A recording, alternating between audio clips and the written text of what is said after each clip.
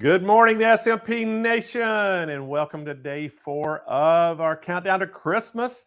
And so, guys, we asked you guess what color we're going to be wearing today. So I'm pretty obvious. So Kennedy, all right, spin that wheel. Woo-hoo. The people who might guess red, guess what? You're in the drawing for a $100 SMP gift card. First thing off this morning.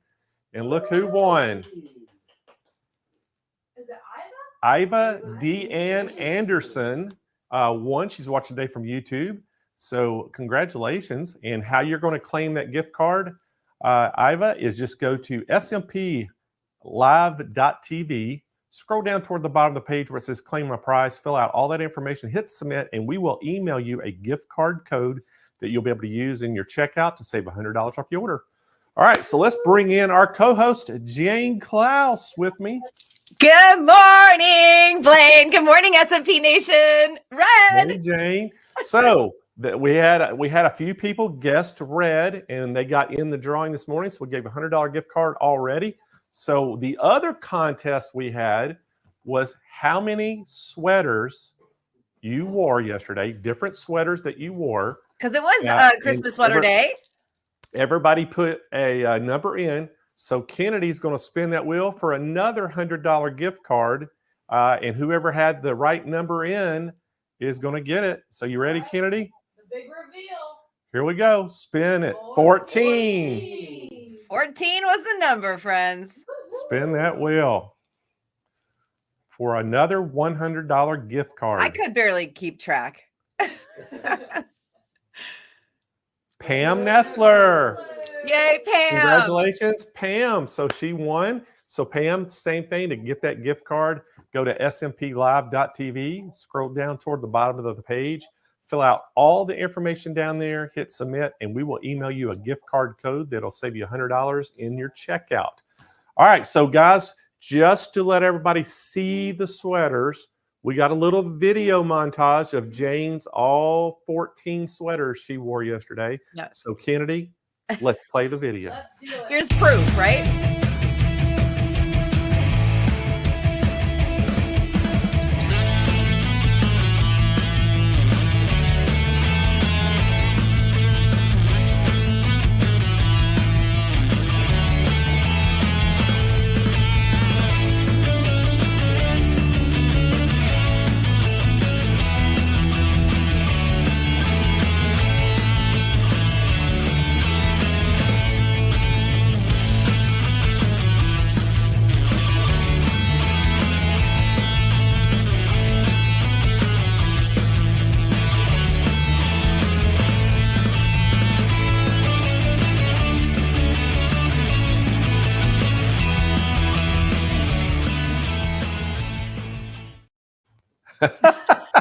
There was 14.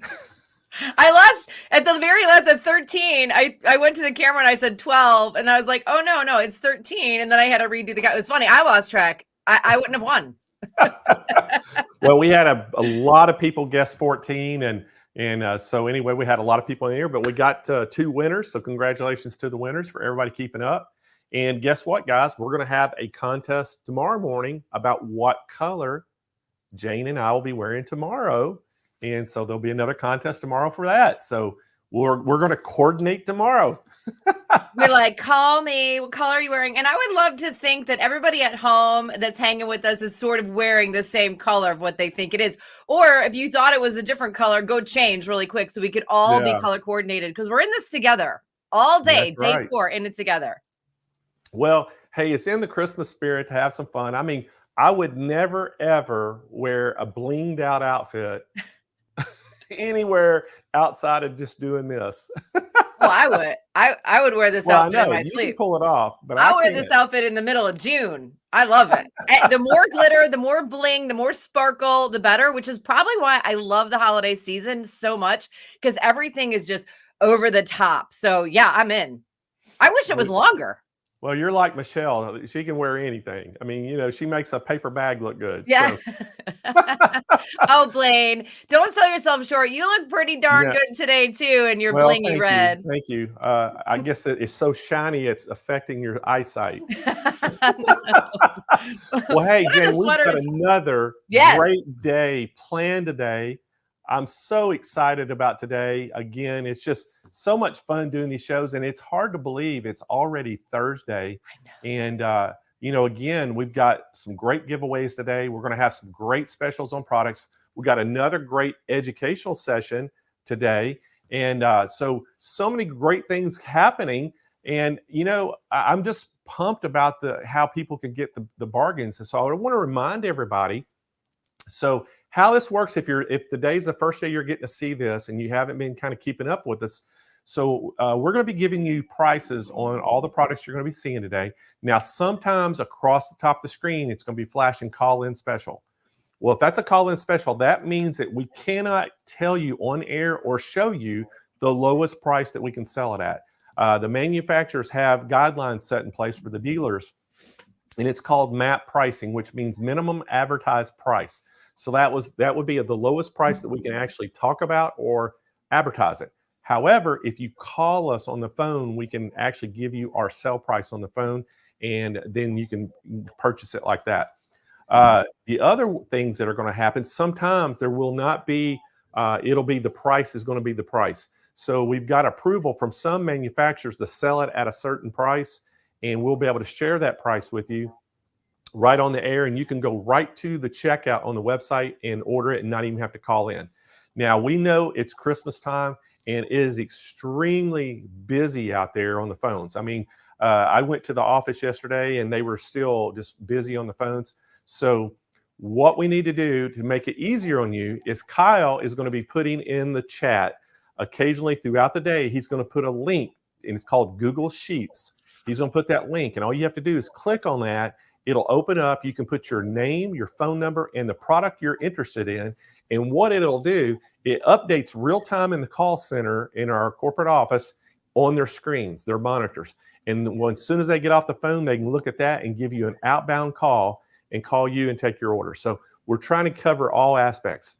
The other thing we're doing, we have live chat agents that are on our website as well that can answer questions and help you. And then if you're on Facebook or YouTube, we got you covered on there. We've got Rena, Rhonda, and Melinda working on the chat on YouTube and Facebook this morning, and they're monitoring that. Now, they can't sell you stuff, but they can actually help answer questions and give you information to help you. So that's kind of how that works. And then to win prizes on our show, all you have to do is participate, meaning ask questions, make comments, and that's going to enter you to win. Now, like this morning, we may ask you for a specific thing you have to put in the chat to win, but just to win generally, a lot of the general things, as long as you've done some chatting or asked questions throughout the day, that's going to enter you to win. So, Jane, does that cover it pretty much? I think I've got it covered. I think we understand, but great reminder, great housekeeping, Blaine. Now we all know what to do as we're kicking off the day. And guess what? I think we'll probably remind people again in a little bit later, and then again after that. Yeah. And one thing too, I wanted to kind of tell everybody, we had Wednesday was our, Christmas sweater day. We wanted everybody to wear sweaters, and we told everybody, send a picture in. Well, I think some of them have gotten lost because we've had people say that they've sent it in, we couldn't find it. So what I want you to do, if you haven't seen your picture on the screen, go ahead and just email it again, and email it to CEO@SewingMachinesPlus.com. We'll get that email address, and then I'll forward it to Kennedy, and she's going to make it. Now, the reason she did get a bunch of pictures in this morning and late last night, but the video takes so long to render, she didn't have time to get it completely rendered to show it this morning. So we will have it on Friday morning. Everybody who has sent them in, by early this afternoon, she'll have time to be able to get them all done. And so, yeah, if you haven't seen yours, just go ahead and send it again to CEO@SewingMachinesPlus.com. We'll make sure we get your video because we want to see everybody in their Christmas sweaters and to be part of the fun. Yes. It's so much fun. I love the montage of Christmas sweaters at the beginning of the show. So please, let's find them so we can add it all together because we're all in it together. So much fun, Blaine. I love it. Oh yeah, this is a great time. So, and I got to ask everybody out there, what's everybody planning on doing for Christmas? So, if you are traveling, if you're going to go travel for Christmas, put a number 1 in the chat. If everybody is coming to you and you're hosting the Christmas for your family, put a number 2 in. I'd like to see what everybody's doing. Michelle and I this year, we're not traveling. We're just going to stay home, have Christmas together. Because last year, I don't know if y'all if I've ever even talked about this, but we had one heck of an adventure. We went to Louisiana to her family's, for Christmas, and they had a little party early. So basically, we were flying back on Christmas Eve from Louisiana, and it was oh my gosh, the worst trip you could ever have. We had the flight delays. I think we stayed 8 hours in the Houston airport. We had 5 gate changes, all kinds of crazy. The fire alarms went off while we were at the airport. And Jane, we were landing in San Diego. It was at midnight the next, or I think it was even after midnight on Christmas Day. We were landing, and all of a sudden the guy aborts the landing at the last second. So you went down and up? Yeah. Oh my so gosh. It took us another 15 minutes. We had to fly around and come back and land again. So it was just one of these crazy things. And then to top it all off, they lost my luggage. At least you were home, so you had some backup stuff in your closet. That's so crazy. So this year, Michelle gave me strict instructions there. She goes, "We are not traveling on Christmas Eve." That's what I mean. You're like, we learned our lesson. We're going to stay put. We're going to stay home, and we're going to hunker down and really enjoy it. I've been traveling so much, and Michelle's been with me on a few trips, but for the last 2 months, I've been just nonstop traveling. I think our regular SMP Nation knows that because Kennedy's been filling in on a lot of the SMP live shows. And so I'm kind of burnt out from traveling myself. I'm ready to stay home and just kind of relax. It's so great. My favorite time of year, really, I love all the decorations, and we're staying put too. A lot of times right after Christmas, we'll take like an exotic trip to Bahamas or Mexico just with some friends. And this year we just said, you know what? We're beat up. We're tired. And I love just that calmness and just living in your winter wonderland. Your Christmas snow globe is what my husband calls it. So after, because we're just staying with family or here at home, and we'll be with my cousins and have a great, wonderful Christmas day. And then we're going to stay put. We might do a couple of road trips to Michigan just to do some hikes and, a couple of little staycation things. But I think we're going to just be home and just snuggle in and enjoy it. Well, hey, there's nothing wrong with that. So how many 1s did we have in the chat, Kyle, and how many 2s? Tons. So a lot of people are traveling. So y'all, there's a lot more 2s. So a lot of people are hosting. So we hope that the people are traveling. Y'all be safe out there. And I love this hosts. is those are all my domestic divas out there hosting. Yeah, busy. Yeah, I bet they're, a lot of them are hosting. So that's awesome. And but speaking of hosting, Jane, we're so happy that you're helping me host this, and you've done such a fabulous job, and everybody loves you. And so I think it's ready to kick this thing off because you've got a great session starting off this morning. So I'm going to step out of here, and I'll be back here in about 30 minutes. Okay. Yeah, absolutely. We sure do have a great session to kick things off here on day 4 of Countdown to Christmas.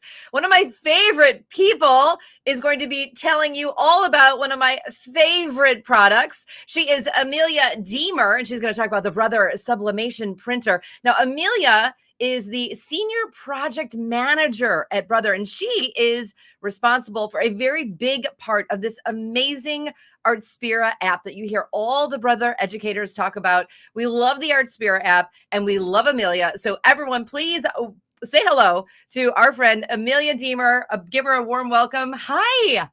Hey, Jane, how are you? I am so good. I'm giving you a hug. I know. It's been too long. We've got to catch up soon. Okay, so I love Artspira app. I know that you did a lot of work and you were working on that to make it so great. So you're going to talk about that today too, right? Absolutely. And this sublimation printer is, I'm infatuated with it. I love it so much. And so I can't wait for you to tell everybody else about how great it is. Yeah, so me too. Like the sublimation printer, I think is such a great gift for the holiday. And I'm not going to stay in the camera the whole time because I really want you guys to get in here and be able to see the product and some of the things that I'm going to be doing. But really, what sublimation is, for those of you who aren't sure, and how it differs from some of those other printing or fabric printing machines that are out there, is that sublimation is actually digital printing that allows for the transfer of a design on a sublimated item. So that could be anything like this really cool glitter tumbler. This was sublimated with a photo, if I could get it in the camera here. So that's a really fun one. We also have these full color tumblers that we've made. So again, it's really just picking your design. These both these designs are actually out of Artspira, and then transferring it to the printer and using heat to apply it to a sublimated item like a tumbler or a mug or a t-shirt, which could be so cute. You can also use family photographs, so families of loved ones and friends, family reunions. There's all sorts of stuff that you can do with the sublimation printer that is really exciting. And I wanted to go through quickly what comes with the Brother sublimation printer. So the Brother sublimation printer is going to have this fun cosmetic. It's got some different colors up here. You're also going to get 4 full-size inks with the box. So you're going to be able to pull this baby out, put the inks in there and get started. You're also getting 10 sheets of sublimation paper. So you can, like, again, you can get it home, pull it out and start creating. And the thing that I absolutely love about sublimation printing is that you can really create any project in a matter of about 10 minutes. And in just a couple seconds, I'm going to kind of show you how that works. But first, I wanted to just talk a little bit about Artspira and how it works with the sublimation printer.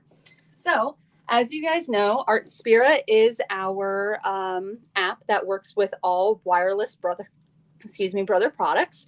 And this one actually comes with a whole sublimation tab. So I'll click this, but you can kind of see that there's a bunch of different categories here for the sublimation printer. And you can click through them and take a look at all of the different designs that are offered. There's everything in here from combination patterns, which means that you can use a sublimated printed design with an embroidery design. There is logos, so things like, you know, celebrations, birthday, good vibes only. There's some holiday things in here. So if you really like the Artspira app and using it with your sublimation printer, you can actually select the design in here and wirelessly transfer it to the printer. Very easy. You would simply just add the machine to your connected machine list, which is the little machine icon in the upper right-hand corner of the tablet. And then you would send it to the printer. But the other thing that I wanted to tell you guys about today that we've added to the sublimation printer is that you can also use your desktop. So if you have a desktop program that you love, or you're a maker or a creator and you're using other programs, you can still use the sublimation printer. You don't have to use Artspira. So I think that that's also a nice option for those who are looking for a little bit more detailed artwork, or maybe they have something already on their computer that they just want to send over to the printer. They can do that.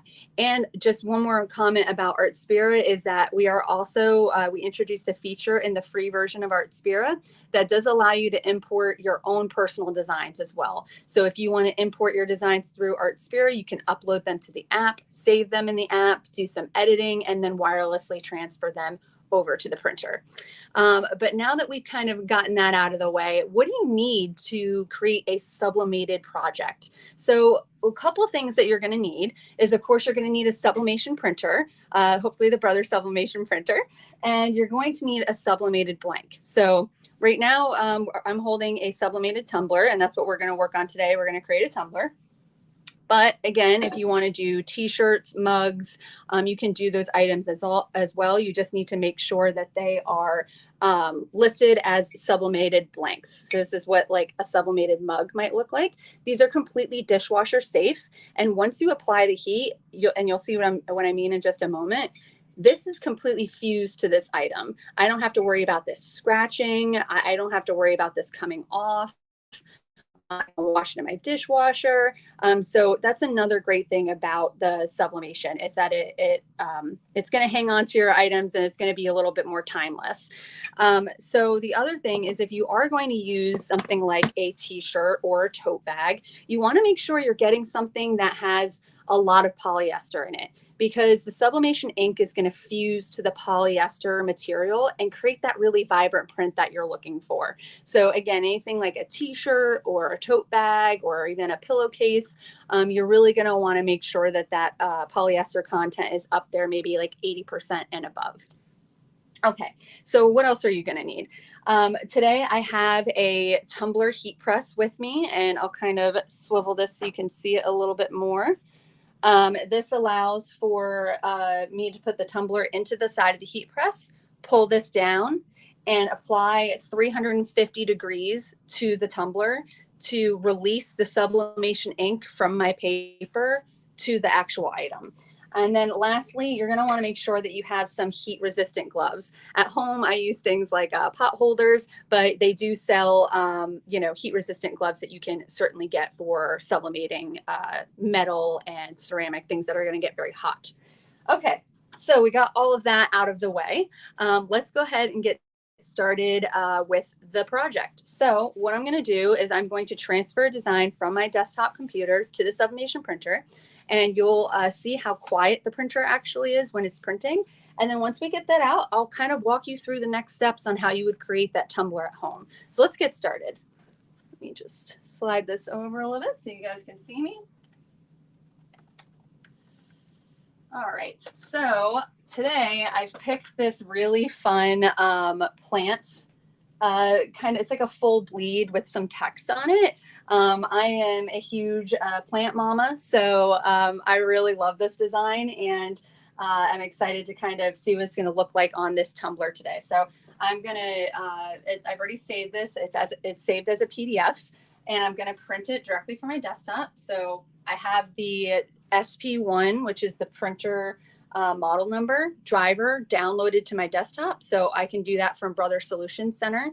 But once I have that downloaded to my desktop, I can simply hit print. I'm going to select the SP1 printer from my printer drop-down menu, and I'm going to select print.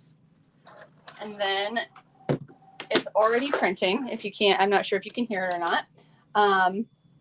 And the other great thing about the Brother Sublimation printer compared to some of our competitors, it's a little bit more of an affordable option. And again, we are providing you with those full-size ink cartridges. So you're not going to get a trial ink cartridge where you get through like 1.5 projects and then you have to run back out and buy more inks, right? We're giving you everything that you really need to get into the craft and into the sublimation experience. All right.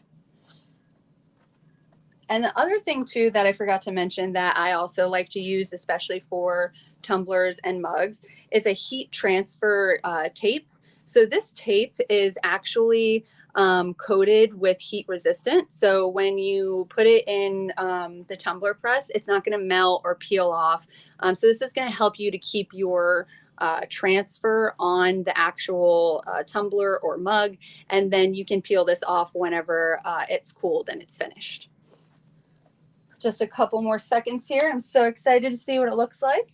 Another thing that you'll note too with sublimation is when the first initial print comes out, the print's going to look really light, and you're probably going to be like, this is not what I was thinking. You know, I really was looking for a vibrant thing. What's happening here? But I want to tell you, it's completely normal.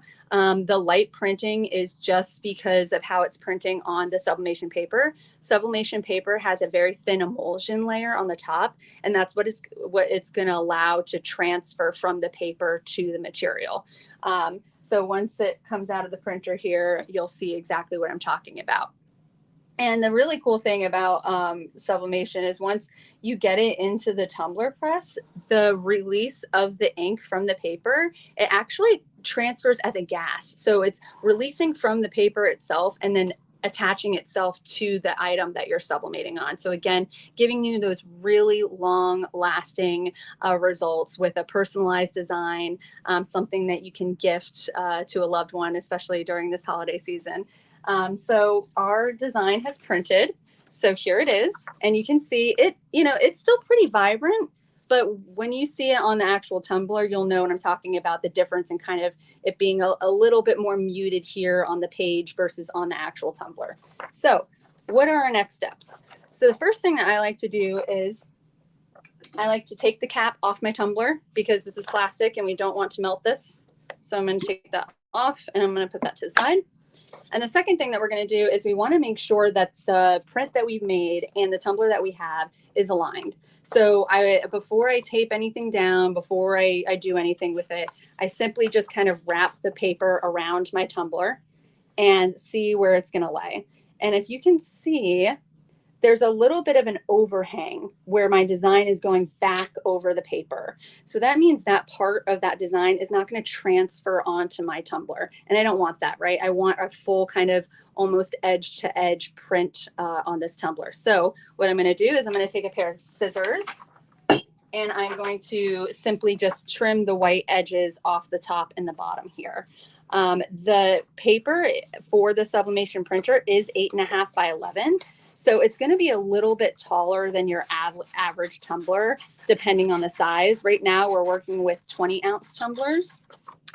So you can see that there was a little bit of overhang on it. So once we've got this nice and trimmed, voila, it looks good. It's trimmed. We're ready. Try not to throw your tumbler in the process. Now we're going to wrap it around and apply the tape. So I've got my paper kind of just right. And you'll see where I cut now that the sheet is almost touching. So I can ensure that everything that I've printed on my paper is going to be on my actual tumbler. All right, so the next thing is we've got our sublimation heat transfer tape. So I'm going to apply that to the tumbler, just like so. You just want to make sure that it's completely on there and holding your paper together. And there's no too much tape that you can use when it comes to transferring on tumblers. The last thing you want is for this to come apart in the press and move or shift, right? Because then you're going to have what's called ghosting. And where the original design was, it's going to release, but then it will release again in a different spot and it's going to be kind of look a little blurry. So that's the last thing you want. So I'm going to set this down for a moment. I'm going to put on my heat resistant glove and I'm going to slide it into my tumbler press here.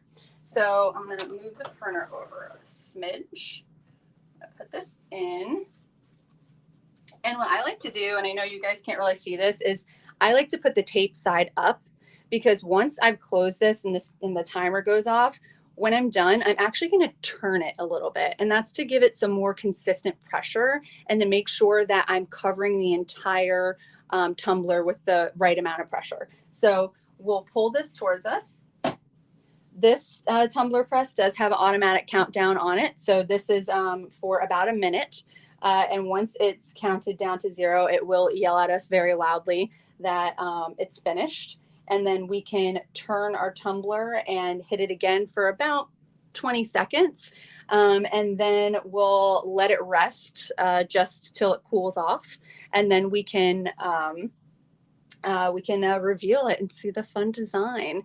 And just so we don't have to wait several minutes for the tumbler to cool, I did do one a little bit earlier. So we will look at this one in just a moment. It's the same exact design. But let's just kind of see the process of the tumbler press here. We got about 15 more seconds on it. And again, like, you know, the tumbler or the sublimation printer, it's such a small size too, right? So like even in my craft room, like right now we're in the Brother Lab, you can see other machines here. But even in my craft room, it doesn't take up a whole lot of space. And I can actually put some things on top of it. I usually put my app up here or my tablet or whatever I'm working with the printer. But so that's something else I really love about it too. Okay, so now that this is finished and yelled at us, we're going to take our tumbler and let me move this out of the way. Again, making sure you're using your hand that has the glove on it. We have the tape side up. I'm going to turn it and I'm going to set it back in with the tape side down. and I'm going to apply about 20 more seconds of heat and pressure. Again, that's just to make sure that we're providing that consistent pressure around the entire tumbler. And then once that's done, I'll pop it out and we can take a look at what this finished one looks like. All right. 20 seconds. Boom. All right. This is pretty much what it's going to look like when you take it out. It's very, very hot, and you're going to want to lay it on its side. So when you put it down, you're putting it down like this. And that's so that the paper itself isn't shifting. If we put it down like this, the whole paper could potentially shift up. And then again, something we wouldn't want. So I'm going to put that down on its side. And I'm going to take my glove off. And let's take a look at the one that I did earlier. So again, I have all my tape in there. You can see it didn't melt. We're good. And you don't need to worry about ripping the paper when you take it off. The paper you can throw out after this. You can't really use it again. It's already transferred off of the paper. So if you want to do another print, I highly recommend just printing out another of the design that you created. But so let's see what this looks like. All right. So this is always my favorite part, the peel and reveal, if you will. But you can see how cool is this. And now I have this really fun tumbler that I can gift or keep for myself, you know, for this holiday season. And again, you'll see that the paper still looks like there's some on there, but there's not. So again, you would want to throw this out.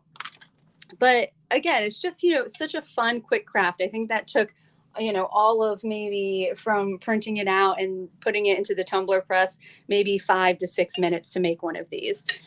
So again, looking, you know, when you're purchasing your tumblers or your mugs, you just want to make sure that you're purchasing sublimated blanks. And that you have either a heat press at home, a flat one for things like t-shirts and tote bags, or a more rounded one, something like this for your tumblers or your mugs. And that is kind of, you know, what sublimation is. And I hope that you guys really love it. And Jane, I don't know if you had any other questions about sublimation, but I think that's the demo. Oh my gosh, Amelia, I love it so much. They love it. Everyone's commenting and getting excited. So a couple of questions. And I think, you know, pretty simple ones. The heat resistant tape. Someone said, what's the best brand? But I think like if you just get heat resistant tape, you'll be fine with that. 100%. There is a bazillion brands of heat resistant tape, right? And I'll tell you, they're all the same because they're all heat resistant. So really whatever your price, you know, threshold and your personal preferences is perfect for the tape. And this is mine right here. It's the real skinny. And yours was thick. So really you can just, you know, use any heat resistant tape. And again, it's heat resistant. So yes, you're putting it in the press and it manages the heat. So someone said, can you iron over it? Which would essentially be the same thing.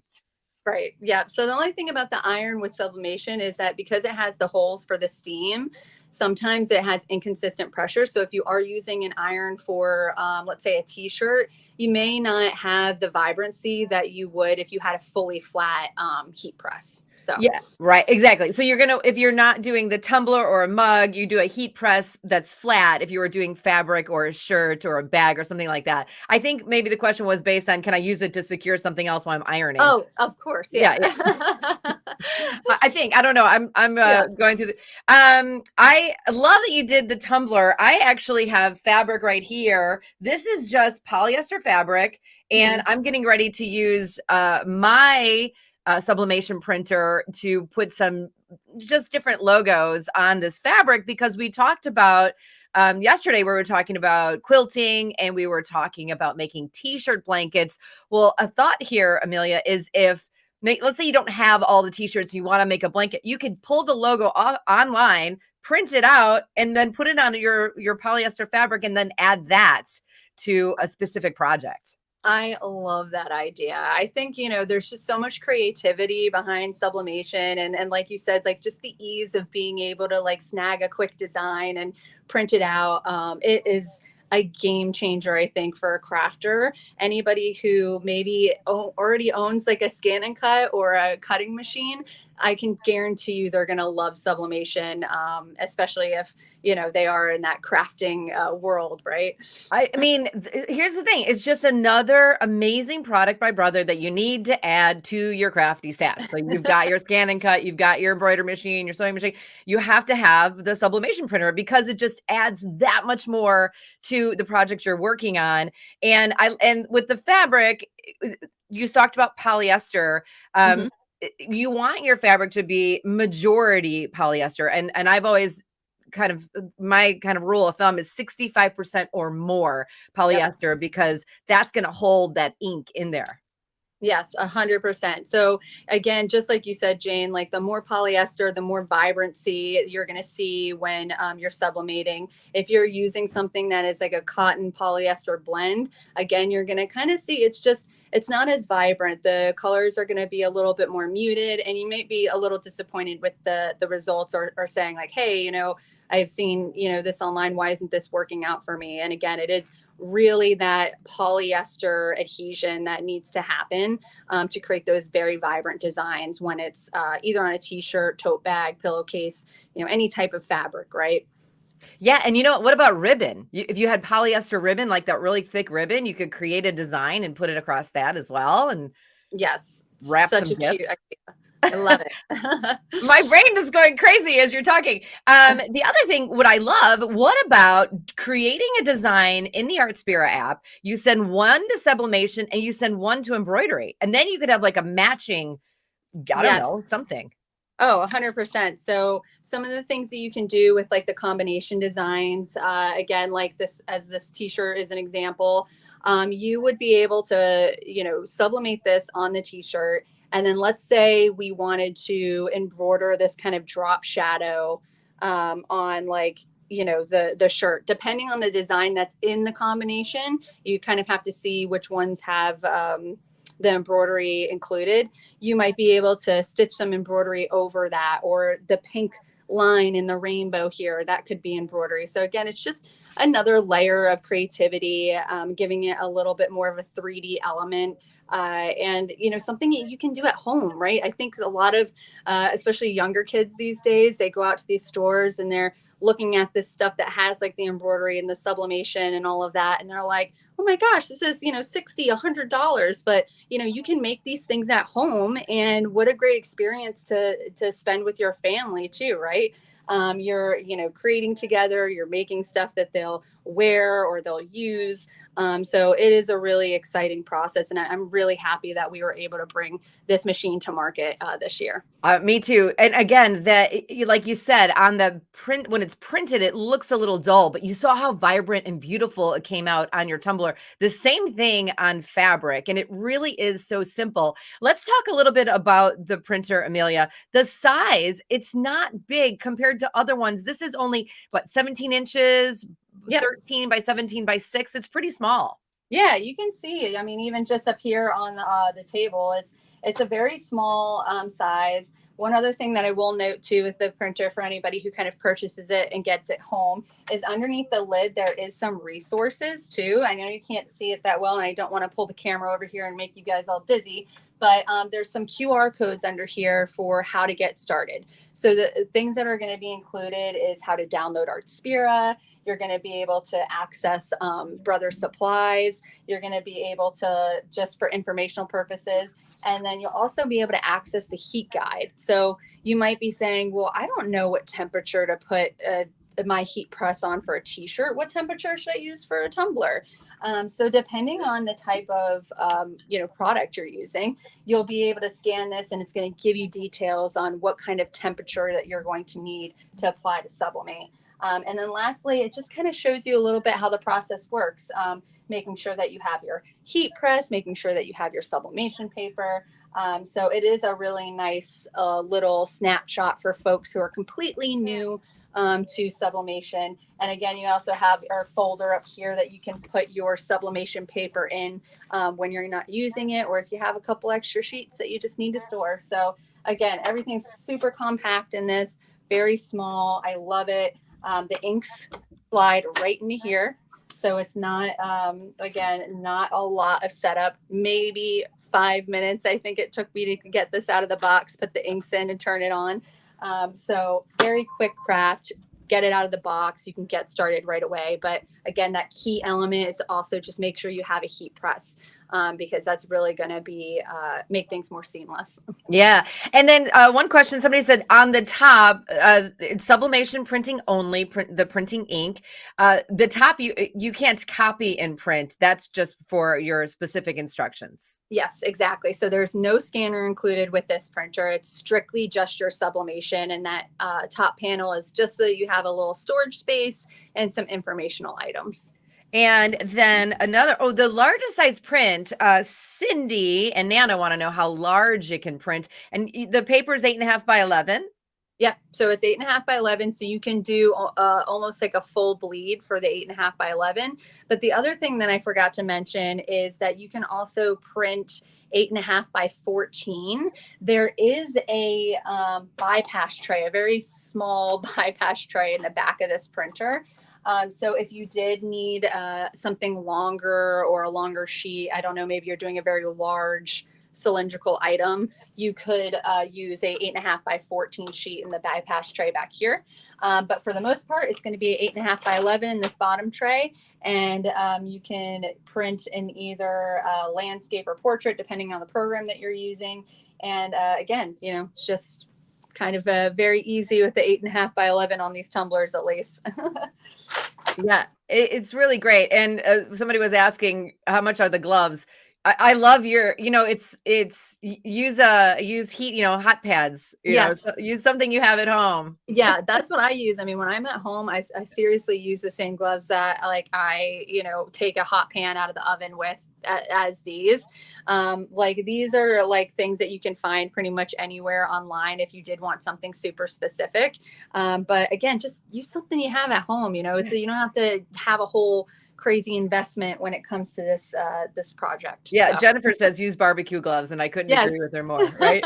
Exactly. Amelia, I know exactly where you're at Brother HQ. So tell everyone there I said hi, and thank you so much. I will tell you this, what I'm getting a lot of questions about is, let's see, from Carol and from M. Yates. So like, how much is it? How much is it? And I'm going to tell you what, Blaine has a special price for everybody. And this is affordable. This is something you want to get today, Amelia. This is going to add so much to your creativity. Yes, 100%. If I could leave you guys with anything, I'm telling you, I am a crafter. I've been a brother for 5 years. This is the first time we've introduced anything like this. I'm super excited to be working with it. How easy it is, how fun it is to make items. So I'm telling you right now, this is going to be a hot item for any crafter this Christmas. So definitely check in with Blaine and, you know, let's kind of see what he says and take it from there. I totally agree. This is a game changer. I'm so glad the brother introduced it. I'm so glad it's out in the market for everybody to have, because you look at, you know, like screen printing, you've heard about sublimation, and now you can do it. And it is, I used to have to buy, send in photos that were sublimated and get them printed by somebody else. Well, now you can do it yourself and you can make your own things. It's fantastic, Amelia. I know. I just love it so much. And again, like, I think my biggest shock when I first started like testing this product is that it's so fast. Like, I mean, we were making samples for like a show the other day, and it literally took maybe 10 minutes for 5 shirts. I mean, it's really crazy. Like the kind of technological advances with crafting these days, and especially with Brother, you know, you're always going to get the latest and greatest from us.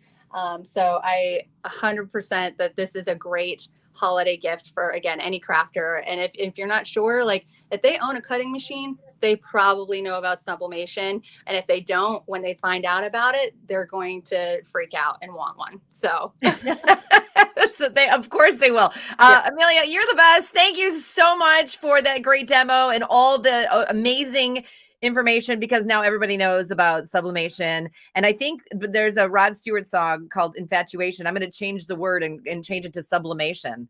And we'll write a song about it.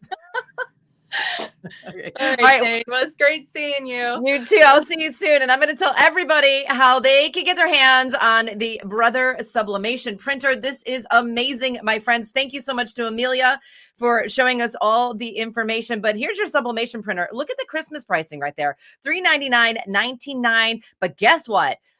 Amelia said it. Call Blaine for information. You're going to call 800-401-8151. This is a fantastic price. It's day 4 on Countdown to Christmas. This is something you need coming to you for Christmas. I'm telling you, you literally will take your creativity to new heights with this sublimation printer, especially when you combine it with the Artspira app. So let's talk about it again. You get those full size ink cartridges. You're going to get 10 sheets of sublimation paper, just get you started. And it's got a very small footprint, so it will fit in your sewing room, your craft room. The ideas are endless, especially when it comes to Brother. So again, call 800-401-8151. Get your hands on this sublimation printer. It will change the way you create. I promise you, so much fun. And I will show you what I made using my sublimation printer after I give it away as a gift. Then I'll show you the pictures. Okay, let's keep the train moving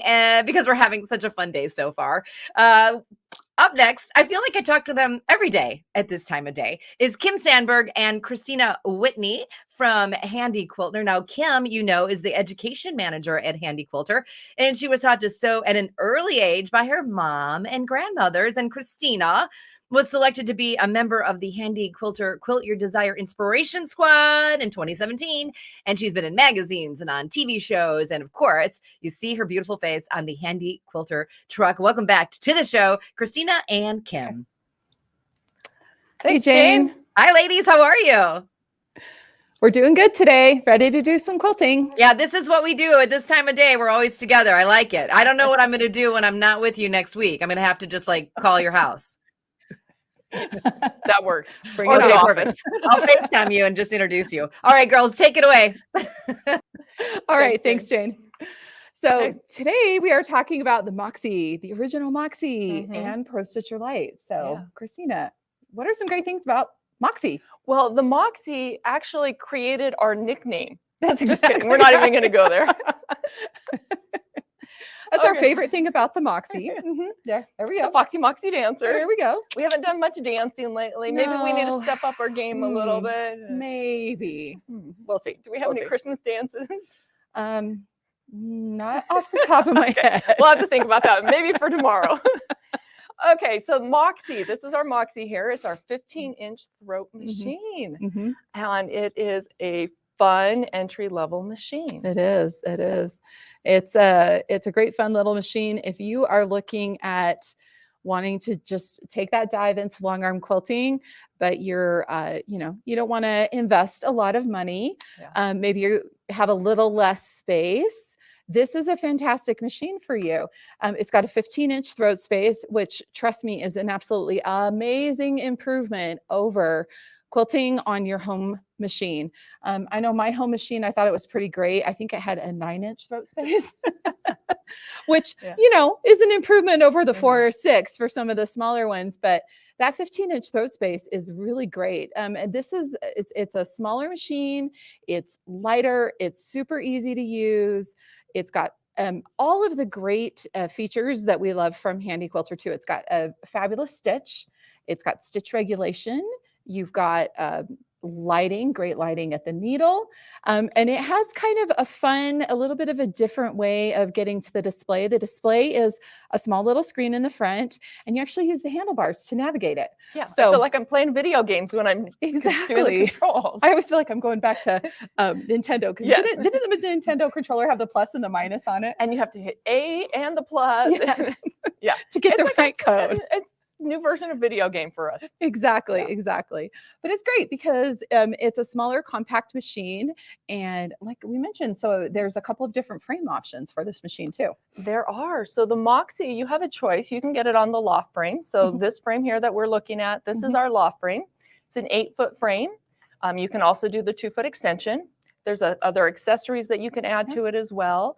This is it's the rolling system where you load each layer of the quilt Mhm. separately, and then you quilt and roll it up and quilt some more, roll it up. So it's fabulous. It keeps everything nice and smooth. Mhm. The other option is the little foot frame. Yep. The little foot frame is a hooping system. It's 5 feet wide, but it's fabulous because you can do any size quilt on there. There are no Exactly. limits to that quilting size. Exactly. And so if you want to do like a smaller quilt though, say 48 inches or smaller, Mhm. you can also add on the little buddy system, which converts that frame into a rolling system. Exactly. So there you can go back and forth between those two options. So 2 frames to choose from. Yep. Accessories that you can add to either frame. Yep. So It's super versatile, which is great. So you can pick the frame that fits in your space. And both of these frames are ones that you can also add casters to them. mhm. So if you are a little tighter on space and you need to have it pushed up against the wall or, tucked into the corner of a room when you're not using it, you can easily just push it, move it wherever you need to be, which is great. Yeah. It's a really fun little machine to quilt on. Yeah. Just a tip though. Yeah. When you are quilting and you have a friend with you, make sure you put the brakes on so that the friend doesn't keep leaning against the machine and moving I have a it. tendency to do that. I'm like, oh, let's put the brakes on. You got to put those click down those stoppers on the caster wheel so that you don't accidentally bump the frame. Yeah, Yes. I do have a tendency to lean Well, and watch how's- Christina quilt. So it's always an adventure here. it is. It definitely is. Yes. It definitely is. So why don't we do some quilting today? So we Okay. got started on this panel on Monday with the Moxie XL. Is that right? Yeah, we did. Yep. And we did Mark and we did some free motion quilting here. Mhm. And I think we're just going to kind of continue. So I think we were planning on quilting more towards this end of the frame today. We've, you guys can't see this, but we actually have both of the Moxie machines on this frame. So we've got the one tucked in the corner. But Christina, I'm trying to remember, what were some of the designs we were talking about yesterday? I know we were doing a little bit of brainstorming, trying to come up with the designs Yeah. we wanted to put into some of these spaces. I think we talked about doing just like a background fill in Mhm. here. Mhm. So I know yesterday when we were working on the ST, we did a stipple. Mhm. I think maybe I'll do kind of a windy swirl kind of feel. Ooh, Maybe. I like that. Okay. The fun part though is we've loaded this panel sideways. Yeah. So I've got to mentally figure out how to do a windy swirl going up and down instead of side to side. Well, the wind could be So- blowing up. I don't know. Maybe it's blowing up the hill. Ooh. We'll just make it go all directions. There It'll we be go. like my house the other night where the wind just Oh. won't stop and it's just blowing everywhere. I know. Yes, let's do that. Yeah, we get some of these Okay. big windstorms that come through the mountain canyons here that. Yes. Mm. Okay, right now I am in cruise mode. Mhm. So that means that when I push the play button and I start moving, see how I can go fast and that needle go fast, and as I slow down, it slows down. Mhm. If I change it into precision mode, Mhm. play the little video game here. I'm gonna, Navigate the little screen here. There we go. nope, I Nope. didn't do it. We don't quilt on this this machine every day, so Okay, now I'm in reminder. precision There mode. you go. Okay. Okay, so this is another mode. It's still stitch regulation, Mhm. but you'll notice that as I start stitching, as if I go fast, the needle goes fast, but as I stop Stop. the machine, it's not cycling anymore. Yeah. It's if I do it really slow. See how I get like that little tiny cycle. Yeah. So both versions have their time and place. Mhm. And that's some lovely stitching I just did for my wind. It looks great. For me, when I'm doing like all over edge to edge Mhm. quilting, and sometimes I need to like kind of pause at some points and stuff, Yeah. I like to have it in cruise. That way my needle will continue to cycle. Mhm. And sorry, I'm talking get, and changing at the same time. You get nice points, and if you, yeah, I know exactly what you're talking Yeah. about. It just makes sure that you always complete that stitch or Mhm. the part of the pattern that you're working on. Yep. Yep. Okay, here we go. We're gonna do some like little wind. Oh, let's select that. Sorry, wind with some swirls.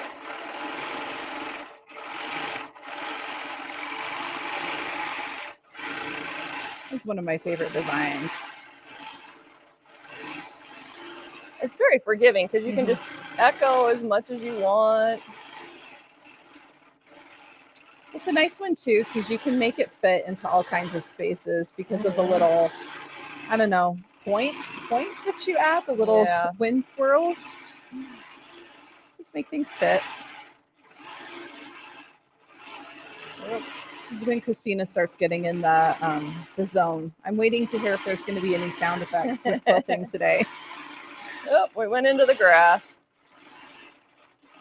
It's okay. We actually haven't done a grass texture on this one yet. Okay, now here's a little trick. Generally, when I'm stitching, I will have stitched in the ditch along here.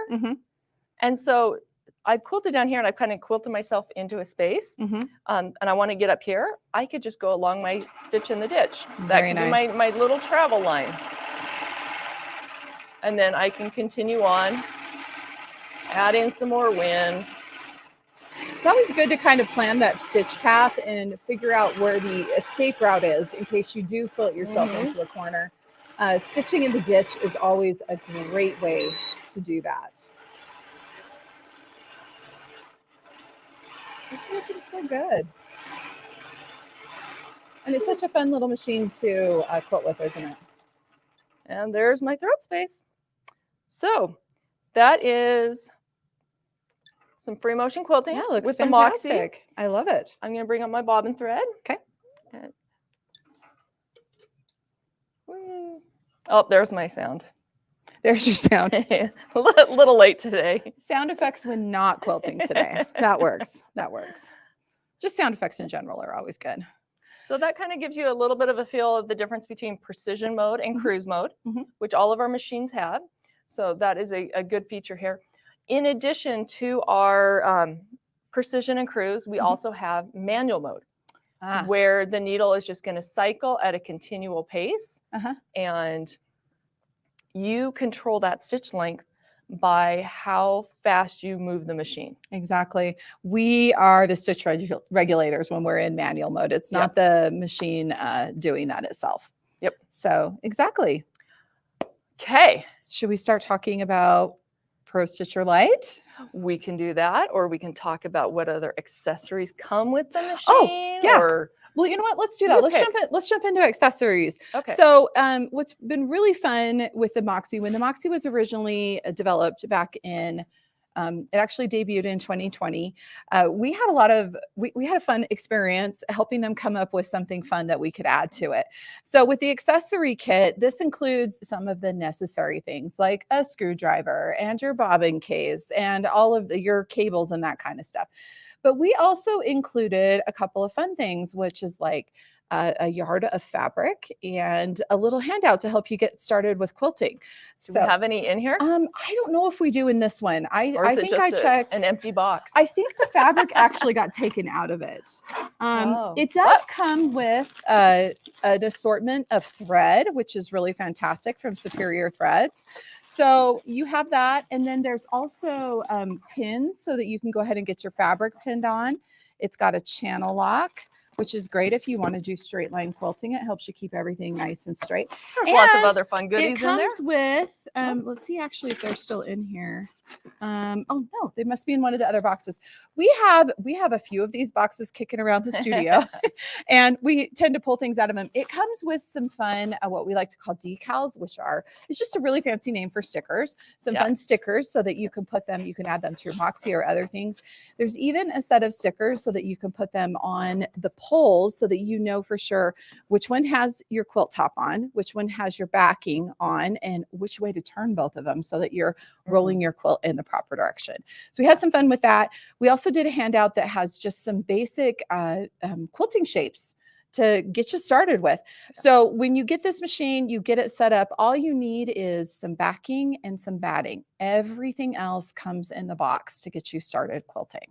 It's all there. All the tools for the machine, like the oiler, extra bobbins. Some needles. Yard of fabric. Yep. And there is a bobbin winder included with this machine too. So you can always you can wind your own bobbins, which is fantastic. It does come with a handful of bobbins, so you have plenty you can wind for yourself. In that thread sample kit, it comes with a pre-wound bobbin, so you can give those a try. You can use any pre-wound M-class bobbins that are on the market. They all work in this machine, and those are fantastic. I love pre-wound bobbins because I'm lazy. Number one, that's I always talk about being lazy. I don't have time to wind bobbins. I'm efficient. I'm efficient with my time. But I also love pre-wound bobbins because they hold more thread than you can wind because of the way they're wound. So you don't have to change your bobbin as often, which does make for efficient quilting. Absolutely. Yep. It's really great. Okay. So then you like to call this the ultimate accessory. There we go. It is Pro Stitcher Lite. We were so excited when we were able to add Pro Stitcher Lite to the Moxie. It's fantastic. It's our Pro Stitcher system, which is fantastic. I think I can proudly say I think it's the best robotics on the market. It's fantastic. You can do such amazing things with Pro Stitcher. If you can dream it up, you can quilt it out with a Pro Stitcher. Pro Stitcher Lite is just basically a simplified version of that. We've just simplified it a little bit, and it doesn't come with quite as many designs, but it still comes with over 300 designs. It's a lot of designs, and from that you are like, sky's the limit. Sky's the limit. Yeah, if 300 is not enough, you can always purchase designs. You can go to Pro Stitcher Patterns and purchase designs. It's unlimited. It is, exactly. And if that's still not enough, so say for instance you need to do Perry the Platypus on a quilt. I wonder who's making a quilt with that on it. There's a software program called Pro Stitcher Designer that is compatible with Pro Stitcher Lite, and you can create your own designs. So you can create that Perry the Platypus and have it stitch out on a quilt. Exactly. Or your daughter's future college mascot. You could digitize faces. You can do all kinds of amazing things. You can even take some of those existing designs and just tweak them a little so that they'll fit inside the designs that you've just created on your quilt, the blocks and stuff on your quilt, which I think is actually how we use it that way a lot. We use it a lot just with editing designs. So that's actually additional software you can add to Pro Stitcher Lite, which is fantastic. Another really great feature that we recently added, actually it was earlier this year, is we now have internet connectivity on the tablet. So from the tablet, you can go to prostitcher.com, and we do have this set up. That is the only website you can visit, but right there on the screen on your Pro Stitcher tablet, you can go on the Learn tab on the screen, and you can watch videos. You can watch videos right there that will walk you through how to use your Pro Stitcher, so that if you have questions, it's as simple as just a couple of taps on the screen and you're watching those. You can also go to Pro Stitcher Patterns, just like Christina mentioned, right there on the tablet. You can purchase a design, you can hit download, it downloads automatically into your designs folder. You don't have to find the email, download it, copy it to a USB, bring it in, do all that kind of stuff. It's one touch of the button and it's loaded and on your screen and ready to be stitched out. So there's a lot of really great features in Pro Stitcher Lite. I think we should do some stitching. Let's do some stitching. Okay, I'm going to pull this over to you. You've got a design picked out, I believe. Yeah, we wanted to do something down this side in the block. So the first thing we need to do with Pro Stitcher Lite is we need to set up a frame space. So we're going to select that area tab, and we're going to touch this frame space button. Hang on a second, I'm going to make sure. I need to engage my gears first. Christina? Yes, I disengaged the gear so I could do free motion, making it smoother. But yeah, it's so easy to go back and forth between the computerized and the free motion, just that one touch of a button that you just did. It's super easy. You don't have to do anything crazy. Okay, so I've had it clear over there. You want to mark it over there for us, Christina? She's going to touch that frame space button again. And then we'll hit this refresh to frame space button there on the screen. You guys can see that red box. That shows on the screen the amount of space I have to quilt in, which is really nice. I can make sure that things are where they should be so that I'm quilting things out properly. All right, let's set up an area now. So an area is going to define, we're going to do a multi-point area. It is going to define exactly where we want to place this design, and it will also help us make it the right size we'll be able to do a little bit of resizing here on the screen. So I'm just setting this up so it will quilt inside that pink box. So let's go to our design. So we'll go to File, Design, and Open. And we want to choose a design from the continuous line folder here. And I'm trying to remember, it's called Snowflakes, isn't it? There's a snowflake design. And they're alphabetical. They are alphabetical. So we should be, oh, there we go. Snowflake border. Okay. Perfect. That's the one we want right there. So you guys can see how cute that design is. This is one of the designs that comes with Pro Stitcher Lite. We're going to use the repeat button, and I'm going to use this fill button. And then we'll go ahead and add another, let's add like 2 like that. I'm going to hit refresh so you guys can see here. And then I'm going to use my favorite button that I absolutely love, Modify tab, and then we're going to use Skew, and we're going to skew that design in there and see how that looks. You know what, it's squishing it just a little bit. So I want to add another repeat. So we'll go back to that repeat button and we'll put one more in there. What do you think? I think that looks good. I think that looks pretty good. Okay, so we're going to go ahead and baseline the design, and then we will go to our Pro Stitcher tab, and we are going to go ahead and tap Run and Proceed, and the machine's going to take that first stitch so that we can pull up our bobbin thread so that we won't end up with any thread nests on the back. Yep. And then it's going to go ahead and stitch this out for us. So while that's stitching, just to reiterate, the red box on the screen represents where the machine can get to physically. The pink box represents the space on your quilt top, the area on your quilt top that you want to have a design stitch in. Yep. So exactly. Perfect. It's nice. You've got a couple of different parameters there to make the design fit exactly in the space you want it to on the quilt, which is so nice. I think this is my favorite part of using Pro Stitcher, is just sitting back and watching it stitch. It's kind of mesmerizing. I always feel like when I'm scrolling on social media and somebody has recorded of Pro Stitcher stitching out, I always get stuck. Yeah. And I just sit and watch Pro Stitcher stitch. It's so much fun to sit and watch, though. Okay, so some people might say, well, this is cheating. Why would I want to use the computerized? So Kim talked earlier about being a lazy quilter, and I corrected her and said, no, she's an efficient quilter. So Kim, while your Pro Stitcher is running, what are you normally doing besides just sitting here staring at it? Yes, if I can tear myself away from it, normally I will have my Pro Stitcher running, and then I go sit down and work on piecing, or I'll go over to my ironing board and do some pressing. And I like to consider myself really efficient because I'm usually listening to an audiobook. So I'm reading while I'm doing this. And on a really good day, my dishwasher's running, my washing machine and dryer are running, and my Roomba's running. So I am like getting stuff done. Wow. So yeah, that's efficient. That's efficient, that is right? Very efficient. I'm usually laying on the floor on my back, stretching my back out or something. I have days like that too, for sure, for sure. But it really is great because you can let the machine stitch, especially when you're doing edge to edge. I feel like this is something that I really take advantage when I'm working on an edge to edge design. I let the machine stitch, and then I am able to maximize my time and go work on something else. Exactly. So for example, if I'm quilting a customer quilt, I am able to go work on my own project at the same time, which is fantastic.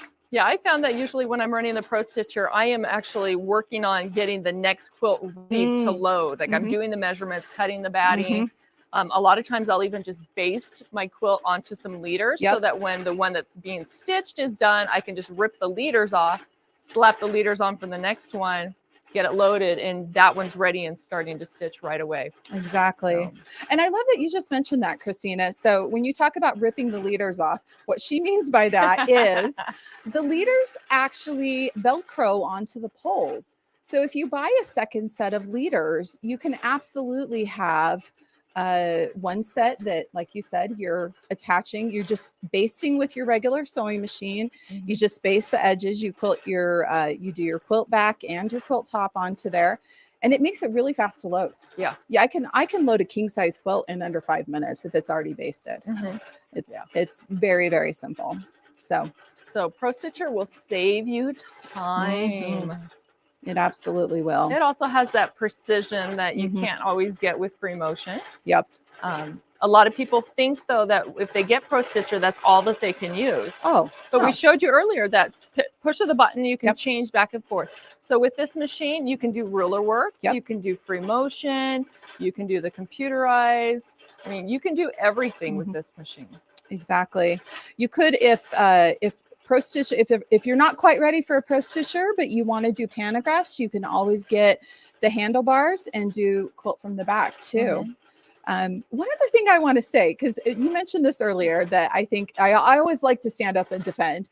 People will say that using a computerized system is cheating, but it's not. It's just a different skill set. Because trust me, there is still a learning curve. It's gonna you need to remember that you are going to want to plan on taking some time to learn how to use this. We've got lots of great videos at prostitcher.com that walk you through from the very basics. We've got one video that just walks you through what everything's called on the screen, all the way to how to do edge quilting, how to do borders. We've got you covered there. All of those are there. So remember, take the time. Load some fun panels like this, something that you can just have some fun with. Pull up some of those tutorials, have some fun with them, and you will be off and finishing quilts with Pro Stitcher Lite before you know it. Yeah. And in addition to that, let's talk a little bit about the education. Yes. So Handy Quilter provides education. Mhm. When you purchase a machine, you get education from your retailer. Yep. But in addition to that, Handy Quilter also produces a weekly video on YouTube and Facebook. Yep. You can also access it through the Handy Quilter website. But we do fun little tips and tricks, project ideas, yeah, all sorts of fun stuff. So every Tuesday at noon Mountain Time is when it airs. And we also have events at local retailers. Wow. We have people that teach at shows. There's so much extra education out there. And in addition to the education, there's also the support. Yes. Yeah, Handy Quilter's got you covered. We have an 800 number. You can call and talk to a technical specialist. You can even call and talk to education, which is us, if you have questions about things. So we absolutely have you covered. You know what? Let's go ahead and hit pause on this. I think we're just about ready to wrap this up. This is a good sized border here. Go ahead. And we'll just scoot it over to the side there. We'll finish stitching a little bit more of that later. But yeah, Moxie 15, absolutely fantastic machine. As Christina said, I always like to say Pro Stitcher Lite is the ultimate accessory for it. You can add that to it. And for a very, very, very reasonable price, you can have a computerized quilting system in your quilting studio. So I know that Jane's got information on the fantastic pricing they have for that. So hi girls, I sure do. Great job. I love the ultimate accessory to the Moxie. There she is. I mean, we need accessories for everything, so why not get both? Okay, I think she's all right. Thank you, Kim and Christina. I'm going to tell y'all how to get your hands on these amazing products here from our friends at SMP.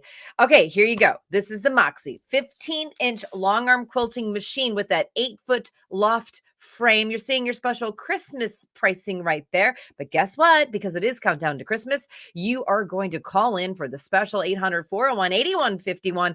And again, you've got the front handlebars and the full color display. You got the user-friendly icon-based display. You get 1,800 stitches per minute. You got the LED ring light. You'll love that. You're getting 2 modes of the HQ stitch regulation, and you got the manual thread tension control, and so much more with this amazing machine. Again, the Moxie 15-inch long arm quilting machine. Call in for your special 800-401-8151. Next up, Oh, it's just me. Okay. Oh, here we go. Thank you.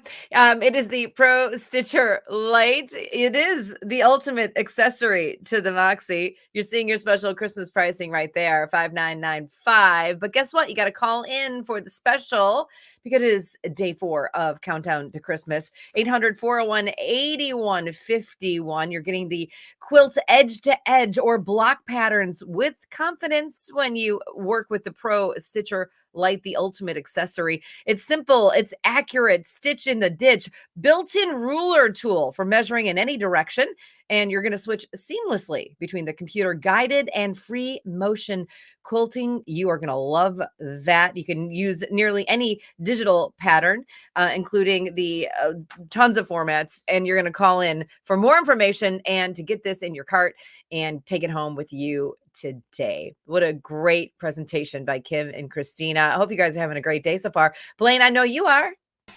I'm having a great day, Jane, and hey, it just keeps getting better. And we're going to move on. We'll see you back here in about 30 minutes, Jane. But we're going to talk to Kelly Latreille from Juki, and we're going to talk all about that DX4000. Now, Kelly, she's the national account trainer at Juki America, and she is an accomplished and performance-driven territory manager with a strong background in operational management, staffing, inventory control, and training customer service. Kelly is the go-to person if you want to know anything Juki related. And I tell you, we rely on Kelly a lot, and we're super happy to have her back to the show. So y'all welcome Kelly Latreille. Hey, Kelly. Hi, Blaine. How you doing today? I am doing awesome. Love your red top. You're matching everybody. Well, hey, we're ready to let you get going on this DX4000. This is a great machine. So I'll be back here about 25 minutes. We're going to tell everybody about the great special we have. Thanks so much, Blaine. Yes, today we're going to take a deep dive into the Juki Kokochi. This is our top-of-the-line sewing machine, easy to use and packed full of wonderful features. Kokochi means good feeling, and that's what I get every time I use my Kokochi. I love this machine. So what does it have? It has wide space for you for sewing. It has a large LCD screen. We also have some functionality over here. We'll start over here. We have a thread cutter. We have a needle up down button. I can lower my feed dogs just with this button. And I can raise and lower my presser foot with this button. I love that. The Kokochi is capable of sewing 1,050 stitches per minute, but I can adjust my speed right here. I also have auto lock and I have a reverse lock. And let's say I don't want to sew with the foot control. I don't have to. If I'm ready, I have a go button and I can just use that button to sew. But I love our foot control. This is the foot control by Juki. And I love this machine because I'm a foot control person. I love the power. But what's separate here is this is a functionality button that you can touch with your foot, and you can program one of 7 things. So if I want my needle in that fabric, if I want to auto lock, whatever I choose, the function comes out here. So I really like that feature of the machine. So that is the foot pedal. We also have a built-in needle threader, which is fantastic. Let's talk accessories. The Kokochi comes with a plethora of accessories, and they're right here. And it comes with all the typical standard feet, overcasting, blind hem, and everything you'll need, decorative stitching, open toe. But I'm going to talk about a couple that I really like. This is a straight stitch needle plate. And, a lot of computerized machines come with a straight stitch needle plate, but this is one example of how Juki's industrial heritage comes into play in our home line. This is a plate that snaps in and it'll turn your machine into a straight stitch needle plate. However, what is different about Juki is we give you, along with that, a set of feed dogs so that you have superior spacing for the feed dogs, so you get that perfect straight stitch. This actually mimics a TL with this combination. And let me make it clear, this feed dog and plate snap in and out. So I use this a lot. I use the straight stitch plate when I'm doing teeny tiny squares or triangles in quilting. I also love it for lightweight silks. It is fantastic. So I'm going to put that back in, and we're going to talk about some more of the accessories in a bit, but let's explore this wonderful screen. It's a 7-inch screen. And when I select a stitch, you know there's 368 built in, and sometimes that's too overwhelming. I talk to people that say, I don't need that many, or I don't use that many. Well, take a look at this. We have them categorized, so you'll use so many of them. I can go to practical and I can go swipe up down. It's just like my phone. Or if I want to go into a different category, I can keep swiping. There are 20 buttonholes built in. There's applique, tapering. I'm going to show you this later. One of my favorites. Quilting, scallop, you name it, it's in here. We also have 4 fonts built into the machine. So it's fully equipped with anything you need. But here's the fun part of the screen. Of course, visually, you can see that it's the needle plate, and everything that goes on with a stitch, you're going to visually see here. And I'm a visual learner, so that I like. If I highlight these buttons, what the machine is going to do is do those functions automatically. So if I want to reverse in the beginning and at the end of my seam, I can, or I can change that into an auto lock.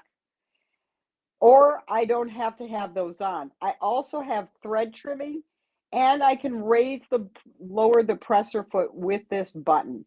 I also have a knee lift built in. So if I'm a knee lift user, which sometimes I am, I love a knee lift, that comes with it as well. But let me talk to you about Smart Feed. Smart Feed is fantastic. If you have a walking foot for your machine, that's great, but the Smart Feed on the Juki is a superior system because you can adjust it and use it with a variety of presser feet and with stitches.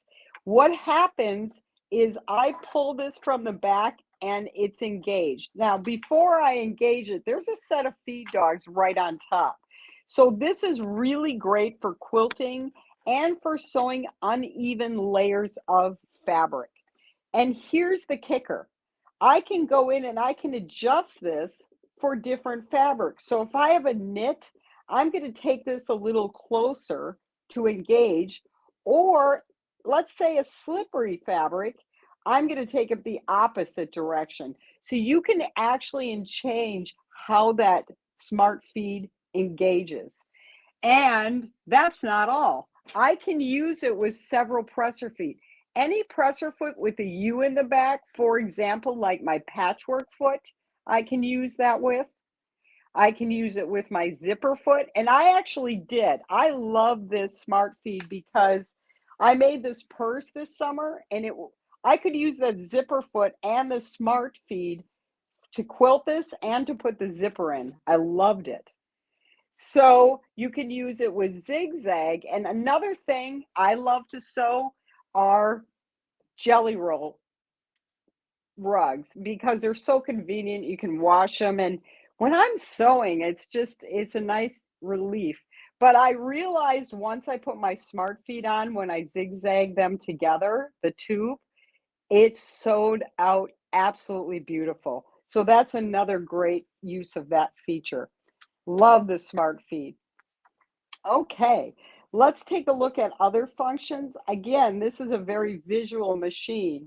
So the tension is automatic on the DX4000, but if I'm using different weights of thread, or if I just have something different going on, I can adjust the tension right here and visually see if my bobbin thread is going up more or down. So that is so nice. So it's not a guessing game anymore with tension. You can just put that exactly where you want, okay? So that's the functionality here. Another thing I like is the pressure foot presser. Now, if you know our TL series, on my Haruka, I have that beautiful micro lift. It's also built in on our computerized sewing machines, and the 4000 is the top of the line. So let me show you what that means. Again, it's for uneven, heavy fabrics or heavy fabrics. So right now I'm going to lower the presser foot, and I'm going to take the presser foot pressure to a negative number. So that lifts that foot, so I have more give in here. So if I'm working with an uneven leather or just a heavy quilt, it gives you a little more room. And I also have extension so I can lift this higher too, which is so nice. So that is fantastic. Okay, so that is our micro lift built right in. Again, that is straight from our industrial side of Juki. They put that in the home machine so we could sew on more variety of fabric. Okay, so let's take a look at the other features. I have a history, so I can go in and see what I sewed, or if I want to go back to a setting, I can. And I'm going to show you a couple of, let's just do a straight stitch so you can see how it sews. And then we'll do a couple of other things on here. I'm just going to put in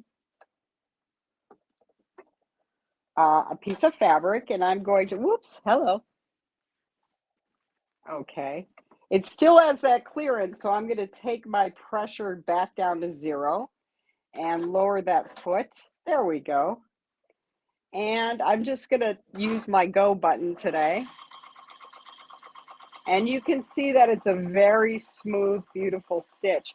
Now, Juki's come with the box feed system. So it is a superior feed system that you're not pushing or pulling fabric through.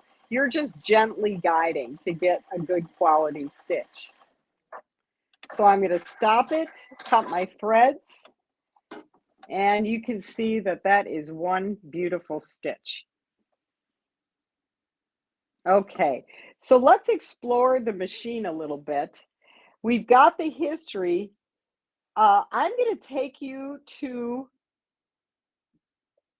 a different grouping. It's called tapering. And this is a little thing, but I so love it when I'm doing applique.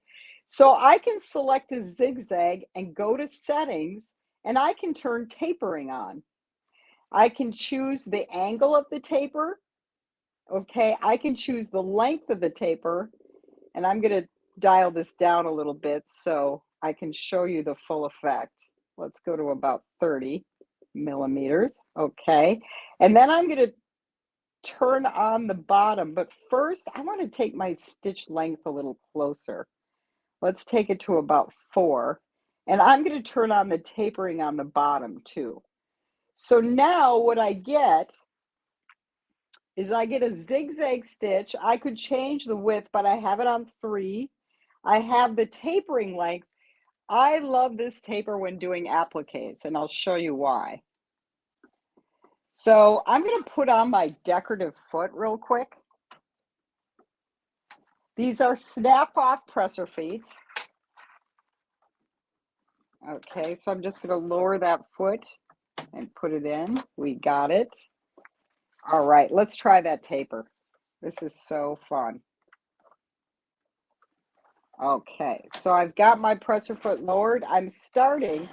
Now, if you look at the screen, it's going to show me exactly what I'm doing when I'm sewing. So this is going to stop. It's going to auto lock, and then I'm going to turn the corner and go again.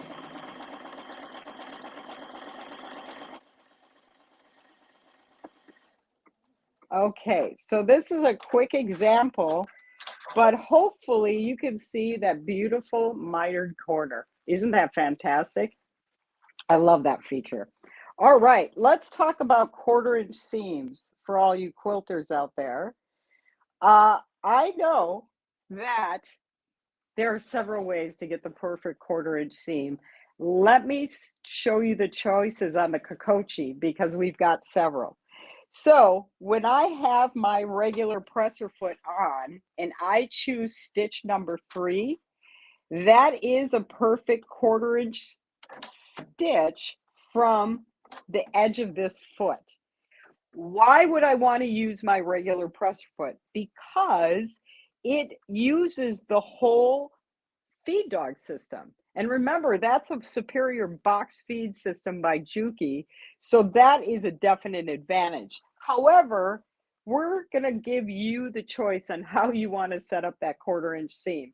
I've got a 1/4 inch foot in here with a guide. I also have my patchwork that is also a 1/4 inch, and this is great for pivoting too, because it has those 1/4 inch marks. And then I have my straight stitch foot. Where did that go? I love this foot. This is my scant 1/4 inch foot. So whatever way you like to get that perfect 1/4 inch seam, you can do it on the Kokochi. It's so easy. Okay, let's go to some fun stuff. Now, if you haven't heard before, the Kokochi has the whole sewing net on the screen. So I can bring up my manual, I can bring up instructional videos. So let's touch that. Now, if I had my phone with me and would rather see it on my phone, I can use the QR code, but I'm going to touch instructional movie, and we can go right on the internet and see how to physically run this machine. So it's all right here for you, and it's easy to do. Yes, it goes right on the internet. And when I first saw this, I thought, I'll never do that. And I use it all the time. So let's see, it's probably coming up. It's always slower when I'm on camera, of course. But, okay. But there you can see that you can access the internet. I can even go on YouTube and watch videos. I could even go on to Sewing Machines Plus and see my presentation right now if I wanted to. So that's what's great about the Kokochi. I can go online, and all you have to do is go into the settings and hook it up with your Wi-Fi at home, and then it'll be great. So let's go back to the other screens.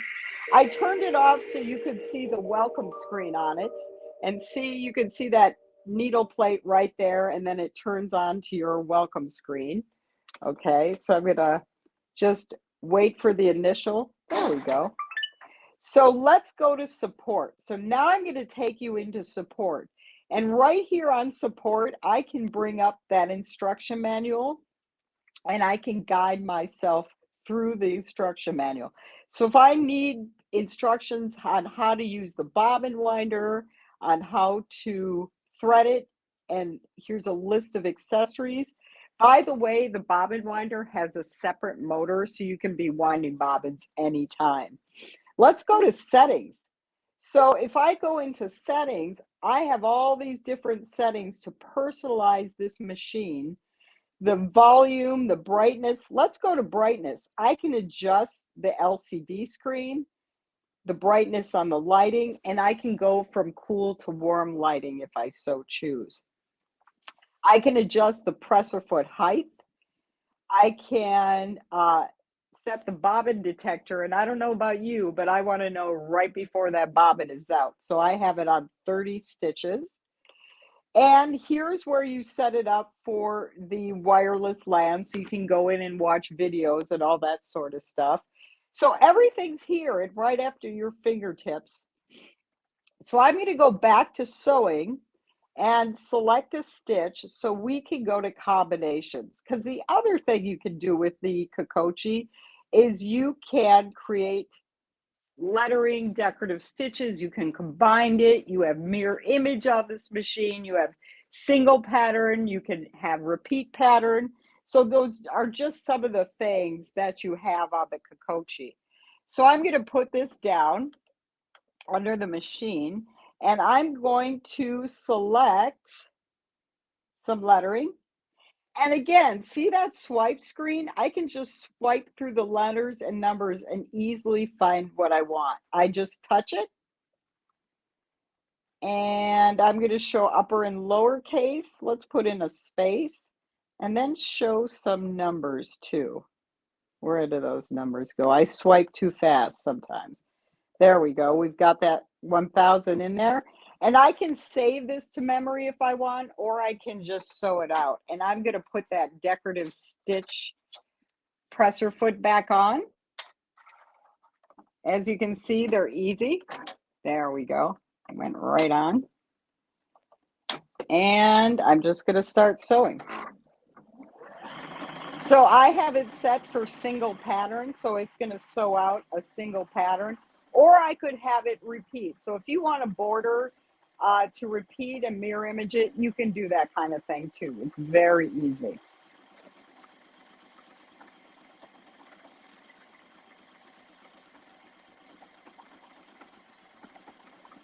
It sews absolutely beautifully.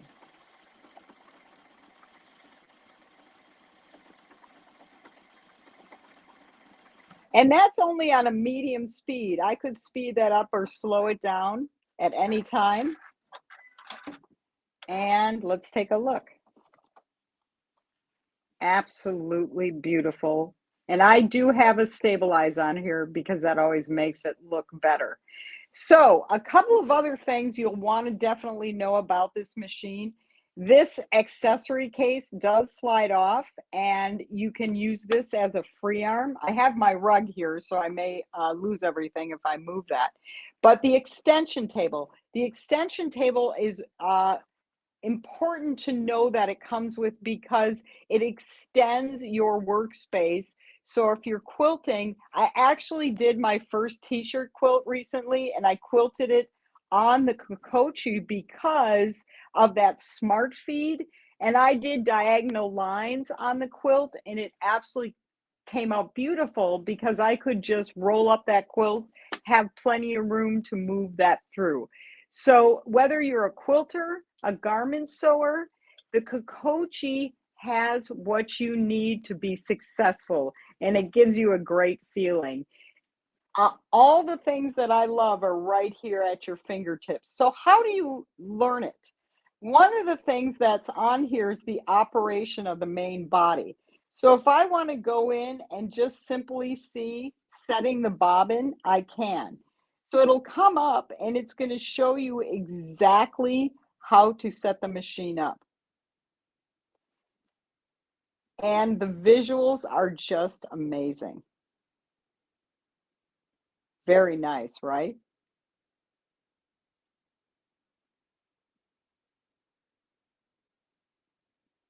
Beautiful. Easy, easy stuff. Okay, I'm just going to go back to the sewing net and see if we're talking to each other. Probably not, because we're probably using a lot of internet. Nope, it came up right now. So look at this. This is a video, and I'm on YouTube. So it's going to show me, an ad, just like on my computer. All right, so I'm going to touch skip. There, we got it. Okay. So I've got videos on the machine right here. I can also go in and search YouTube. I'm going to touch sewing. Oh, Sewing Machines Plus. There we go. And here's Countdown to Christmas. So I think we're on day 4. I'm a little nervous to touch this, but why not? Let's check it out. And here's Countdown. There we go. So I'm just going to go home. But that's how you get it on the internet. So the Kokochi is a top-of-the-line computerized sewing machines that boasts of our industrial heritage because of that snap-in, straight stitch needle plate and feed dog, as well as our micro lift is built in. So with 368 stitches, a knee lift, the extension table, you are ready to go with a Kokochi. You'll have a good feeling every time you come to this machine. So without further ado, I'm going to ask Blaine, are there any questions on the Kokochi? Well, hey, Kelly, they just want to know how they can get it. I tell you what, a great demonstration. I absolutely love that machine. And, you know, you said it best. You know, it's a great computerized machine, but it has that Juki industrial heritage behind it.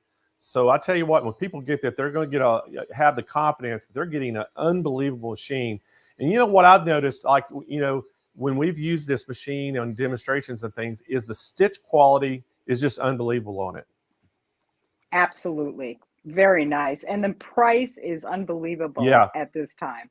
Yeah, we got a great price on it. But one thing, we're going to have you back here before I let you go. I know you're coming back this afternoon, and everybody, y'all need to make sure y'all do not miss Kelly when she comes back this afternoon, because we have got something that's never been done with Juki. We got one of the best deals in the world on a Juki machine, and you need to come and watch to see.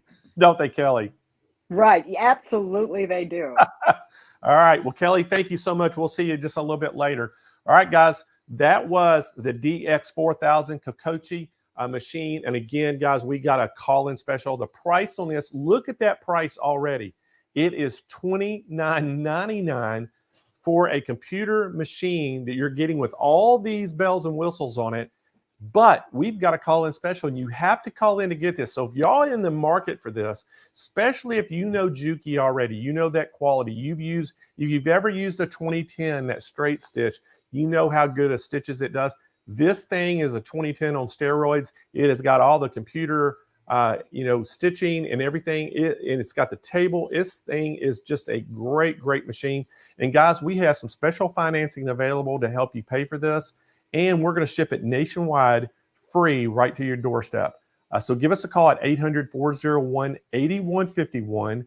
Or if you just want to go check it out and take a look at it and read about the specs, you can go to SMPLive.tv, and you'll see it in the order that we're showing machines today.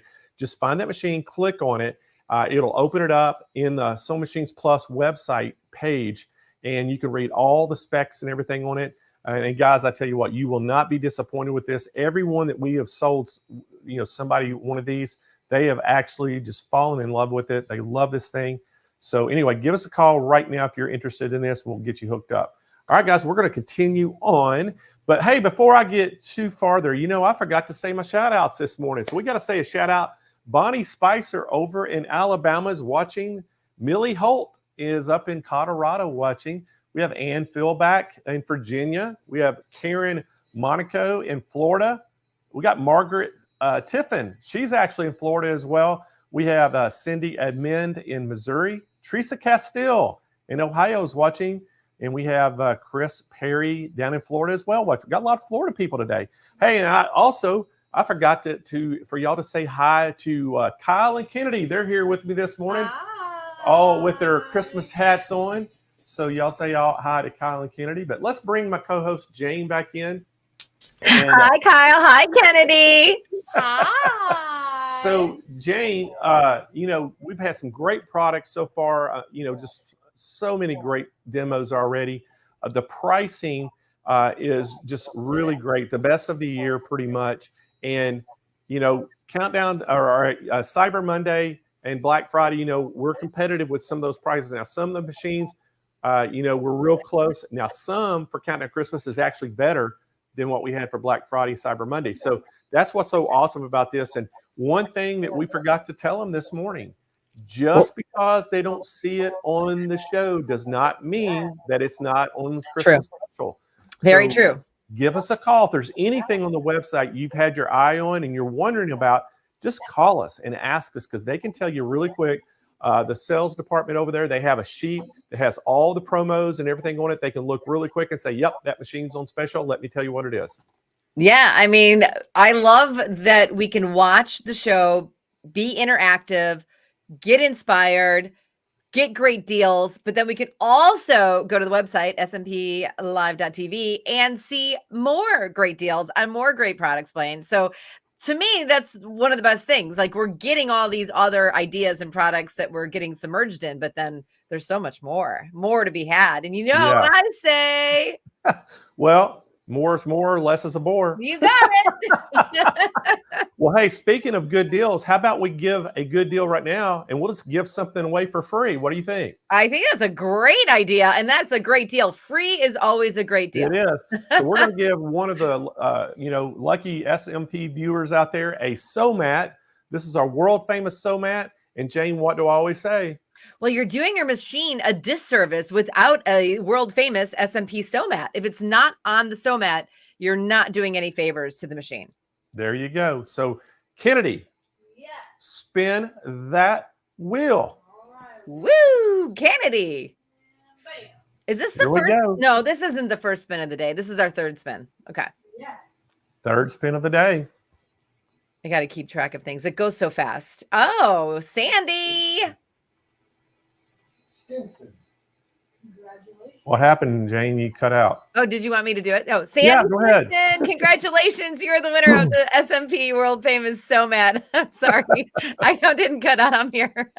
Sandy is joining us today on YouTube. It's great having you here with us today, Sandy. What you need to do is go to SMPlive.tv, scroll to the bottom of the page and fill out all the information, the winner's sheet, and let us know where you live, where we're sending it, and all that good information that's there. But the most important thing is that you need to tell us what size sew mat you need and what color you want. That's a big decision right there.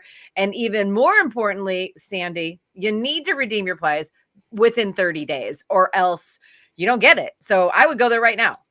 I would too. Sorry to be so Well, hard. you know what, Jane? Everybody, including you and I, are in for a huge treat coming up next because we've got this special guest for a whole hour.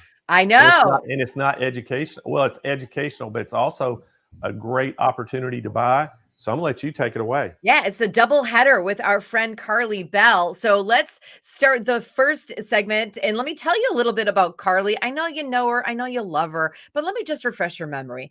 Carly is an embroidery expert. She is a great educator. She lives in New Orleans with her husband and two beautiful daughters, Abigail and Elise. Shout out to the girls. And she learned how to do embroidery on her own just a little over 10 years ago. You can head to her website, carlybell.com, to learn more from her. And you got to tune in to her Sip and Stitch to see more of her techniques and education and training in action. Today, she's here to talk to us about Durkee hoops. So everyone, give a warm SMP welcome to the lovely Carly Bell. Hi, Jane. Thank you so much for that warm welcome. Oh, you're welcome. It's great to have you. We get you for a double header right now. So I'm super excited. So let's do the first segment. We'll come back in 30 minutes and then we'll move into the second sesh. But you're talking about the Durkee hoops, which I love. Yes, they are my favorite. So I'm very, very excited today to be telling y'all about my Durkee hoops. And I'm just going to stop at Durkee hoops because there is a lot of selection. And I literally rummaged through my craft room this morning and pulled out every kind of Durkee hoop that I have. And they are spread out all on my craft table right now. But I'm going to start with the first set that I ever got. And if you're not familiar with Durkee, they make fabulous specialized hoops and frames for your embroidery machine. And although most people might think that their hoops and frames are specific for larger machines like the one behind me here, they also have a line for single needle machines. So I'm going to try to get through all of them today, but I'm going to start with the first set that I got and the ones that I fell in love with. So let me show you what they look like. So this is the first set that I got. And this was when I got my Brother Persona free arm embroidery machine. It looked like the one behind me there, but it only had a single needle, but it's built like the big multi-needle machines. And I got this set with it. And these are the frames that I used the most on my machine. And what's special about them is they come in multiple sizes. And you see, it's not a traditional hoop. We don't have one piece fitting inside the other, right? They're just a frame. However, there are ways, and I'm going to show you how I use them with my stabilizer to essentially float all of my projects that I embroider.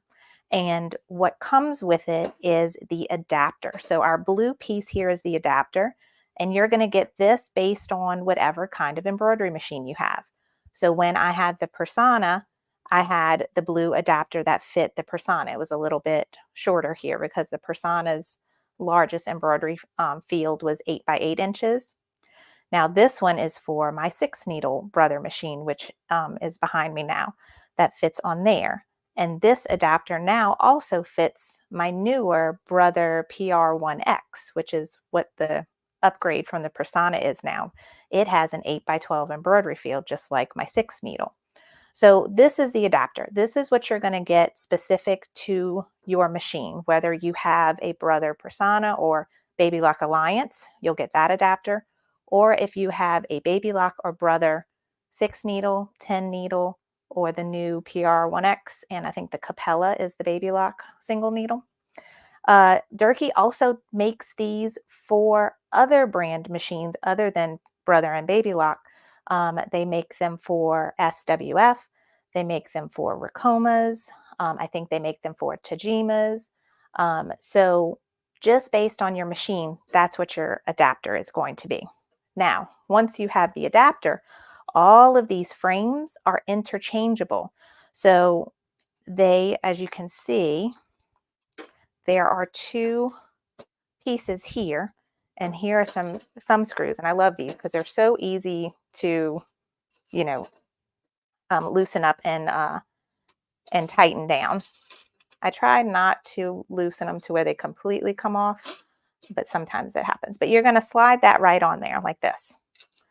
Okay. And now this is what's going to go on your machine. So let me show you how the whole process starts. So let's start with a small one. Now, the thing that I love about these is, for me, it's a lot easier to figure out placement when you're floating an item versus when you're hooping an item, right? So let me show you, just for instance. Here's a little baby onesie, right? Let me grab my 4x4 hoop for my machine, my 6 needle. Oops, sorry for the loud noise. Okay, so here's my traditional 4x4 hoop that comes with my 6 needle machine that's behind me. Okay, normally I would slide this in here, try to get the placement just right. And there are tricks for all of this, right? But you want to get it just right, and then you would hoop it. And sometimes this doesn't always work out the way you want it to. So the reason why I like the easy frames better is because I can, for this one, I would turn it around. I can slide this in, and I would have stabilizer on this, which I'll show you in a second. And it's ready to go. I don't have to worry about pressing the upper hoop on it and trying to press it just right. Okay, so depending on the project that you are stitching, you're going to need, you know, stabilizer, of course. Now, most of the time, I'd have to say, when people think of these easy frames, they automatically think you have to use sticky stabilizer. And I will say that is my go-to. That is usually what I'm doing. Here, look, I have some cut already. So this is peel and stick tearaway stabilizer. This is usually my go-to, but I'm going to show you some other options too. And what I do is I turn the frame over. I take my peel and stick tearaway, peel the paper backing off. Now, what you're going to do is I usually press like right here, then pull and press on this side. And I'll take my corners and I'll pull and press, you know, pull and press. So you're trying to get this to be as tight as your stabilizer would be in your normal embroidery hoop. Now, with clothing, I normally never just use tearaway stabilizer. I like to use a cutaway. And what I'll do with my clothing is I'll use something like, where is it at? Yes, here, fusible no-show stabilizer.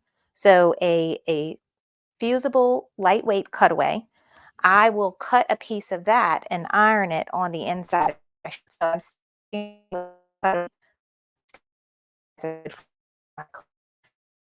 you hear it just to hold things in place. And so what you could do is you would take, you know, draw your marks. Let's see, do I still have, I had a little, here we go.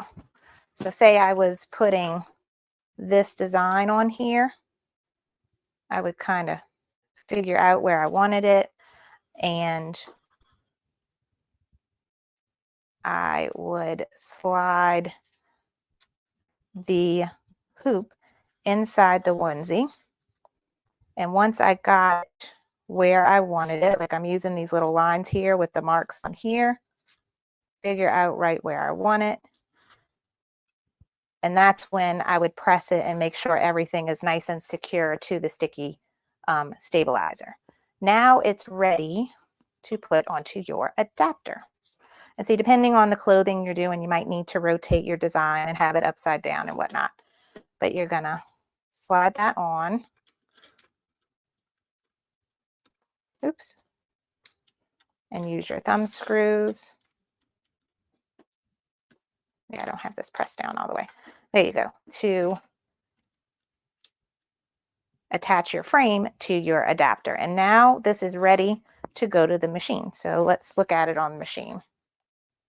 Let's see if this is a good angle. So I have my onesie on my frame, and I'm just going to make sure the free arm is going to go through the hole of the onesie here. And this slides right on. So that's the gist of the easy frames that can come with any free arm machine that you might have, any brand, any size.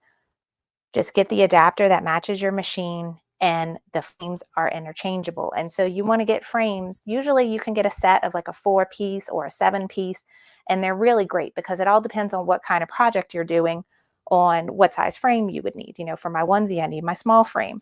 But like when I'm doing my big girl shirts, I will use my 8x8 frame or a 5x7 frame or whatever the case may be. But I just wanted to show you like the let's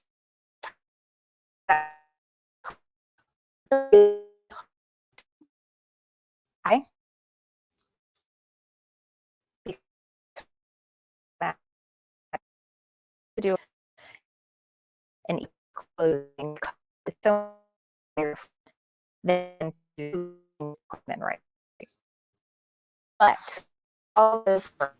Hey, Carly, your audio is kind of coming in and out just a little bit. I'm not sure. I could show you embroidery. Hey, Carly. Talking about I did a sip and sip. I don't know that Carly can hear me. I think we're going to do some work and get her audio fixed before she continues so we can hear all the good things that she's telling us. But while we're working on that, I'll wait for them to pop her back up. Maybe we can just talk about the Durkee hoops and show the website SMPLive.tv and all of the hoop choices that you have. Carly is going through several of them. But here we go. There is the website, SMPLive.tv, and you can see all of the amazing Durkee hoops available for you today during day 4 of Countdown to Christmas. Of course, great pricing this week. Great pricing for you because it is SMP. But you can go through their website and pick and choose the one you want. Get several of them. I know that we have some.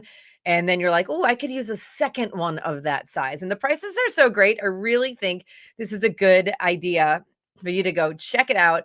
And while we're waiting for Carly to come back, we'll give you some time to check out the website. And Carly will come back with all of her great demos. I know we want to get her audio fixed because not only is she doing Durkee hoops for us right now, but in the next 15 minutes. Hey, Carly. Hi, can you hear me now? You're back. Okay, I don't know what happened. Did the mic go out or did my internet mess up? It was the microphone that went out. Your internet was great. Yeah. Okay, all right. I changed my microphone now so that it's on my computer. So sorry about that, guys. I don't know where y'all stopped hearing me. but I was talking about, okay, you know, we talked about clothing and how using the easy frames helps a lot with clothing. But what about all of those really hard to hoop items? That was the next thing that I wanted to talk about. So bags are the first thing that come to mind for me personally with hard to hoop. So I came from using a flatbed machine, and doing a bag like this would almost be impossible on my flatbed machine, right? So this bag I actually did a sip and stitch on. Jane was talking about earlier on my YouTube channel. I think back in May, we did a sip and stitch making this bag, and we used this exact setup right here. So look how easy this is. Now, this particular project, I probably would do better fixing everything once it's on the machine. So I could show you that really quickly. So I would put my adapter with my frame on the machine. And really with something like this, it's as easy as, okay, let me get this. And I probably have some marks written on my bag and on my stabilizer. And once I got it where I wanted, I would rub it down so that it's sticking to the tearaway. Now, some projects like this, you could see where it's really just floating on there, right? You need some extra support. And that's when things like clips are very handy, so that you can clip your item to the frame itself. And that gives you a little bit of extra support when you're working with just sticky stabilizer. I'm sorry, the screen is so white. There we go. Maybe it's getting better now. Let me turn the light off on this machine so that it might not look as bad. There we go. That might help. So you can use clips or something like that. So think of bags. Think of really hard to hoop items. So like I have these little bags that I got from my girls. I actually embroidered a whole bunch of these for her whole dance team, and I had some left over. But like these kind of bags, I would use I think I used a smaller, maybe I didn't, frame. But you can slide these on and you can get a name across on there. And again, that's a situation where you're probably going to want some clips to hold them on there.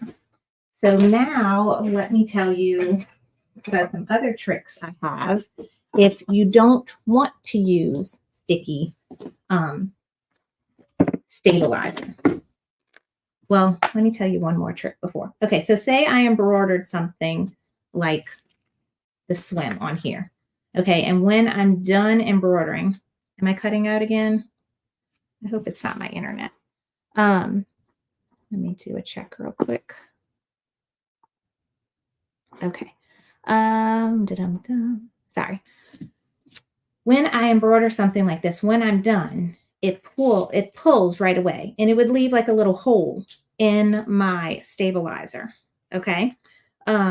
What you can do, one of the tricks I have for when you're working with sticky and you pull it and it just literally makes a hole in your existing stabilizer, you can do something called patching, where take you another little remnant piece of sticky tearaway, turn your frame over wherever your hole was, take another piece, and you can patch it closed. Okay. So that is one of my tricks with using these frames and sticky tearaway. I will patch something probably 2 times. If everything still sounds good and tight, I will patch it probably 2 times, and then I'll remove the whole backing and start over again for the next project. So that's your trick for sticky. Now, stepping away from sticky, and say you have a project where you really want to use cutaway stabilizer. You can, and it is easy to do. And all you need to do is use clips instead. But I have this. Now I'm gonna tell you, this is not necessarily meant for this easy frame, but it works excellent. It's called a Supa clip, SUPA CLIP, and they're almost like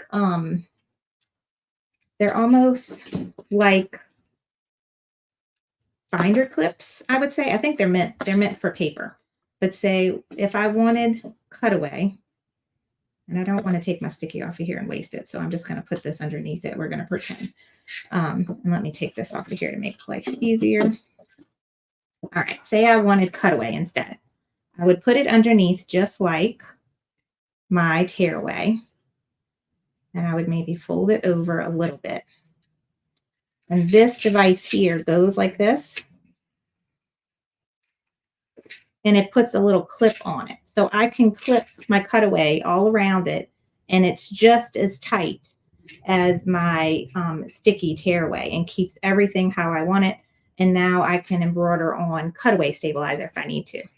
And what's great about this little thing is these pull off and I'll load them right back in and use them over again for the next project. So this is something I got on Amazon. If you're need help with this, just message me later. But this is a really handy tool to have with these kinds of frames, or you can use traditional little clips like these I just got from the dollar store and fold your cutaway stabilizer and clip it going around, and now it's nice and taut.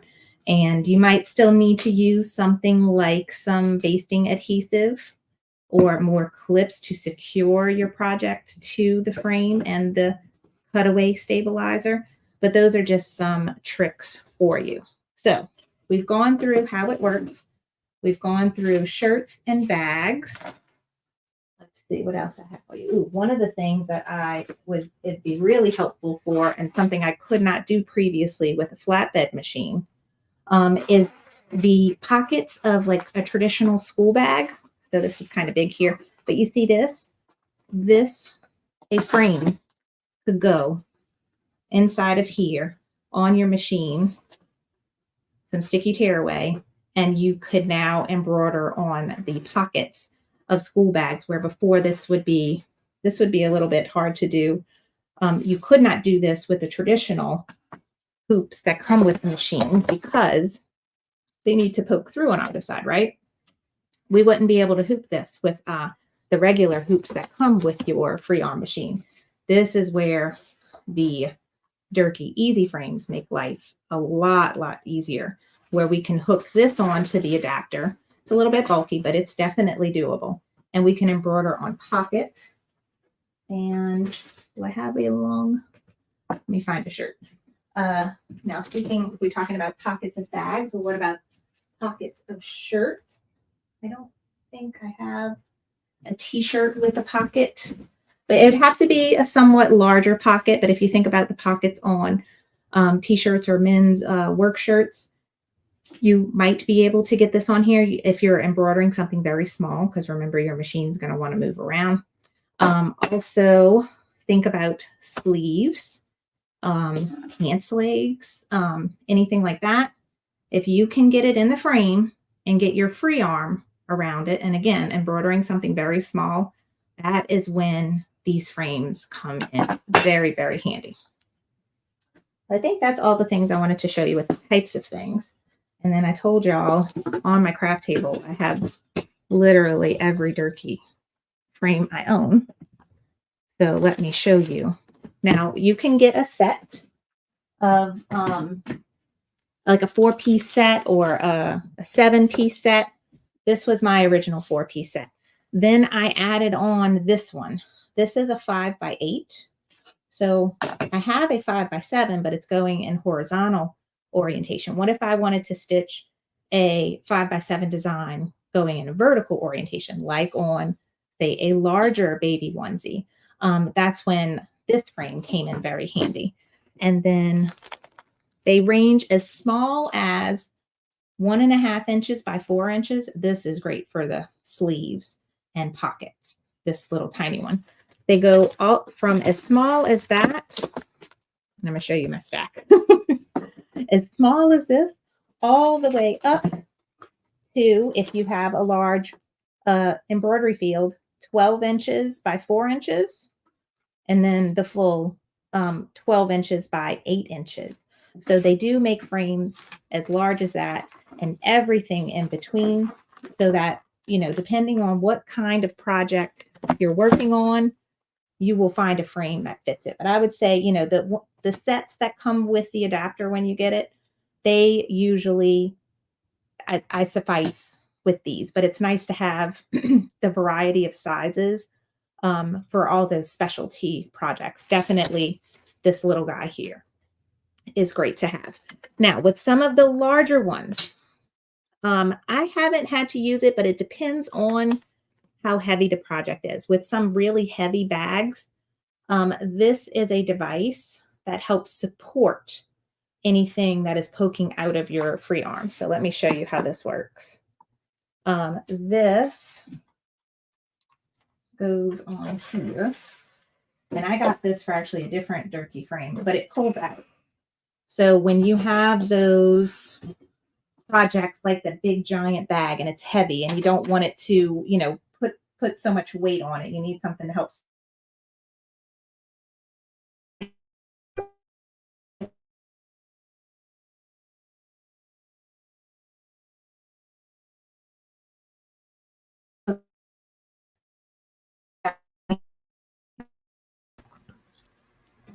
All right, everybody. Carly's having some audio issues, so we'll get that all fixed up so she can continue her presentation, because I know we're having a double header with our friend Carly Bell, and she's going to continue on with Durkee Hoops and also the PR680W. So I think what we'll do is let's pop up the website. Oh, hey, Blaine. Well, hey, Jane. I don't think she's having audio problems. I think her internet's lagging. Is what's happening. So she's having an internet problem, I think, there. But yeah, let's go ahead and talk about the Durkee. Now, I wanted to remind everybody too, you know, the brand new magnetic frames that Durkee's got too, the Easy Frame Magnetics. They've got a huge assortment of frames now. But I'm gonna let you go ahead and talk about them, Jane, and then I'll come back and we'll talk about her next project. That sounds great. Thank you so much, Blaine. Okay, so we've got the hoops up there. I think Kennedy's going to scroll through all the different options that you can see right here on the website, smplive.tv. But again, Durkee has tons of hoops and frames for all your flatbed machines, your home machines, and your multi-needle machines. So you can see them all right there.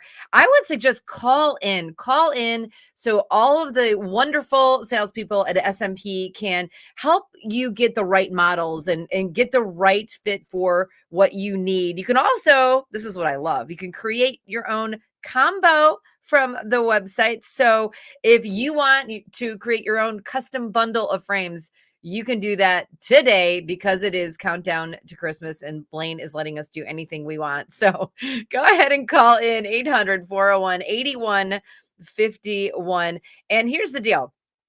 Durkee has a call in for more information. So go ahead, call in, get more information, talk to the amazing people that are at SMP. They can help you create the bundles that you want. They can also help you discover the frames that you need that's going to work best to fit what you're looking at. So we're looking at the website here, and you can see all the different hoops and all the different frames that Durkee has. Again, they've got so many different sizes, so many different models. They've got hoops and frames for your flatbeds. They've got hoops and frames for your multi-needles, and they've got magnetic frames. And again, call in for more information. Make sure we set you up with the exact hoop frame and all the things that you need. And my favorite is that you can create your own bundle. So 800-401-8151 to get all the information that you need. I know I'm going to jump on the phone as soon as Blaine takes over. Oh, hi, it's me again. Hi, Blaine. Hey, Jane.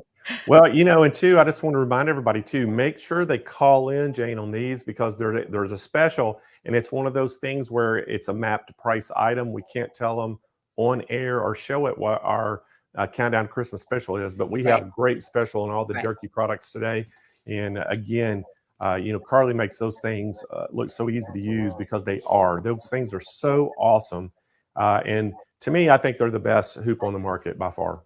Yeah, absolutely. I'm super excited too. I love that you decided to do a whole full segment about the Durkee hoops and frames, like magnetic hoops. And I love that we can create our own bundles. Tell us about that. Well, that's the great thing about it is, you know, instead of getting a set that's preset, you could just go and pick out the size that you use the most, I guess. Just like Carly pointed out, one of hers was, the size was horizontal, and she wanted more height than vertical, so she got almost a similar size, but it was a horizontal versus, a vertical versus horizontal. So that's what you can do. So you can go pick out the sizes that you want, that you're going to use the most with your machine, and get that custom set. So that's what's so awesome about it.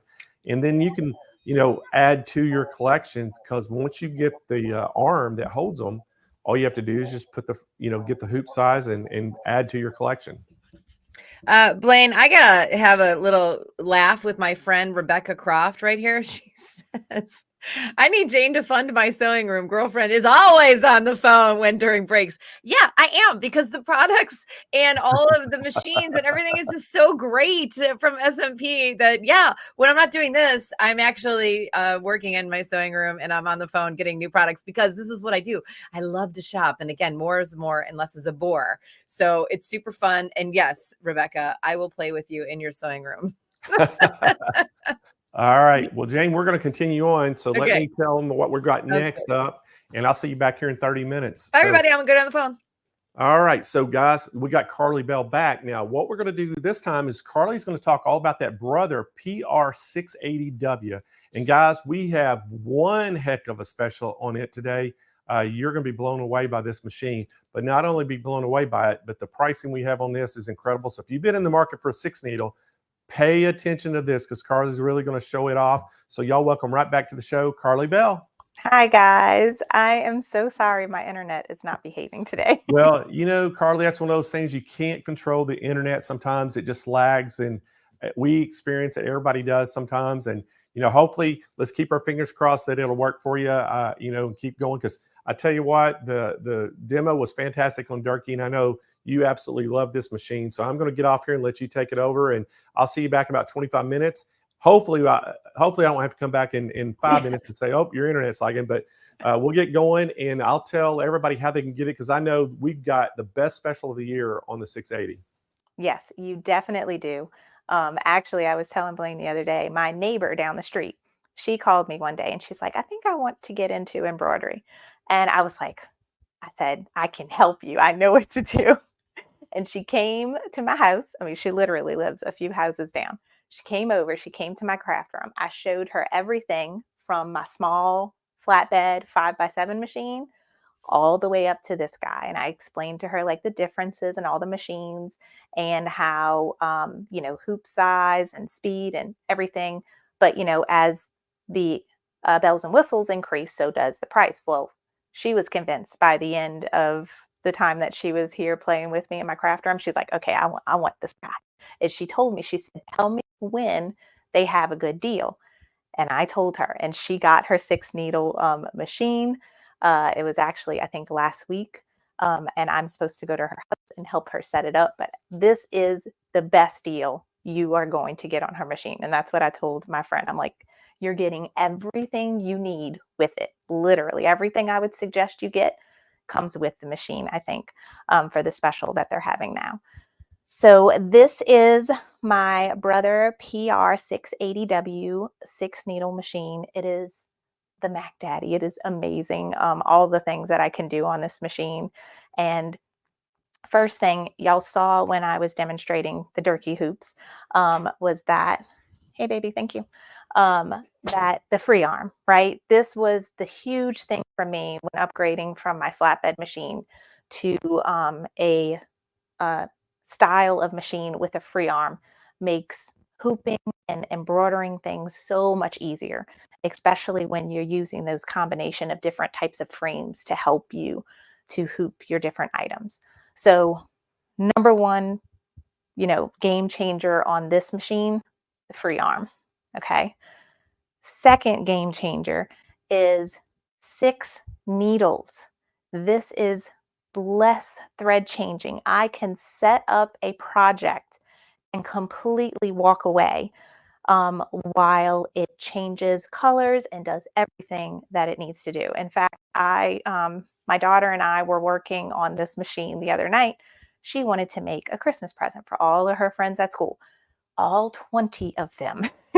So I set this machine up to stitch out 20 of these little keychains. And once I had it all set up, I could walk away. The only part I had to come back for was when I had to add the fabric for underneath the keychain. Everything else, it switched all the colors. It did everything it needed to do. So 6 needles, another game changer. And then I would say the last big factor that makes this machine amazing is hoop size. Whenever someone asks me which machine they should buy if they're upgrading or they're just starting out, I always tell everyone, always buy the largest hoop size that is in your budget or that you can afford. And this guy has an 8 by 12 embroidery field. So I was able to fit 20 of these keychains in my 8 by 12 hoop on here. So that's my 3 big loves of this machine: free arm, 6 needles, hoop size. On top of that, it has tons of features. So there are all kinds of fancy things within the interfacing to help you with placement, to make sure things are nice and straight. It has tons of built-in embroidery designs and fonts and laser features, like all kinds of good stuff. So I'm going to tell you about those. So you have a 10.1 inch LCD screen. Beautiful. I could see everything nice and big on it. I can actually open designs and use this as an editing tool instead of my laptop if I wanted to. Like everything is big and beautiful and easy to use. It has 110 embroidery designs, which are all featured here. Let me see, maybe this camera might show you a little bit better. So all of these embroidery designs, all built in. And there are some beautiful, beautiful choices on here, something for pretty much any kind of project that you're doing. So 100 of those. Then let's talk about fonts, because I love when I have a special project, especially things like names on sweaters and uniforms and jackets, where I need the lettering to look good and it needs to be small. I always go to the fonts on my machine because I know that they are going to stitch out well. They're built and native to the machine, and that I'm going to be able to resize them as small as I need to, or, you know, that the machine will allow me to, and it's going to stitch out beautifully. So you have 50 different lettering fonts. So any type or style of font that you can think of, you have it on here. And that is there. So let's go back. And then within the fonts, you have a lot of control. So let me make this camera zoom in a little bit more so you can see this screen better. How is that? Okay. Duck underneath. Okay. So with the lettering, here I can choose something fun. Let's see, I like this one. I can put, let's do Abigail's name.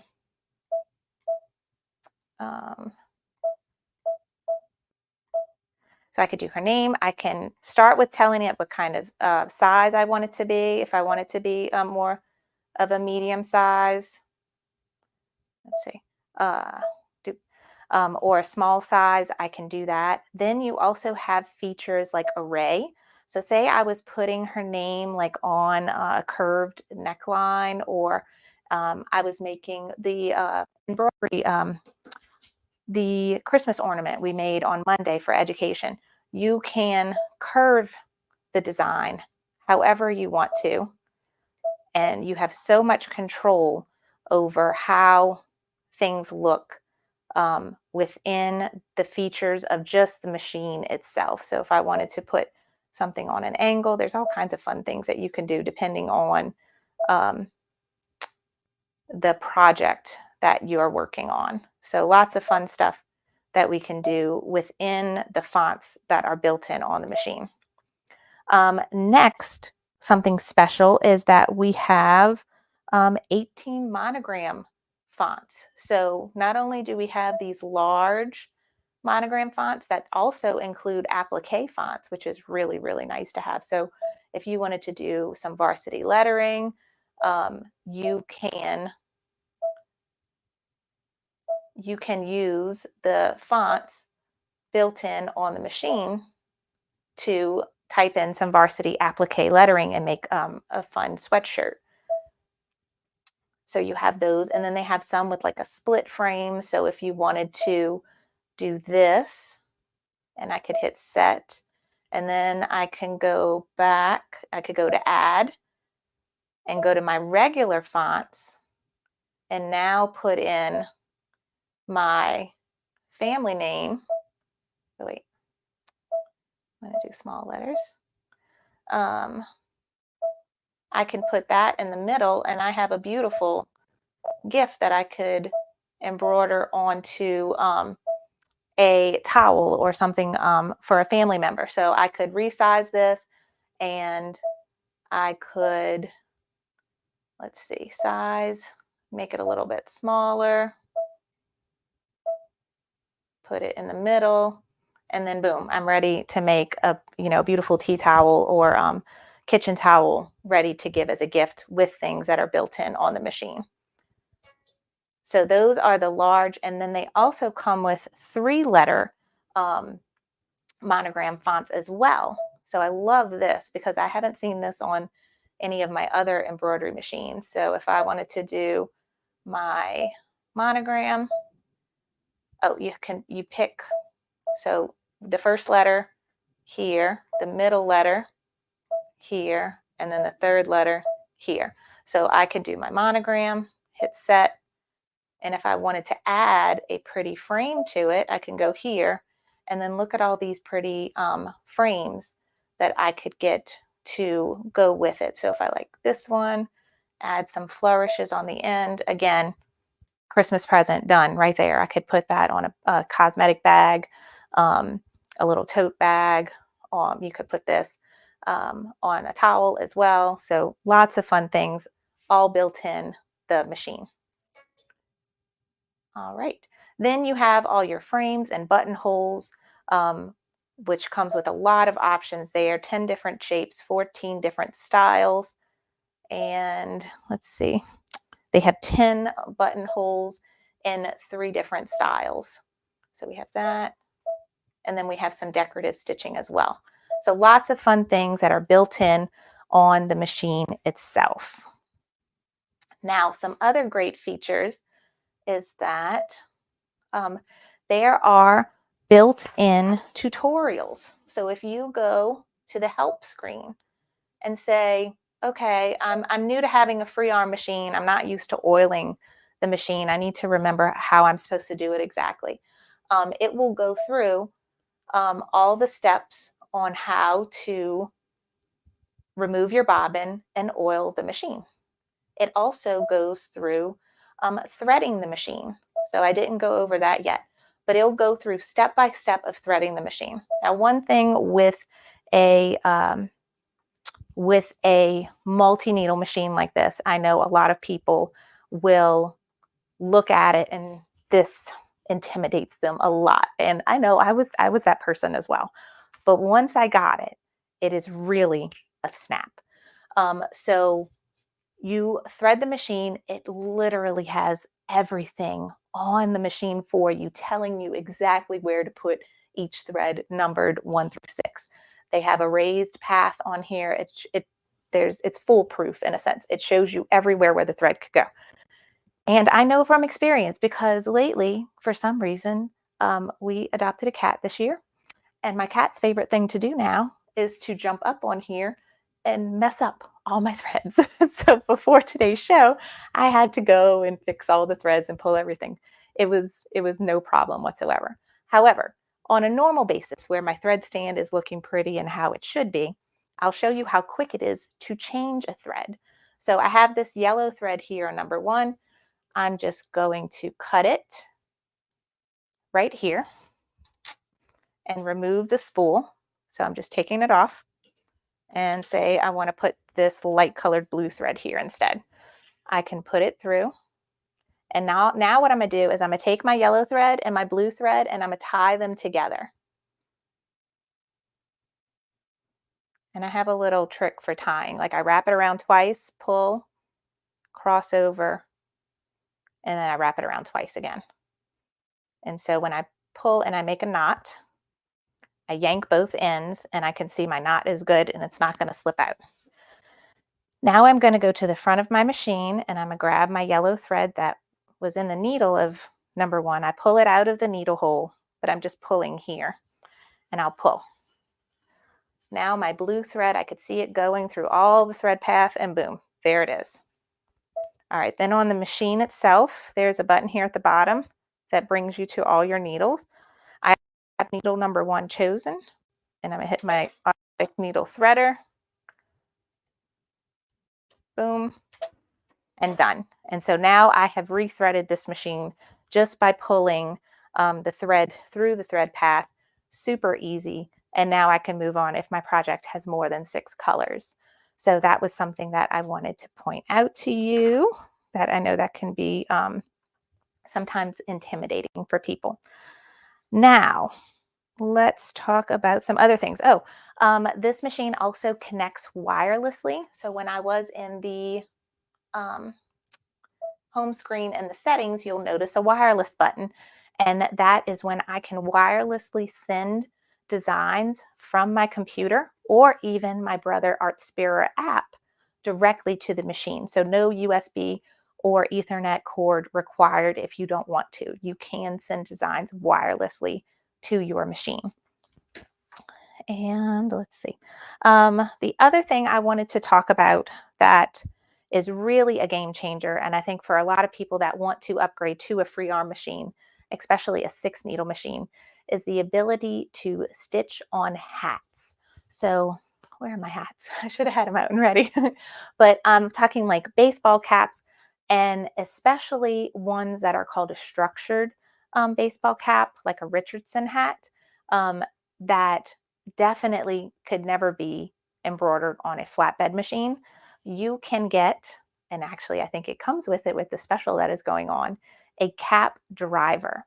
So let me put this other camera over here so you can see this a little bit. All right. Okay, so on this side of the machine here, you can see the stand.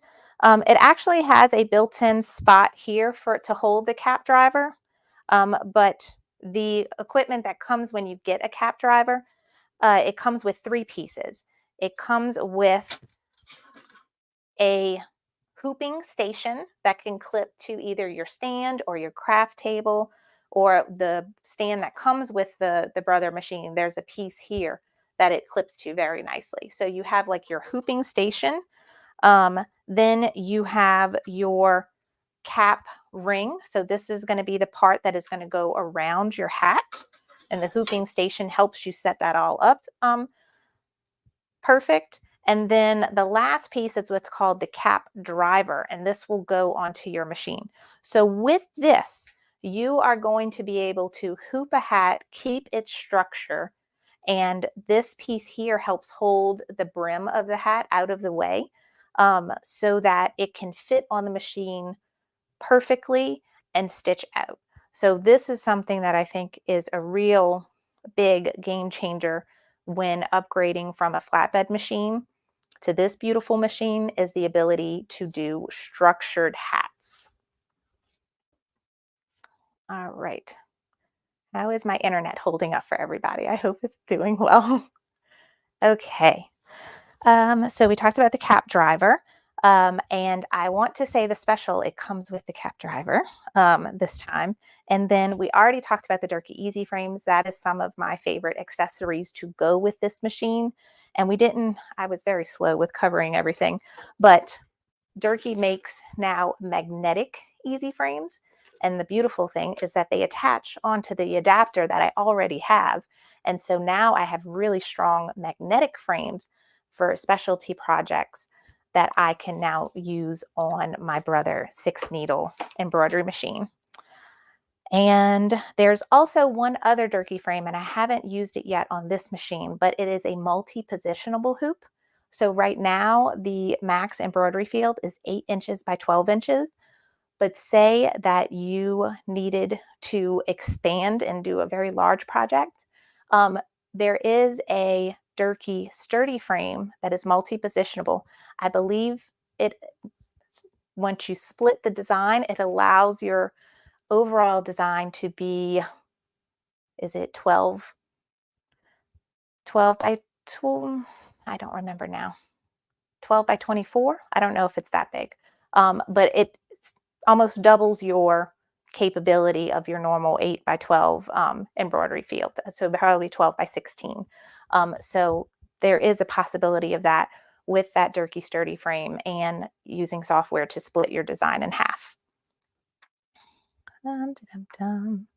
So sorry, I'm always nervous that I forget to say things. So overall, machine is amazing. It allows me to do so many things that I could not do with my flatbed machine. Some more examples that I wanted to show you. Right now it's Christmas and everybody's working on Christmas stockings.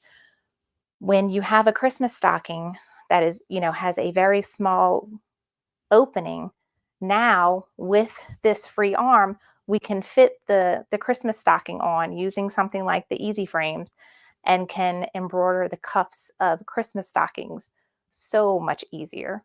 And let's see, some other wonderful features that I really love when upgrading on this machine is that placement is now not a stress for me, because say I am hooping, a shirt or a onesie, and I might not have hooped it right, may not have floated it perfect. If I put placement marks on the shirt itself, there is a feature on the machine with the laser crosshairs that are on it that allows me to tweak my design so that it will actually stitch perfectly straight. So if I hoop this shirt and I do a horrible job and I hoop it crooked, I'm not going to be careful at all. Do it. You can see, I think here, how sideways the hoop is. And I put it on the machine. Load the design. There is a feature where I can go and line up the placement marks that I wrote on my shirt that I know are straight and go from one point to another. And then it would tweak the design and tilt it. So then, even though I hooped my project very not well and crooked, the design will stitch in accordance to how I hooped it and come out being straight. So that's another wonderful feature of this new Brother 6-needle machine that I did not have before. So I think that's all I have for today. Blaine, is there any other things that you think that I missed or that we need to go over on this machine? Man, Carly, you covered it really well. I tell you, great job on that. And the package is what's so exciting about this machine right now is we've just got, if you order the machine, there's a $5,000 worth of free package that comes with it. That we've never had that. And no. So I'm and that's why I called my neighbor and I'm like, you need to order it now. I know.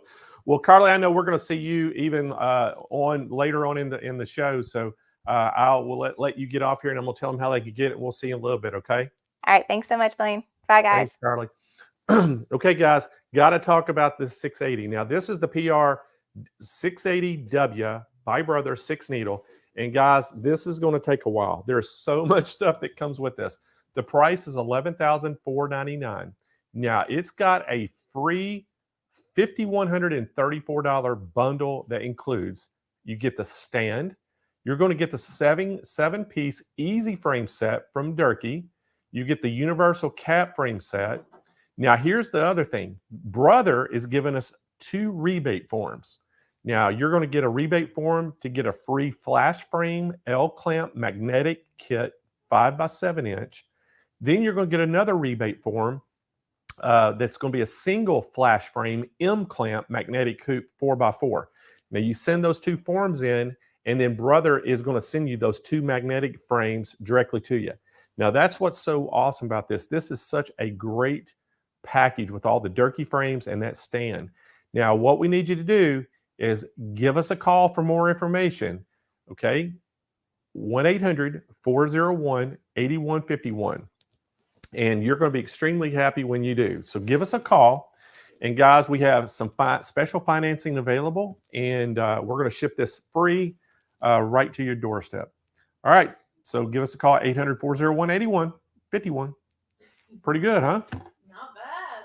I tell you, that's a great package. So guys, if y'all are in the market for 6-needle embroidery machine, a multi-needle, this is the one you need to jump on today. I tell you, this is awesome. All right, so let's bring Jane back in. Guess who's in the market?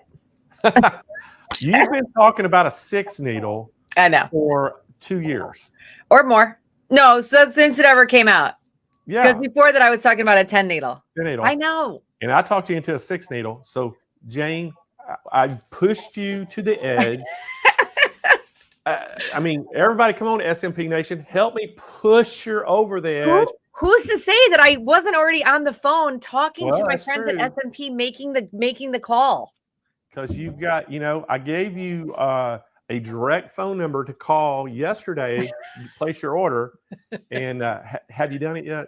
No, Blaine, let's not play favorites here. There's no specialty going on. The direct phone number is 800-401-8151, just like all the rest of SMP Nation. Well, that's what I'm saying. I gave you the number to call. And so, all right. So everybody, SMP Nation, let's push her just a little bit. And do it.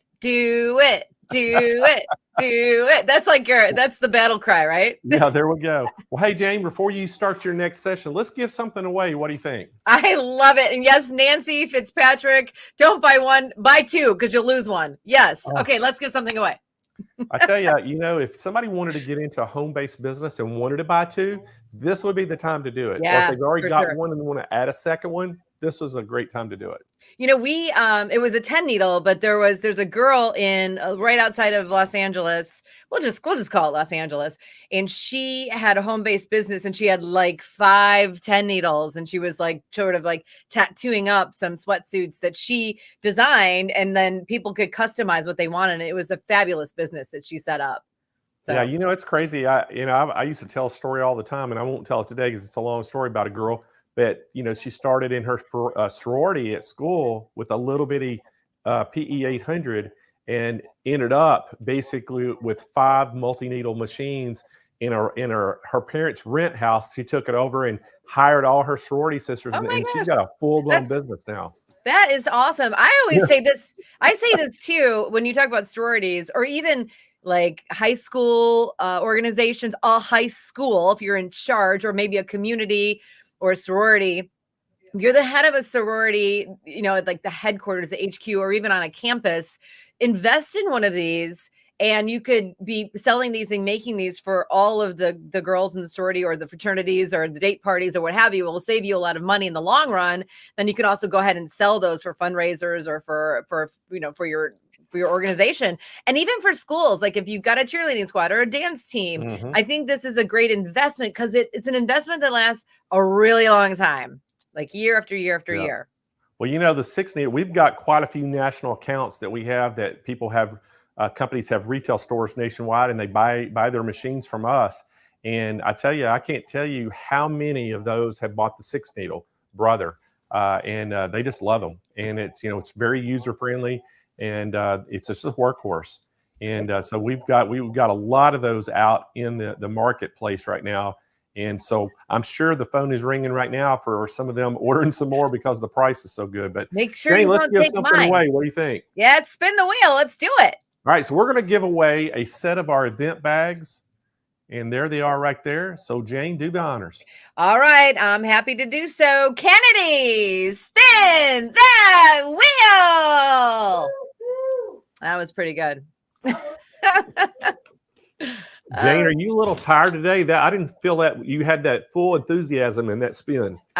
You know what? I'm going to tell you why I'm tired in just a minute. But first, I need to say congratulations to Jenny Owens joining us on YouTube today. Jenny, we're so happy you're here with us. You need to redeem your prize. All the bags, super cool. Go to SMPLive.tv, scroll down to the bottom, fill out the winner form, tell us where you're at, where we're going to send them, and then maybe even just write us a nice little note. You know, I was just kidding, Jane. You were very enthusiastic, and that was a great spin. But let's do one more giveaway. Kennedy, we have time, right? Yeah, we're going to do one more giveaway. We've got everybody's attention. Let's do one of our world famous sewing mats, Jane, so take it away. All right. You are doing your machine a disservice if you don't have a world famous sewing mat. So Kennedy, spin that wheel. Yes, Blaine, I am very tired today. Yeah, that was a little bit more enthusiastic, that one, Jane. Then you gave me a second chance. I went out last night because of all the shirts, all the sweaters. I needed to wear them, so I went out. 505 LB, you're the winner. Congratulations, watching us on YouTube today. You got to go to SMPLive.tv to claim your prize. Give us all the information. Give us your real name, because I'm quite certain it's not 505. And tell us where we're going to send the mat. But most importantly, you're going to need to tell us what size mat and what color you want. And for all the winners, remember, you only have 30 days to claim your prize. Very good. Very well done. Thank you. Even for being tired. So yes, I went out for a little holiday cheer, and I just didn't. That's it. I'm tired.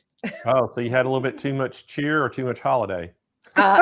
Too little sleep, I think it was. All right, Jane. Well, I'm going to jump out of here. I'll be back about 30 minutes. I'm going to let you get going. And we got a next presenter coming up. Let you introduce, and I'll see you all in 30 minutes. It sounds great. Okay, I'm super excited to bring our next two guests here to the show. They are with the Grace Company. So let's talk to, I'm really happy to talk to Jarek Erznosnik. He's an account executive for the Grace Company. He's been with Grace for over 3 years. And Julie Slesser. She has been with the Grace Company for almost 2 years as an account executive. So everybody get excited. Say hi to Jarek and Julie. Welcome to the show. Hi, Jane. Hey, how's it going? Hi, it's great to see you guys. Julie, I'm sorry I had trouble with your last name. That's okay. I'm used to it. I tell you what, like, I live in Chicago, and our stadium is called Soldier Field. I can't say that either. So I have trouble with all the Too many S's. Yep. Tongue twister. I am going to practice pronouncing your last name. I got ears. Okay. Here's not. Yeah, you got that one now. I was like, that's the one I can't say. I'm going to practice your last names, and I'm going to watch your presentation, but I'll let you take it away. Great. Thank you.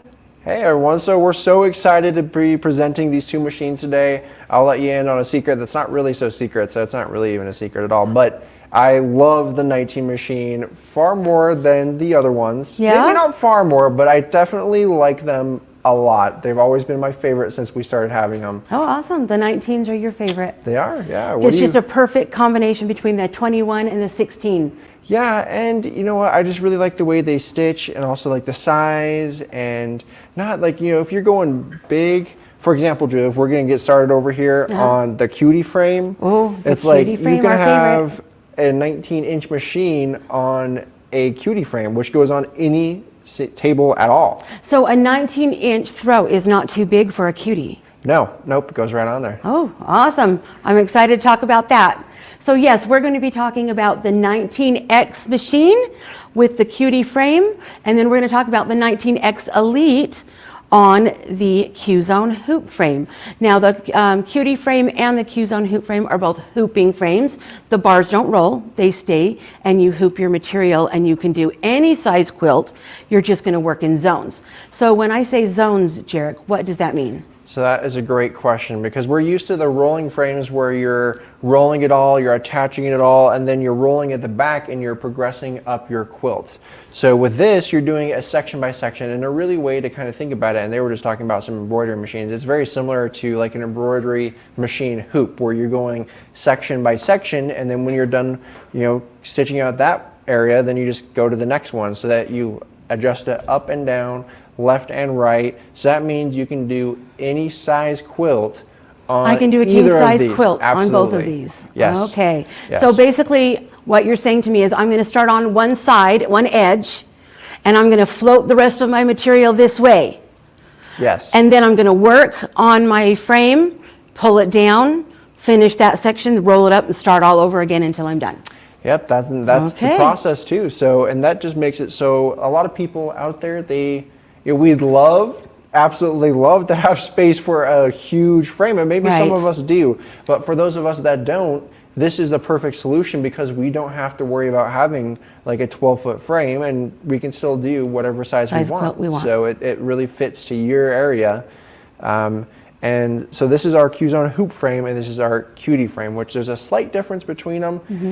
The Cutie frame, you might have seen it around. It's a little popular. You might have seen it around. Yeah, it's a little popular. You might have seen it around. And it's got just an adorable name, Cutie. It's like, come on, that's such a cute name. Right. And it's for a reason. It really fits into any sort of area because it's a 4-foot frame, Julie. Yep. And that just goes on. Right now we have it on its own legs. Right, so we did want to point that out to you. So normally, guys, we present the Cutie on a table. It can go on any table that's 2 foot by 4 foot or bigger, and it sits right down on it. But what we did this time is we added the leg accessory that can be purchased.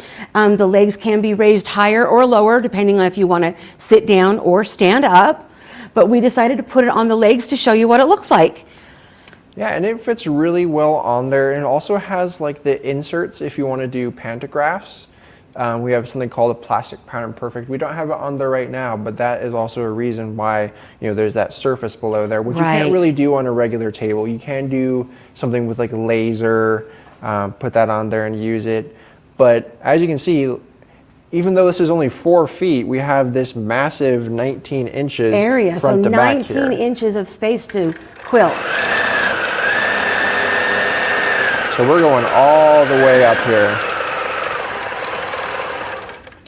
So there you are. So you got that entire space there, Julie. And perfect. It makes a big difference on the hoop frames, how much space you have, because that's how much you can sew at one time before you need to unclamp it and shift it again. So it saves you more time, and you can do bigger blocks as well. So we all know that the Cutie frame works great with a domestic machine, right? That's the reason we got into it, was because you have a machine, but you want to get into free motion quilting. Let's put that machine on there. Why would I move up to this 19-inch long arm instead of just using my domestic machine? Right. Well, I think if you are out there and you've used a domestic machine on a Cutie frame, I mean, number one, that's like a great upgrade over pushing the fabric around, but you might start to notice like, hey, I really want more space. Right. And that is going to be the biggest reason, because it's that same just thing, because that I'm throat hooping it. space. Yeah, that throat space. But also not to mention that these machines are designed for free motion, and that's they're quilting machines. The other ones are combination machines. They quilt and they sew. Some of them are straight stitch, but these have those faster motor speeds, and it's also just set up in a few different ways. We can go over some of the features here of how this really helps make quilting a lot easier as compared to like a domestic machine. Perfect. So let's get into it a little bit. Let's talk about the Cutie frame itself, first of all. Number one, so as we said, it does not come with the legs. That is an optional accessory. So when it comes, you'll get everything that you need to get started. It's going to have a bottom plate, carriage, that's going to run back and forth along the frame, and then one that goes on top of that you put your sewing machine on, that goes forward and backwards.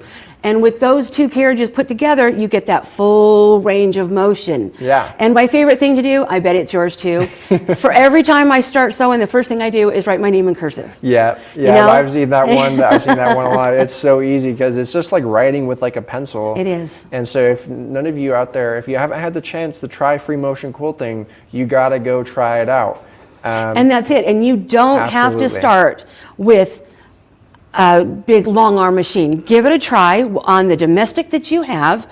You'll fall in love with it, and then this is just an easy sell for everybody, because you fall in love and you decide, oh, I can do so many quilts with a 19-inch machine. Absolutely. And we'll let them talk about the prices later, but I do know that they got a really great price on these, and it is really the best way, I say, for dipping your toes in there. Right. But the great thing that you can see now, after you have dipped your toes, maybe there's some of you out there that already have a Cutie frame or another frame, and you're using domestic on it, The 19 is a really fantastic machine because of that stitch regulation, which is a huge deal. Right. You can get a regulator for a domestic machine, but having one built in and easy to control from these handles is huge. It makes it's like a night and day difference. It's like the same difference between like having to push your fabric around and then you're moving your machine around, and then like that next step that's just like huge is that stitch regulation, which is another thing you don't have to think about, and your stitches look gorgeous. Right. Okay, so let's talk about this machine a little bit. So this is the 19X. And obviously it's in the title. It's a 19-inch long arm machine. Right. And so it has a 2.7-inch screen. Right here, sorry. Let me move my arm out of the way. So right there, this little beautiful screen right there. You can't see it too close up here, but it is really great. It is a touch screen, so there's a few different settings and you can control it from the screen itself, or you can use these handles, which are also fully adjustable handles. Oh, show me how that adjusts. So all you do, there's like these little bicycle clamps on here, and there we go. There's a little shot of the screen right there. You can see some of the features. There is the mode that we're in, it's precise, and there's also a few buttons here that you can see that adjust the speed up and down. And there's also a needle jog, and the needle jog moves like the needle ever so slightly up and down, so that way it makes it easy to start in the same space again. And so we can also talk about the different modes here in a moment. But like I was saying with the handles, Julie, yeah, those are adjustable. All you do is you take these bicycle clamps like this, you undo them, and you can see right here that this. So I can make it nice and comfortable for myself. Some people like to have it down here. Some people like to have it up here. And you know, we're all different sorts of people. So whatever suits you, you can be comfortable and adjust this out. And so out and in too. So I've got shorter arms. I'm going to want it maybe a little more out, and longer arms a little bit more in. Absolutely. Okay. Yeah. So really whatever way, and you can also adjust the angle of it as well. There's like a screw behind here, and you just loosen that up and that can adjust the angle. So that's huge. All of our machines have that feature on them. And they all didn't used to have that. And a lot of other ones out there on the market don't actually have these adjustable handles. Right, so and you can it does adjust make it a for difference. yourself. So that way you're not stuck in one position, and you can have it exactly how you want to do it. Perfect. Okay, so you were telling us about our 4 modes. Tell us some more about the 4 modes of stitching we can use. So the mode that we're on right now is called precise, which means that, you know, I'm going to start the machine right here, and you can hear. So when I'm not moving, the machine's not moving it, but as soon as I start to move, the machine's keeping up with me. So it goes when you go. When you move it, it goes. Right. As fast as you go. And why do I want to use that mode? So this one is really, it's called precise, and it's because it's precise. It will always keep your stitches at certain stitches per inch apart. Right now we have it, that was set to 16 stitches per inch. I just set it down to like a more general 10 stitches per inch. And so it's just going to keep it nice and precise, all of those stitches nice and even. Right. It'll keep all your stitches nice and even, and you can make those small, you can make those big. Some people like a hand quilted look, and you can go down somewhere to 4 or 6 stitches per inch. So you can customize how you want yours to look, because some people like some more thread density, some people like some less. And so this really lets you choose, you know, whatever you want to do with that. And then we'll go to the next mode, which is very similar, Julie, to the precise mode, but it's called cruise. And I really love cruise because it is fantastic for corners. And that is because when I press start, it always will be going at a minimum speed. So you can see I'm not moving the machine. When I move it and speed up, it actually catches up to me. Okay. So this is really great because if you're going into a corner, sometimes with the precise mode, it's always going to be placing that exact stitch per inch apart. But if I want something to look pointy, I might want to put a few more stitches in that corner. In that corner so that it looks nice so around it makes that corner. a nice little point right there. So it depends on what you're going for. And also something that you'll find is some people like the way precise feels, some people like the way cruise I like the way precise feels. Right. And I'm more of a cruise. You're a cruise kind of guy, I'm cruising along, stitching. So there's 2 other stitch modes. They're not as much used as these first 2 are, but they're still definitely in there because they're useful. Right. And another one is manual, which would be like a manual sewing machine. So let me go to manual here, and it's going to be a certain percentage of your motor speed. So I can make it go 30% motor speed, or I can go 50% or 100%, and that's just going to be how fast or slow the needle goes up and down. Right, right. Okay. It's going to be at a constant speed. When I press start, this is just going to go. And So- with this one, we should point out that this one is not stitch regulated. So there are some people out there that just get into a rhythm and a flow. And so when they are, they can do manual mode, and it still is just the most gorgeous thing. Absolutely. Because they just, like I said, it's a flow and it's a feeling instead of having to be stitch regulated. And people that can do that, I'm very envious of. There is one person I heard of, like you're saying, that they get into a flow. There's one person I've met before, and they said that they like precise and cruise for everything else, but their meandering stitch, they love the Right. manual because it is a very consistent amount of resistance that you get. Because when the is a faster motor speed or a lower motor speed, actually, sorry, there's going to be your needles going in and out less, so there's kind of like more times where it's like pushing against the fabric. Gotcha. But with the manual, it's very a consistent feel. So nice and flowy, very it's very flowy. nice and flowy, but Okay. you gotta pay attention to your speed, Right. otherwise your stitches are gonna get bigger right. or smaller. So then the last one here that we have is base mode, and I'm not gonna go ahead and use that, but it's just like a basting stitch. So big stitches if you wanna Right, baste. so you can baste around the edge of your Absolutely. quilt, or baste something on that you're going to sew on later, whatever. Yeah. So you can do a base stitch. Okay. And speaking of basting Yes. as well, these are no base system Right, frames. quilts, yeah. Right. So we don't have to baste. Some people ask me, do you need a baste? And no, honestly, like the static kind of electricity of You the, know, right? Yeah, it keeps the layers together, and then you just clip them on there like a little sandwich. Awesome. So I mean, do I have to, not even in corner based? Nothing. You don't have to. You can if you Awesome. want. You can if you want. I usually don't. And yeah, it's like floating it on there. And something you'll notice with these frames too is they're not like incredibly taut. We're not going to bounce Right, any we're not gonna quarters bounce off a of quarter here, off, okay. But it does have a good amount of, tightness on here, and that's going to be standard for a hooping system versus a rolling frame. You're going to have like a little bit less, and that's definitely preferable. You just got to make sure to keep an eye on it, but usually you don't get any issues with puckering if you're keeping an eye on making sure that it's tight. Okay, perfect. All right, so before we move on to our hoop frame and our 19X Elite, do we have anything else we need to say about this? Ooh, that's a good question. First of all, guys, budget, okay? So that cutie frame, and Blaine's gonna talk to you that, Jane's gonna talk to you about all of that, but this is 100% doable budget for a Christmas present, anniversary present, birthday present, or a gift to yourself because you deserve it. And it's 100% lightweight. You can completely just take the carriages off, carry it around, stick it under your table, stick it under your bed. I like to take mine camping with me. My husband goes fishing. I hook up my sewing machine to the generator on the picnic table at the camping spot, and I can pull this out, set it right on the picnic table, and I can quilt. Yeah, it's incredible. There really is like an RV group for the cutie frame.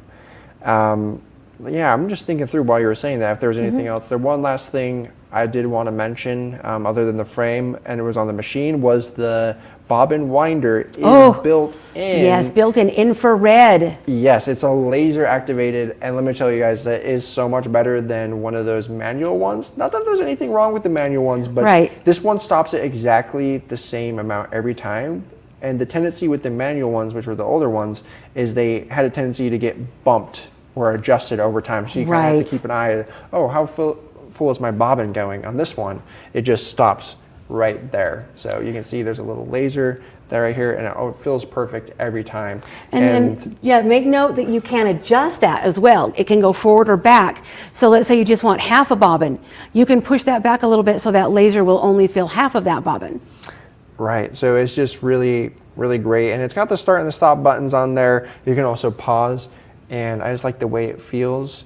And there's sometimes like other machines and stuff, like these don't ever go bad, but what's really great about this machine too is it's so easy to fix if, like at the end of the day, if anything did, because there's one screw that you take this out, you put a new one in if it ever happens. So perfect, which of course, will help you do that if there's ever a need to.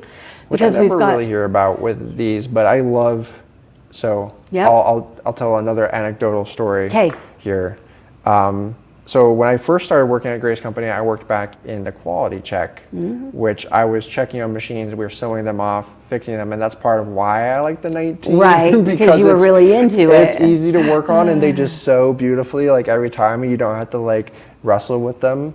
Not that you have to wrestle too much with the other machines, but this one, it was always just like a little bit more easy. Right, smooth. And so from my perspective with the 19s, they just work really great. So Awesome. All right, so now let's move over and talk a little bit about the Q-Zone hoop frame. Now the Q-Zone hoop frame is a 4.5 foot frame. So we've added 5 inches, but it's still very easy to put in a space.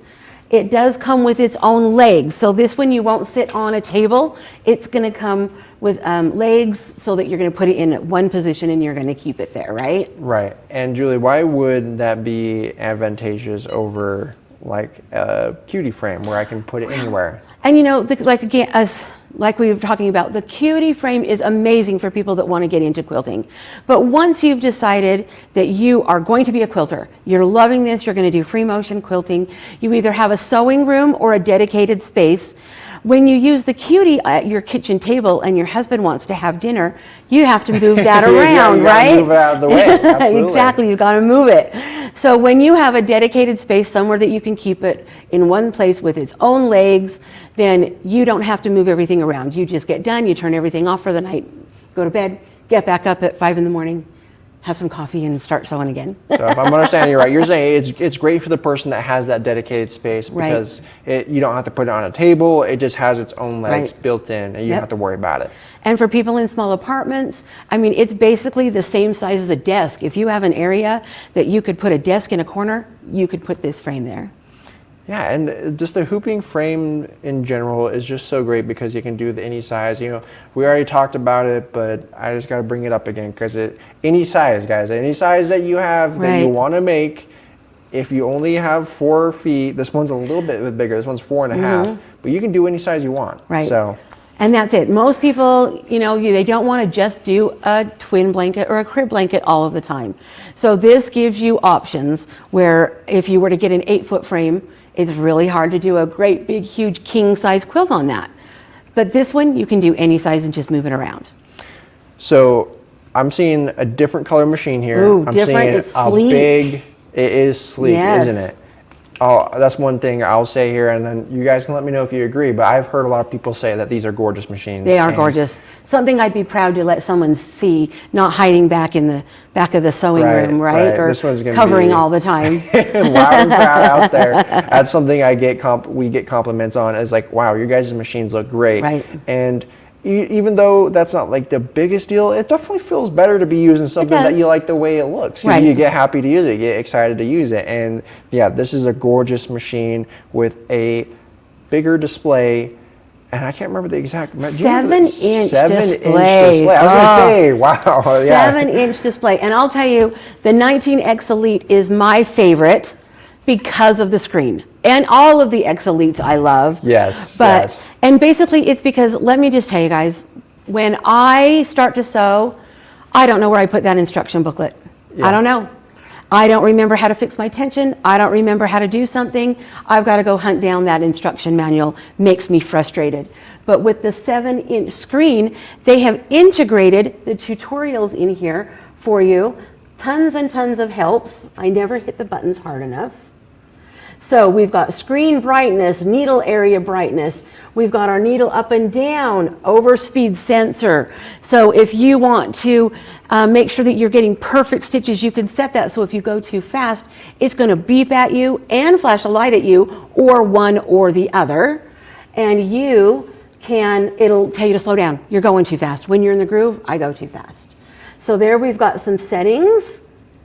And then if you push it again and you go to the helps, we've got preparing to quilt, quilting, maintenance, basic, simple, oiling your machine, cleaning it off with a damp rag, just talks you through that. Troubleshooting, tension problems, let's see what else is in there. General troubleshooting, there's your thing right there. So if you're having problem with your stitches, check all of these things. All right. And then what Wow. happens if they check all these things and it's still not working? Then they can call our tech support. Then they can call tech support. I mean, we know that the guys out here at SMP are going to help you if you need some help, and we're here for you as well. Absolutely. So it's so great that everything is just built right in there, and you can just, like, I love that you can just touch it, like you're Right. saying. You don't have to worry about keeping your manual or anything, and it's like less time before you are quilting again, so less interruption. Right, because I can just easily just stop for a minute, get the information I need, go right back. Right. Now, let's talk about a couple of the other things here. Again, it's the same 4 modes that we talked about on the 19X. They're just there in an easy push down Right. button. You get a drop down menu, which is awesome. It's just, I don't know about y'all, but I have bad eyesight. So having a bigger screen, Yes, bigger it's screen. just like less squinting, less straining, which is, it makes a difference. So yeah, there you got all those modes that you were talking about there, the same 4 modes. These Explain- big slider bars. What is this? Tell me about that. So this is, are you talking about this bobbin Yeah, here? what is that So bobbin? that is a feature that is on the Elite versions only. That's a bobbin estimator. So we can actually, based on how much we move our machine around, there is in our toolbox here. Oh, we've got a toolbox. We got a toolbox here. There's a bobbin estimator, so you can put in how many yards. This one says 70 yards, and right now we're at an estimated 55 out of 70.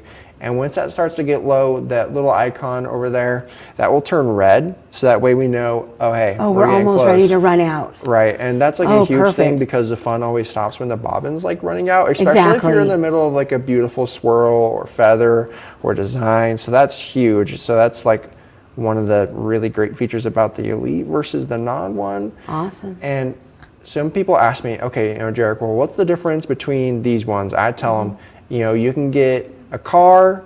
They're both going to take you to the same place. This is like the deluxe package. This There we one's go. got the sunroof. Okay. This one's got The the all leather leather seats. option. Okay. Right. It's got that bobbin estimator. It's got this toolbox. It even has a calculator, a measuring tool. So this measuring tool, it measures it based on how, much you I move start it. It'll in one tell you area, all the- move to the next Exactly. area, so I can keep Exactly. those squares exactly 8 inches.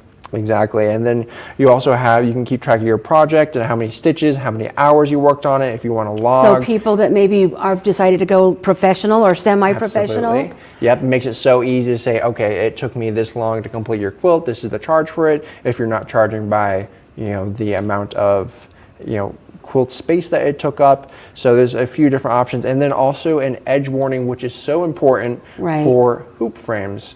And we won't get into, I won't actually set it up here, but what you're going to do is it'll set up a safe area on your frame. And with the hoop frames, it's kind of a little bit sometimes ambiguous. How close or how far back can I stitch before it's safe to keep stitching there? Right, because if I Right? hit the back of the machine, Right. I could jog that and it's going to have a funny little stitch in there. Right, you'll get like a little flat edge circle. Right. So this one, it will beep, and you can set it to be 1 inch or 1/2 inch away, and it will be like, it'll do a little beep for you, so that way it warns you before you're knocking in and flattening So off I'm in that the circle. zone and I'm sewing, and it's going to beep at me to remind me, hey, look up there, you're going to hit that edge, or down or on the either side. Absolutely. Awesome. Yep, and our company is the only one out there that has this feature patented, so that's a cool little detail about that one. So this is the only place you can get something like that with this hoop sort of format. Perfect. So there we go. So this is just such a great, gorgeous machine. Like I said, it's that premium leather seat sunroof one. Right. Not to say But like you said, yeah, this one is still going to get us where we need to go. absolutely. Right? And it's going to get us there like in comfort still. And it's still So- fun because until I knew about the 16X Elite, the 19X was my favorite. Yeah, Right? And so exactly. it was nice and fun and it was great to have until I got to play with this one and saw the screen. And like you said, I'm getting old, I'm going blind. The screen is nice, all those tutorials in there. So very, very nice on that machine. Well, Julie, we're not all the way done yet, but we're getting Hey. close. So, what would you say? Is there anything that you want to bring up that you think is really important for people to know about the 19? I know it's kind of a difficult question. I know. Difficult question Let's see. because there's a lot of things to choose from. You got Right. the screen, the throat length, the adjustable handles, the bobbin winder, the hoop frame, all sorts of different things. Let's see. So first of all, they're 44 pounds each. So same weight. That's not too hard for me to handle. I was able to get it onto the frame by myself. So that's always good. That is good. Very, very easy to put together. It took me about 5 minutes. to get it out and the wheels on. And you put it all together in the box. So that I only have to lift it out of the box and onto the frame one time. The setup experience for these is really great. Like you were saying, there's like a little foam box and you just put it right on there and you can screw the wheels on. So that's another people thing. Ask, oh, is it going to be really hard to set up? Right, no. 19, really easy. No, very, very easy. The hardest thing is the encoders, and that's not hard. No. The encoders are just the little wheel things that go on to your carriage and your machine to detect when you're moving, and that's how the stitch regular works. Okay. All right. Well, I think we've got everything. Again, we're going to go back to SMP and Blaine, and he's going to talk to you a little about the pricing for this. We do have some great Christmas deals. Oh, it's Jane. It's not Blaine, it's Jane. I love your outfits, by the way. Who's They're definitely so not, great Christmas spirit. Absolutely love them. Well, I mean, definitely not a plain Jane. No, I am not a plain Jane. That's right. People say, "What are you?" I'm like, "I'm a plain Jane," and then we laugh and everybody moves on. All right. Well, we thank you guys. Thank you, Julie. Thank you, Derek. Great presentation. Okay, SMP Nation, let's talk about it. We've got some great specials for you right here. It's the Grace 19X 19-inch long arm quilting machine. You see it right there.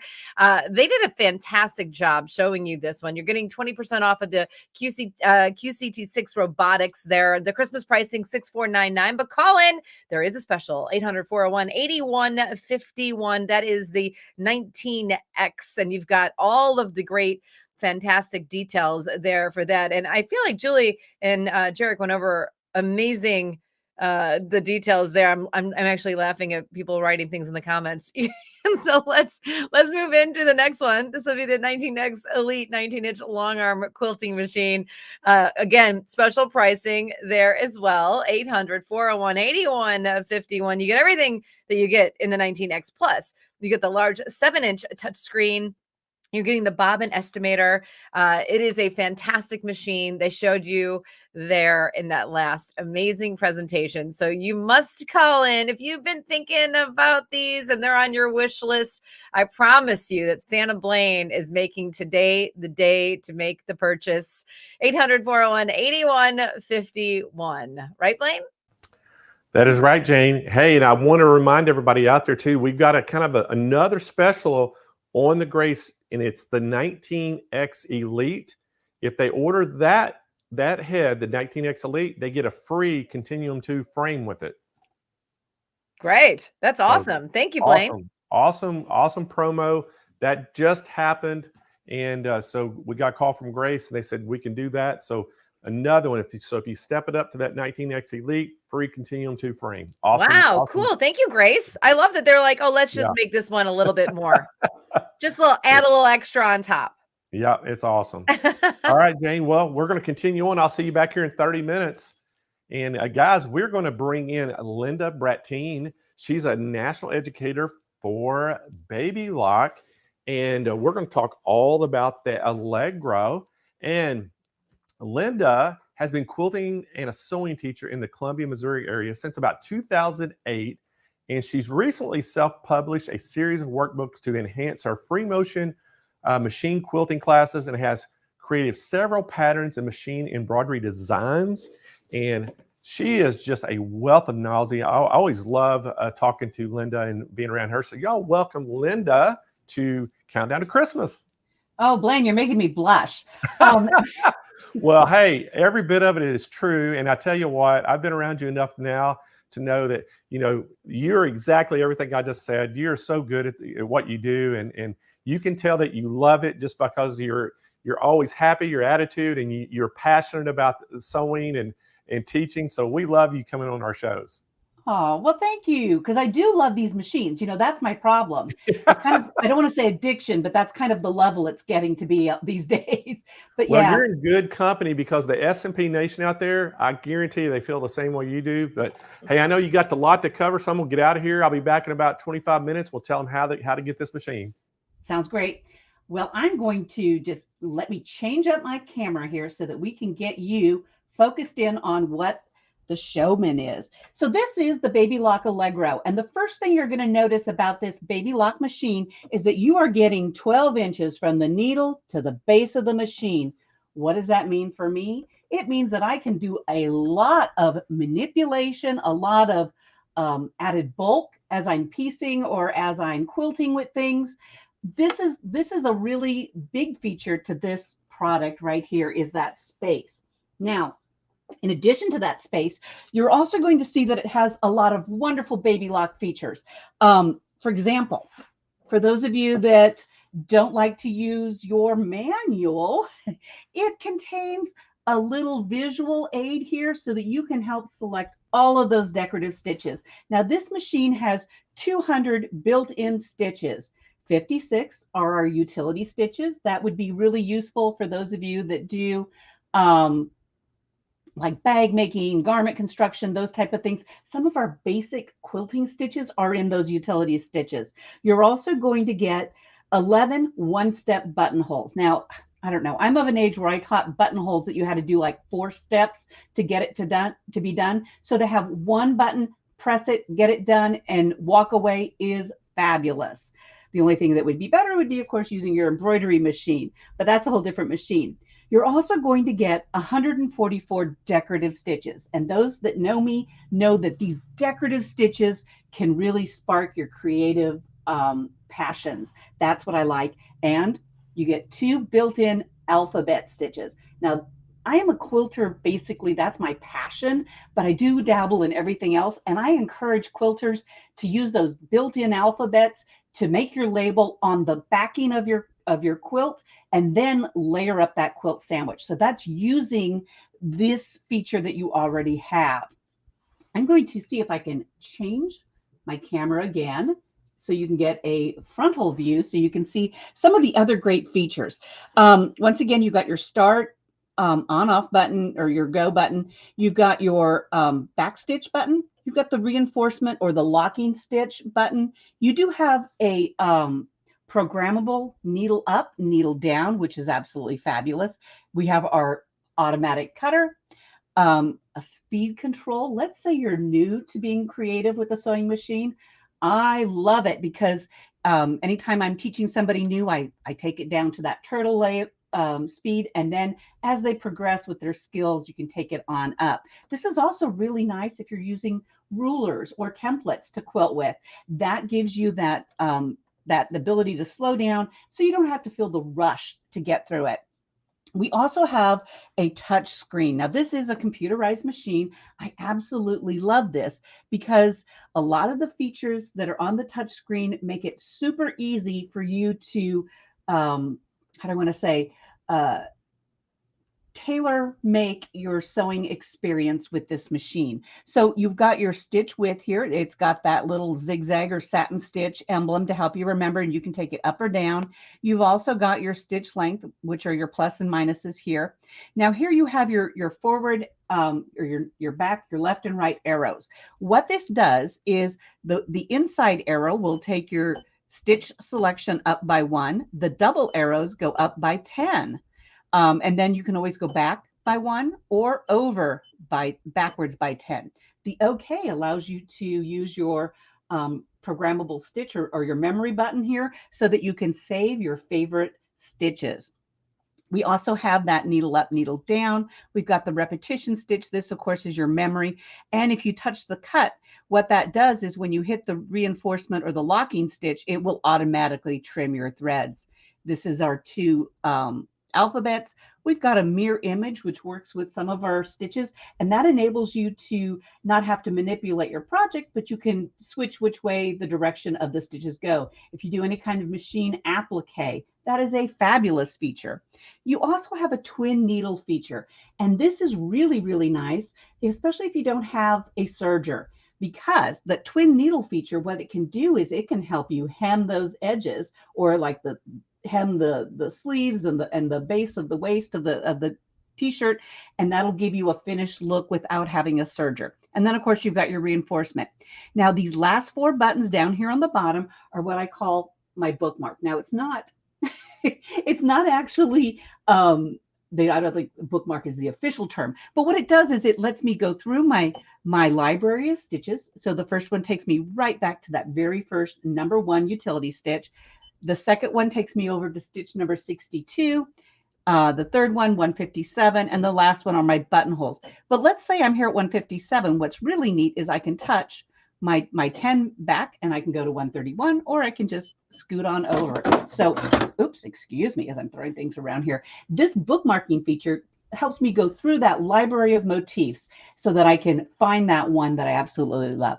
Now, you're also going to notice that I do have a knee lift, which I love. If you do any kind of garment construction that has a lot of volume to, like, let's say a skirt, or you're hemming prom dresses or something, you're going to want to use that knee lift, or if you're quilting, because what it does is when you push that knee lift off to the side, it will automatically raise your presser foot, allowing for that hands-free opportunity to do your stitching. Now, I do want to talk just a bit about presser feet, because I think that's one of the selling points to a good sewing machine, is knowing what you're going to get along with the machine. Because not only do you see this machine and think, wow, this would be absolutely fabulous for quilting, but you're going to get a lot of features so that you don't have to be limited to just being a quilter. That's what I like. Of course, you're going to get some needles and some bobbins. You get the extra large spool cap and your screwdrivers. But the thing that gets me, and I must be a foot girl, I don't know, you're going to get that one-step bobbin hole. And what I like about this, I don't know if you can see it, but you just insert your button right here, and this automatically measures the buttonhole for me. All I have to do is go with my marks on my machine. You're going to get an overcast foot, and I like this presser foot because if you don't have that serger again, it's got that bar to help support those stitches so that you can finish the edges of your woven fabrics if you're creating garments or linings for bags. You're going to get a lovely zipper foot, which can attach either left or right. And these, if I haven't mentioned, are all snap-on feet, because this gives you that opportunity. If you're looking at the Allegro for one of your traveling machines, this is going to let you use those foot kits that you have with your high-end machines. Now, I do want to tell you that the Allegro actually has a 7mm stitch width. So that's like a wow if you're into big decorative stitches. You're going to get the straight stitch. Now, I love the straight stitch because as a quilter, if I'm ever piecing points, this is fabulous because you're going to get that presser foot support all the way around the bottom, so those feed dogs are engaged, and it's like butter when you're pushing those corners through with that straight stitch foot.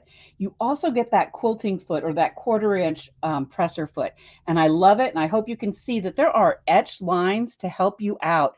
The one in the middle here is justified. You're going to want to use a center justified straight stitch, but this etch mark here tells you exactly where that needle is going to hit. There's a line behind it that's a 1/4 inch behind, and this edge here is a 1/4 inch in front. Now, the neat thing about this foot, you don't have to be a quilter to absolutely love it. Let's say you're into garment construction and you have to do some top stitching. This is a great way. You can get that 1/8, or you can come over here and do a 1/4 inch just using the base of that presser, or the base of the toe of this presser foot. That's going to give you a lot of no mark sewing, which helps you to get those projects done. This is our blind hem stitch foot, which is really great if you've ever had to do any hand hemming. This is a quick and easy way. As the mother of 3 boys, I love this foot because as they grow, you want to be able to adjust those hems so they can wear their outfits a tad bit longer. This is our lovely button sew-on foot. I love it because it's got that little rubber toes on it to help hold those pierced buttons. And if you have never sewn a button on with your sewing machine, you need to step into my studio. Of course, you're going to get your standard presser foot, which has a nice wide opening. And this is really great. We're going to talk about that just a little bit here, how you can use this to assist in your piecing. And then we've got this wide open toe foot. It's acrylic, so it's clear. Anybody who likes to do foundation paper piecing, I love this because, of course, I can see exactly where my needle is hitting. For those of you that have any sort of vision issues, that's a really nice feature. You're also going to get a free motion quilting foot, and I love it. I don't know if you can see it, but it does have a wide opening. Many people don't know this, but if you are into thread painting or thread sketching, you can actually use a zigzag stitch to do a lot of your decorative work. So that's really nice that you have that nice wide opening. And then you're going to get the quilting bar, which feeds into this presser foot attachment, allowing you to do channel quilting, matchstick quilting, those type of things. Now, in addition, you're going to get that second spool pin. This fits on top of the bobbin winder. And what this does is this enables you to use 2 threads, of course, when you use those twin needles. You're going to get a seam ripper, some spool pin felt pads, and here is something wonderful. You're going to get a single, a straight stitch needle plate. I love this. If you have developed those free motion quilting skills, this is really a great plate to help support that quilt sandwich. In addition, if you sew with lightweight fabrics, think shears, think gauzy fabrics, this is a great one to help prevent all of that fabric from getting pushed down into that bobbin area. So that straight stitch needle plate is a huge bonus to get with this machine. So I'm going to do a little demo for you today just on how we can get this going. And as I said before, it is a computerized machine, but some of the features are mechanical. And I'm just going to take it back over to my straight stitch. I attached that 1/4 inch quilting or patchwork foot. And I'm just going to do some piecing because piecing is a lot like sewing seams. So, you know, whether you're piecing a quilt or you're seaming, you know, your garments, you're going to notice that the needle plate itself actually has etch marks on it so that you can actually use those markings to assist you in getting that seam the correct width. So I'm just going to go ahead and start here. And you're going to notice it flows through very, very easily. And I'm just going to pause and let's add one more. I love this. Do a little chain piecing, got some speed going, and notice I'm only on the mid speed. I love that. Let's see what happens. I'm just going to go ahead and chain off, lift my needle, lift my presser foot. There is a thread cutter on the side along with your presser foot pressure dial. Let's see what happens if that was the straight stitch 1/4 inch patchwork foot. I'm going to go ahead and use my standard presser foot because I know as a quilter, a lot of quilters out there are in search of that scant 1/4 inch. And you would want to, you know, accommodate if you got some nappy fabric like flannels or you're working with super thin fabrics. So you want to be able to move your needle ever so slightly. So I'm going to see if I can just angle you just a slight bit. What I'm going to do is I'm going to go over to my straight stitch number 2, which move my needle clear over to the left side of my presser foot. But I'm going to use my stitch width dial. And if you watch, hopefully you'll be able to see this. My needle is actually moving over to the right-hand side so I can adjust it down so I get a scant 1/4 inch. And that's going to help me if I want to sew a super small seam allowance. So I've got a piece here that I was actually going to sew together. We're just going to drop it down here and I'm going to show you how the difference is and how we got a scant 1/4 inch.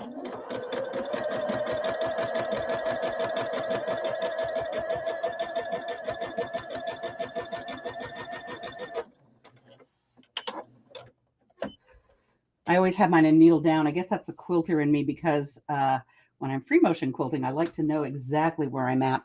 Okay, so hopefully you can see this is that 1/4 inch presser foot. This is my scant 1/4 inch. Do you see the difference there in the width of those two? There's definitely a difference. And let's just peek. Oh, check out that piecing. Using that pressing for piecing mechanism where you piece to one side or press to one side, excuse me. But you're going to get really nice, strong seams just using that. All right. So in addition, of course, I have to talk a little bit about the decorative stitches because that, like I said before, guys, decorative stitches are my passion. I design a lot of applique pieces. So I'm going to just arrow on over to stitch number 6. I am going to take the stitch length down quite a bit. I'm looking to get, oh, not 0, but 0.4. I'm looking to get a really tight satin stitch. So once again, I could have switched to the open toe foot, but I'm just going to go ahead and use the standard presser foot and get a nice finished zigzag here on the edge of my applique. I do have a piece of stabilizer behind it because I think that's super, super important. So you don't get any kind of tunneling. You always want to support your stitches. All right, and now I am going to pivot. I am going to lift my needle and I'm going to scoot on over and do a buttonhole. So I've just done a satin stitch and now I'm going to arrow on over. I think it's 46. Yep. So I don't know if you noticed, 45 has the teeth going this way, but my applique is going that way. So I'm just going to hit 46, which changes the direction of my buttonhole stitch. And here we go. We're just going to go ahead and just keep on stitching. I haven't changed my width or my length on the buttonhole stitch, but many people don't think about doing machine applique. And I'm just going to go ahead and, oops, there we go. Tighten that off. I just wanted to share with you what this looks like, that satin stitch and then that lovely buttonhole stitch. These are actually just some standard stitches that can give you a wide variety of look. It definitely can get you on your way to being super, super creative. Now, another thing that I absolutely love about this machine is some of those decorative stitches that are more satiny, that look, oh, I guess they're kind of like a party. Let's call them a party because I don't know what else to call them. So I'm coming over here. I went ahead and hit my bookmark on the heart, but I'm going to back up just a bit here. I am looking for stitch number 139. All right. And hopefully you'll be able to see this. I didn't realize I put white thread in. But I'm just going to let the machine do it. All I have to do is make sure that that drawn line, I have a chalk line down here on my piece, goes right down the center of this foot. And all I'm doing is watching it. Now you could have unplugged your foot control and just used your on-off button. That eliminates one of the things you have to do, but slow and steady help you to win the race. All right, let's pull this up and see what we got going here, folks. Hopefully you can see that it is just an absolutely lovely stitch. Now I'm going to do one more because I can, and I'm going to engage the scissors because that's kind of fun. And let's look here. Let me see. I'm going to go back to 121. So I just hit 10 back. And we're going to see if I can make this one shine. This one's kind of an open stitch that's got a lot of kind of a lacy quality with diamonds.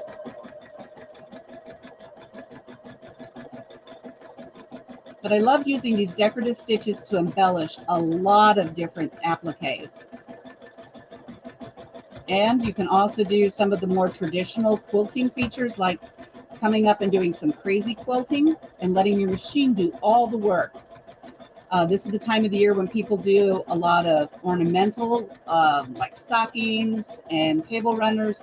Use those decorative stitches to finish off your bindings, to even create textured fabrics, like for a yoke of a dress for a small person, or the back of a yoke.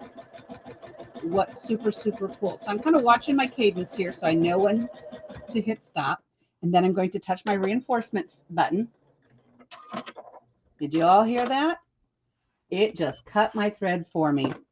And so I hope you can see this. It's such a light color, but I went ahead and just did it. Basically, all my job was just to hold it in place. I just absolutely love what it can do. Now, of course, let me just share with you some of my other samples.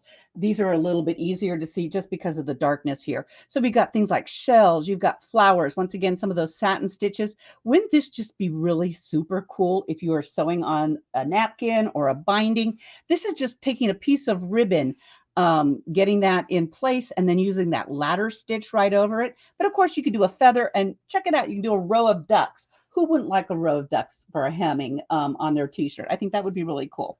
Now, once again, just mentioning, this is a total satin stitch here, just total applique done with the Allegro. You get those really pretty, and of course, here I'm using some really pretty embroidery thread, you know, that nice shiny polyester that just makes it shimmer and shine.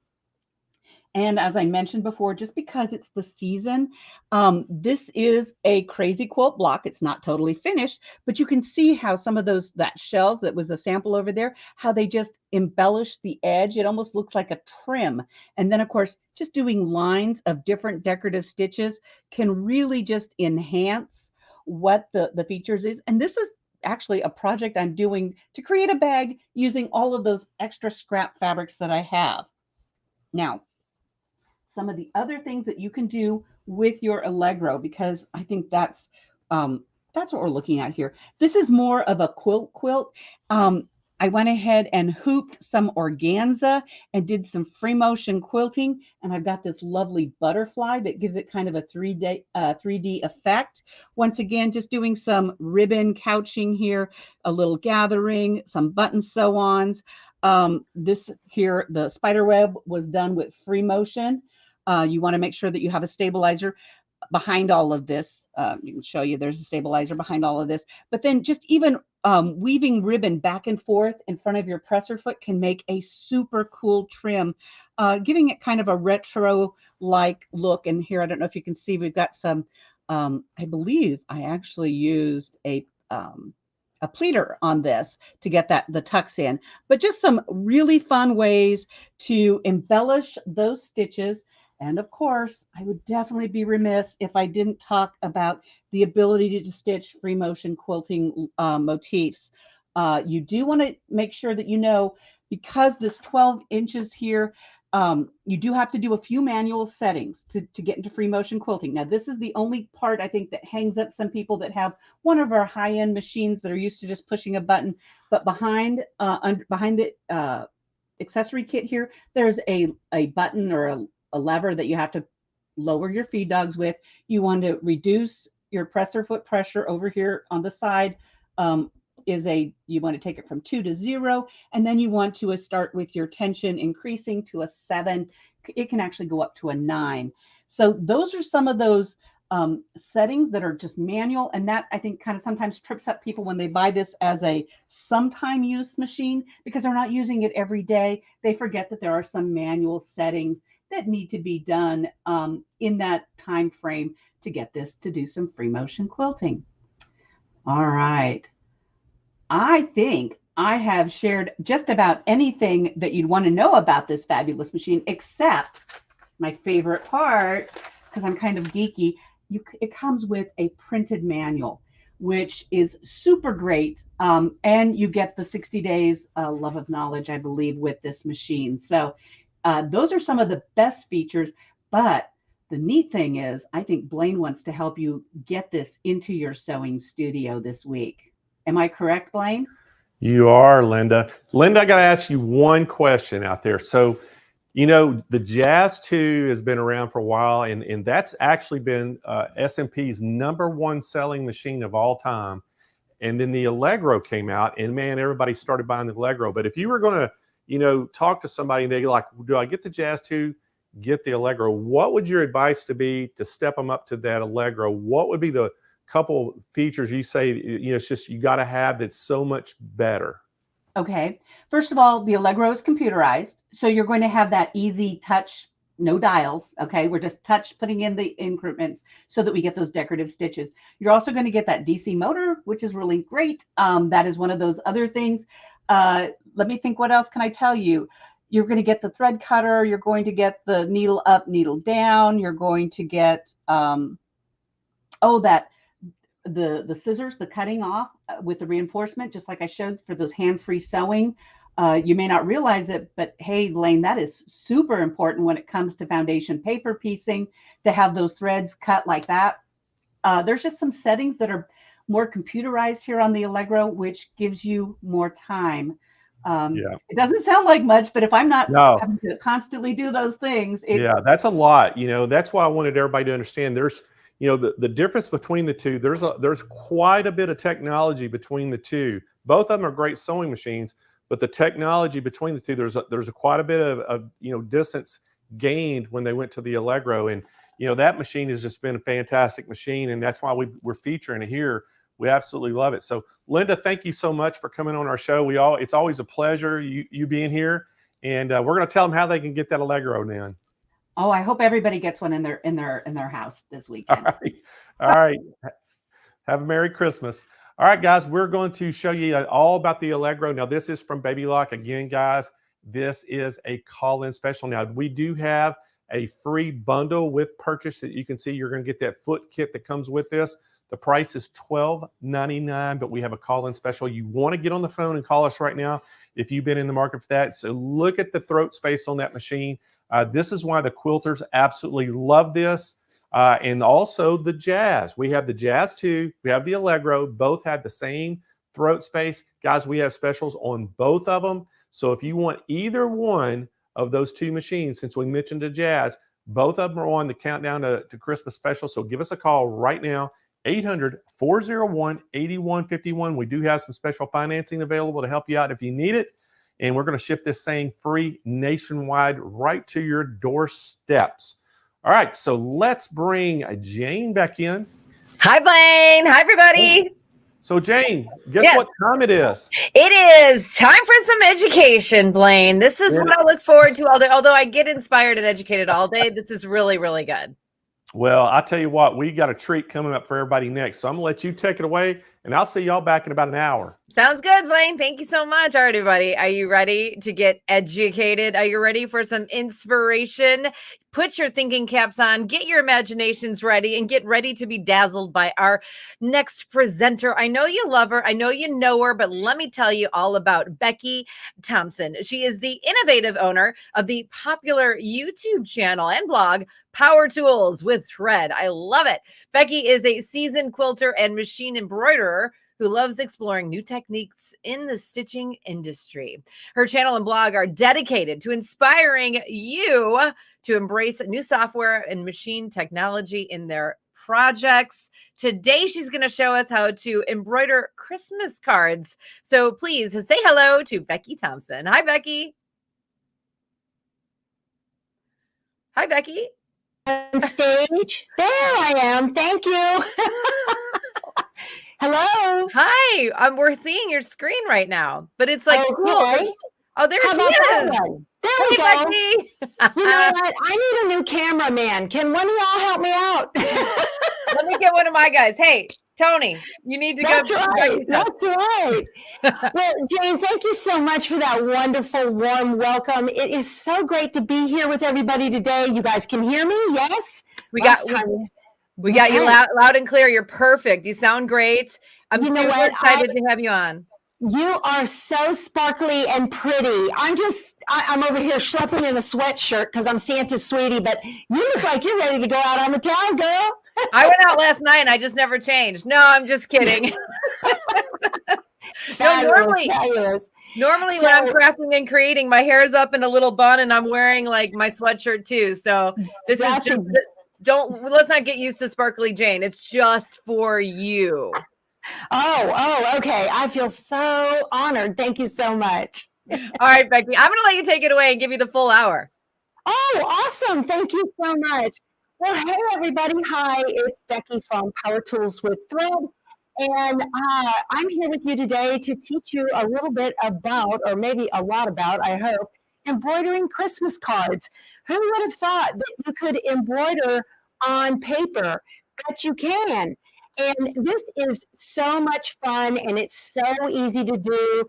And I'm going to show you how all this is done. There's a little bit of technique that's involved with stitching on paper, a couple of things you need to think about, but it's just as easy as stitching out any regular embroidery design. So again, Jane, thank you. So I am Becky Thompson from the YouTube channel Power Tools with Thread. I've got a little over 68,000 subscribers on my YouTube channel, and I've got a blog by the same name, Power Tools with Thread, and I am an online influencer. I retired from the Air Force back in 2020, civil service. I retired from the Air Force in 2003. But I'm a little bit of a nerd myself, and I love to use technology in today's quilting and embroidery world, and so that's a lot of what my channel is all about. And if you wake up in the morning and you're sitting there sipping your coffee and you've got nothing to do, Monday through Fridays from 7 to 8 a.m., I've got a live on, and it's called the Situation Room on my channel, and it is a virtual quilt retreat. We just sit there and visit and chat and sort or cut or, tidy and work on UFOs. So if you are looking for something to do in the mornings, I would love to have you. And of course, there is always a replay. So anyway, let's talk about stitching on cards. I made myself some notes so that I don't skip over any special parts that are important to know about this. So when you are going to be embroidering on cardstock, I recommend that you choose cardstock that is designed for embroidery. Now, this is cardstock for greeting cards, stitching on greeting cards from OESD. And I did put some links below the video maybe, or they might have a list of products that they can show you later as well. But OESD has cards that are the 4x6 or the 5x7. And today we're going to embroider designs from Designs by Juju. Julie Treve, who owns Designs by Juju, has a fantastic website, and you can just get tons and tons of embroidery designs on that site. And she has dozens of greeting card designs. So the products that I'm going to use today are the greeting card papers that come from OESD. I'm going to use some KK2000. This is a product from Sulky, and I'm going to use this to put the paper card onto the tearaway stabilizer. And as I just mentioned, we'll use some tearaway stabilizer, and I'm going to use some construction paper. No, this is not construction paper. This is construction paper. This is craft glue. And this is used to cover the back of the embroidery, all the tails and the knots and that kind of thing on the inside of the card. And that's about it, is what we're going to use. So I do recommend tearaway stabilizer for this project. I don't recommend using a sticky back stabilizer. If you got that idea, you might think, well, I don't have any spray adhesive, so let me just use some sticky back. The entire inside of your card will stick to your sticky back, and then you've got a hot mess. And we want to avoid hot messes, right? So let's see. I also am going to be stitching on, let me get you here, the Brother NQ3700D. So this is a wonderful little machine, and I say little, but it actually uses up to a 6x10 hoop. And I love this little machine. Let me back my camera out just a little bit so you can see this, okay? This is a sewing and embroidery combo machine. So if you are in the market for a travel machine, or maybe you want, something you can take to classes, this machine is great. It's not super heavy like my Luminaire, and I definitely can't take my 10 needle to classes, but this one is wonderful. This also comes in an embroidery only model, but I got the NQ3700D. With the D on it, that means it's a Disney machine. It does have Disney designs. So if you've got a little grandchild that eats, lives, and breathes Minnie Mouse, this will do the trick for you. And then when you have the sewing arm on and it's in sewing mode, I love it because it comes with a knee lift, which is awesome. It's got the knot that you get on here to be able to knot off your threads while you're sewing. It has got the needle down, foot up feature, which is amazing when you've got to do some pivoting on some piecing or sewing projects. So it's got all of those features that her big sister, the Stellaire and the Luminaire, have, but in a real compact design. It's also wireless, and I absolutely love that about this.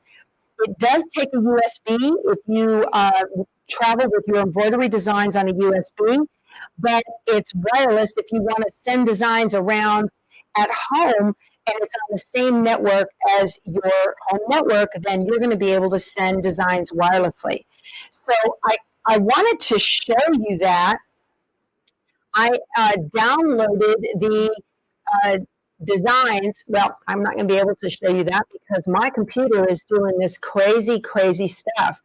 But let me present my screen. Let me see if I can do this and get this right. And then let me do, there we go. So I just want to make sure you guys are, yeah, I've got a big old long tunnel tube here and I don't know how to make that go away. So my apologies. Again, I need a tech person here to help me out with that. But you can use the Brother Design Database Transfer to send the design to the machine wirelessly. And that's exactly what I was going to do here. Let me, matter of fact, I need to get that sent over there so that we can stitch it. I apologize. I had wanted that to happen so I can show you how. I do have a video on my channel. I have almost 800 videos on my channel. And I've got a video on there to show you how to download the design database transfer system, the utility, and then how to get designs over there. So I want to check and make sure that it did come over. It did not. Just 1 second. And get that working there. Of course, we have to have some technical issues, don't we? That's always how it goes. My goodness. Yeah. And send that. And yay, it should be working now. Of course you guys. All right. So let's talk about the designs themselves. If you are going to be using a design, an embroidery design to make a greeting card, then you want to be sure to, I'm trying to get that design over there wirelessly. It's giving me fits, you guys. Oh, there we go. Success. Yay. So you want to use a design that is specifically digitized for greeting cards. You don't want to just take a regular design that might have a heavy fill on it and then make your greeting card, because the needle is going to puncture so many times, it's going to create a big hole in the middle of your greeting card. And that's why the other day I was watching Carly Bell do that adorable little ornament for you guys. And she customized the ornament by putting family members' names on the ornament.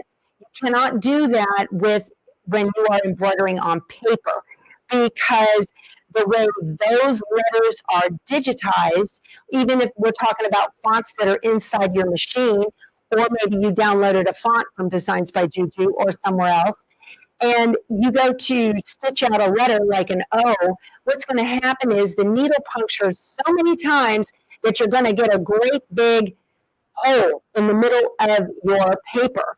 So it's really important that you choose a design that is specifically digitized. For instance, take a look here on this. See how nice and open those letters are right there? Okay, and the design, it's almost a sketch.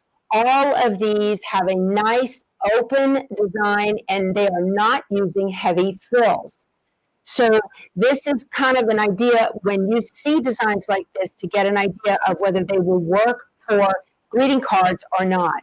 But in the case of Designs by Juju, when you download one of these designs, well, you get 2 cards in each design, each download, but these are already ready for you to go, so you don't have to worry about ruining your project. Okay. So let's see, when you are talking about the different kinds of paper to use, these cards are an 80-pound weight. So I am not a paper crafter by any shape or form. I am a fabric crafter. So I'm not real savvy with what kinds of paper would work well or not, but I do recommend that. That's why I just went ahead and just got mine, my OESD cards, and these SMP does carry these cards, and I've linked to them. So that way you can know for a fact that your product is going to turn out correctly, and it's not going to be a big fuzzy mess, and it's not going to wrinkle, and it's not going to get full of holes. It's going to turn out exactly the way you want.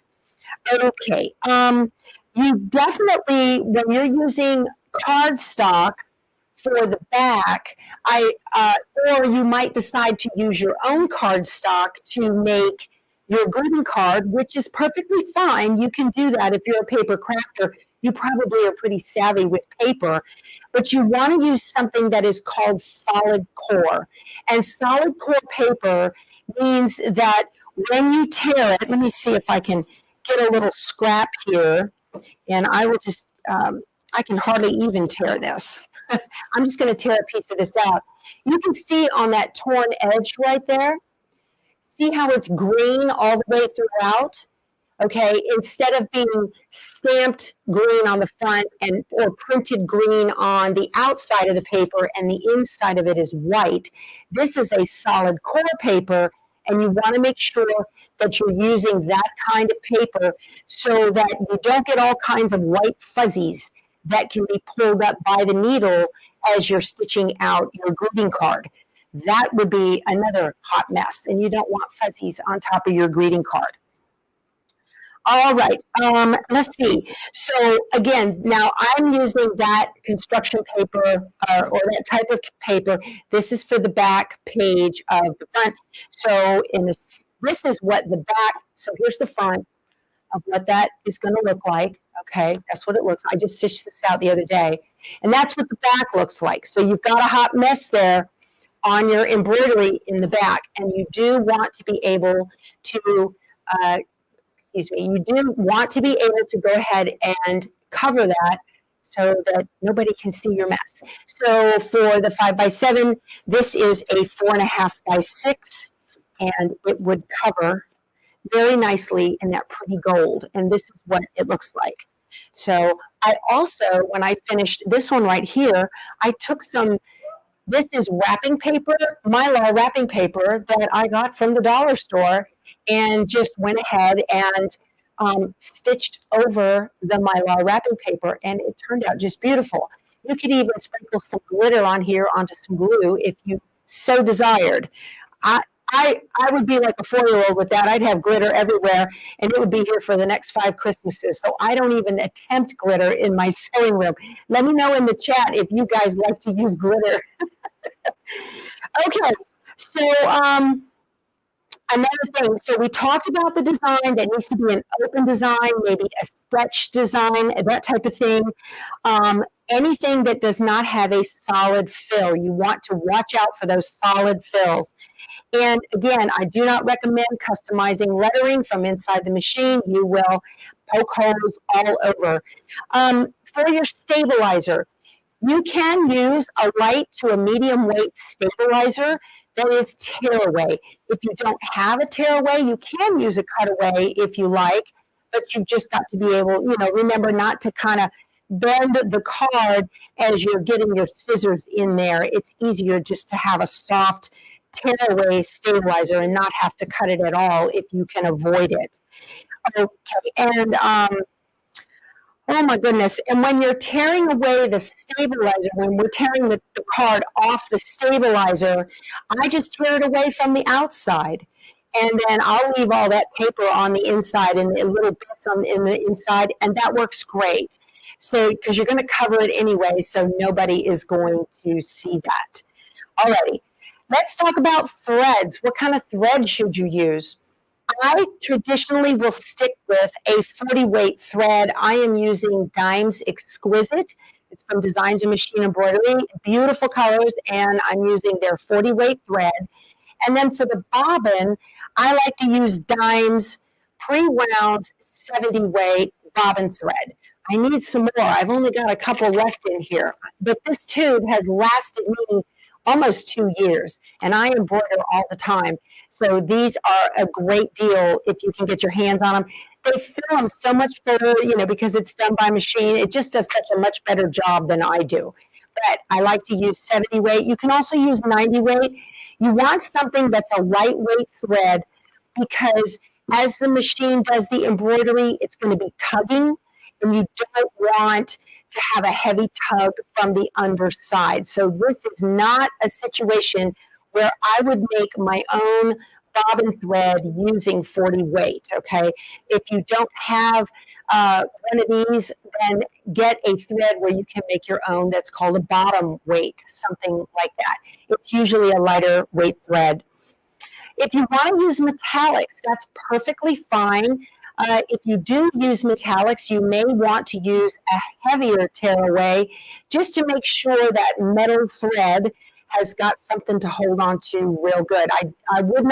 I did not have great success using a light tearaway when I was using a metallic thread. My favorite metallic thread to use is Dimes Kingstar, and that has worked great for me in the past, but I did use a little bit heavier stabilizer. Hi, Becky. Okay. You are doing so great. I'm like hanging on your every word, but just quickly, I think your microphone is causing a little bit of disturbance and some folks can't hear you. So maybe move it down just right underneath in the center of your cute sweatshirt. Well, we can't miss anything that you have to say. Well, I've got that. It's big, ugly black thing. I guess that's the way it is. Is that better? Is that better, everybody? I think it is. Let's see what everybody's saying. Okay. You guys let me know. Oh, I love seeing all my friends here from the Situation Room. It is so great to see you guys. They say it's worse now. Nope, they're all saying it's not better. Let's maybe slide it back over and see if that works. All right. Well, let's see here. Where's the crew? Let's get the crew over to Becky's house. I know. I'm sending mine right now. It sounds tinny, very staticky. No, not better. All right. Let's do this. I think, well, it sounds like a tunnel, they're saying.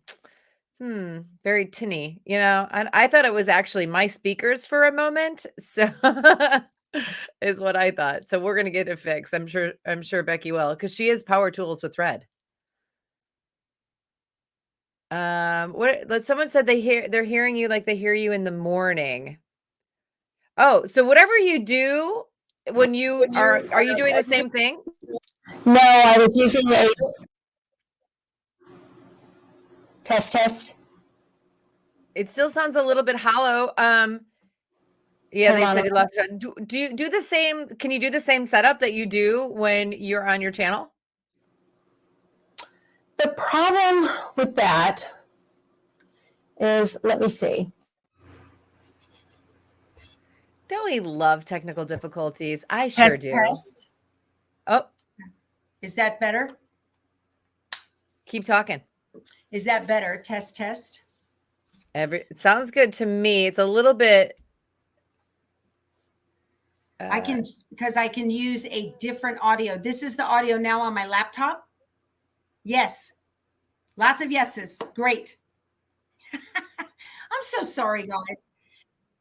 This is what I get for using a new audio system, for the first time while I'm on a live. I should know better, right? Absolutely.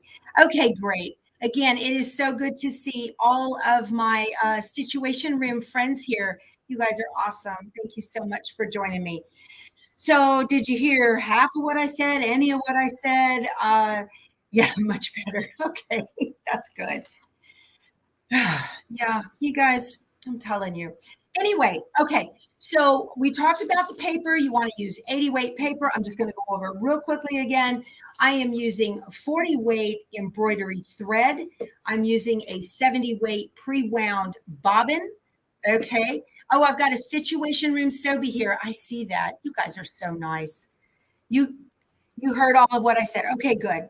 Just hard to hear. All right. Well, good. All right. It's just playing with all the new technology I've got here. So it sounds like we are ready to go. And I did tell you guys a little bit about this machine, but I want to show you now how to hoop your stabilizer, because that always is a big thing, right? And we don't know how to hoop stabilizer. So these designs from Designs by Juju, as I mentioned, come in a 4x4 or a 5x7. So you don't have to have a giant, big, fancy machine to do one of these. And in fact, if you've got that 6 needle, that PR 6 needle that Carly Bell was just showing, you could actually set this up to stitch. And after you place your cardstock down, you just walk away from it. That's just the best thing to do. If you're making greeting cards for your friends or family, then these just stitch out in 8 to 10 minutes. It's how quick it is. So, oh, thank you so much. You guys are so gracious. I love all of my Power Tools with Thread Nation people. So let's see how to hoop a standard hoop, okay? I'm just going to turn this down just a little bit. I've got a standard 5x7 hoop here, and it's so simple. If you're brand new to embroidery or you're thinking about dipping your toe into embroidery, this is a perfect reason to get yourself an embroidery machine. So when I measure my stabilizer, this is tearaway stabilizer. See, I can tear it. Okay, pretty easy to tear there. What I normally will do is I take the outer ring and just put it on. I take the handle, like if I've got the roll over here. Okay, so I've got the roll over here, and I just put the handle to the outside, make sure I've got about 1 inch on either side, use my rotary cutter and just cut it right up. No fancy measurements needed at all. Okay, and you just want to make sure that the tension screw is loose, and I will usually do it kind of against the way that it's wanting to curl, just, you know, so it's nice and tense. Most hoops will have some sort of marker on the top of the hoop to let you know that this is the top. And this one has a tiny little arrow right at the top. And I normally will just push in the top first and then push in the bottom. And it's as simple as that.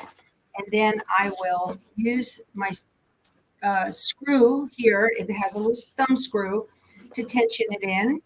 And I've got my handy dandy brother little screwdriver, and it has a neat little tension screwdriver in there, okay, which is very handy. It slips right on this, and this is wonderful if you're like me and you're closer to arthritis than you want to be. Okay, so that's great. You can always get that nice and tight just like that. But one thing I love to use is a magnetic hoop. And magnetic hoops are fantastic. This is the Designs and Machine Embroidery 6x10 magnetic hoop. And I'm using this one because I don't have a 5x7 magnetic hoop. Now, these can be a bit of an investment, and a lot of people ask me, what size magnetic hoop should you get? You should get the largest size magnetic hoop that your machine can take that you can afford, because you can always make smaller projects in a large hoop, but you can't make larger projects in a small hoop. So you don't want hoop envy. I hate hoop envy, right? So these are very handy. I want to show you how quick and easy it is to hoop these. I'm going to pull this to the side, and it comes with a corrugated plastic that goes between the bottom frame and the magnetic top. And this is so easy, you guys. I measure my stabilizer the exact same way. And I'm just I can see it through. I can see the bottom frame through there. Take your corrugated plastic and put it back on, kind of halfway. I'm going to do it this direction, you guys. Put it halfway, okay? And I'm just going to pop this on like that and get it lined up at the top and on the sides, and then pull corrugated plastic out. And I've got a nice, tight, beautiful hooping. See that? Worked just amazing. Now, because this machine has the ability to take a 6x10, I can use my 6x10 magnetic hoop in this machine. So let's go over to the screen and bring up the design, and we can get stitching. Okay. So what I've got here, let me go back to, I want to get up close for you guys so you can see the screen and see everything that I'm doing here. So this is the embroidery screen that pops up when you have the embroidery arm attached. If the sewing arm was attached, you would get your home screen for sewing, which has all of your stitches like a standard sewing machine. But since I have the embroidery machine, the embroidery arm on, when I turned on the machine, it automatically jumped into embroidery. So you get some decorative stitches with buttonhole that it'll do. You can do all kinds of beautiful designs here. Here is your Disney. Here are floral fonts, decorative fonts. Here are standard fonts, frames and shapes. And down here at the bottom, there's a little pocket. And then we've got our wireless capability, and mine's loud and proud right there. So the pocket is used for memory on Brother machines. I'm going to touch the pocket, and it wants to know, do you want to get the design from inside the machine, from a USB, or maybe you sent it wirelessly? And I did. I sent it wirelessly. So I'm going to touch that. There is my design right there. I'm just going to touch it, and I'm going to hit set. And that's it. I don't have to do anything to this because the digitizer, designed by Juju, has already done all of the sizing and placement and everything for me. Every bit of it is taken care of. So I'm going to hit edit end. And one more time, I could move this around if I wanted to, but I don't want to fiddle with it because I want it to stitch right where I want it to. I'm just going to hit embroidery. And there it is. It says it across the top here, you've got some buttons to tell you what foot to use. And it's 6,294 stitches. It's going to take 11 minutes to stitch this out. And it is 6 color stops or thread changes in there. Now you also get a little preview right here to tell you what that stitch is going to be.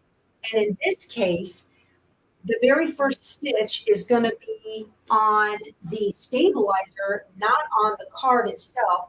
And that's going to be our placement line to be able to place the card where we want it. So I'm going to go ahead and put the hoop into the embroidery machine. And when you're doing this, if you're brand new to embroidery, there's a little lever here, and that locks the embroidery arm into this. The little arm on the hoop into the arm on the machine. And this just slides in. It just has a track. It just slides right in, and you put down your little button, and golden. You are good to go. That makes it so easy. Let me back out just a little bit here so you can see what's going on. There we go. All right. Now, I have got green thread in here. Now, this says to use red thread, but again, that thread stop, that color that it's going to stitch right now, is the placement line for the cardstock itself. So it really doesn't matter what color that is. The next color I need to use is also this green. So that's why I put that one in there. I need to put my foot down across the top of this machine here. We have got the knot button where you can tie off. You've got reverse. That's for sewing only. You won't use that. And this is your red is for your go. We've got needle down, needle up. We have got a set of scissors. And here's your presser foot. And then this is your speed control. But this is for sewing. The speed of embroidery is determined by the digitizer. If you want to slow down your machine, you would go into your settings over on your brain, which is over here. There's a button down here at the bottom, and you can change that there. Okay. So this is, in effect, a sewing machine. It's just the machine is moving your project for you, instead of you moving your project for you, like on a regular sewing machine. So I'm going to put the foot is down, my buttons are green, and we're going to go.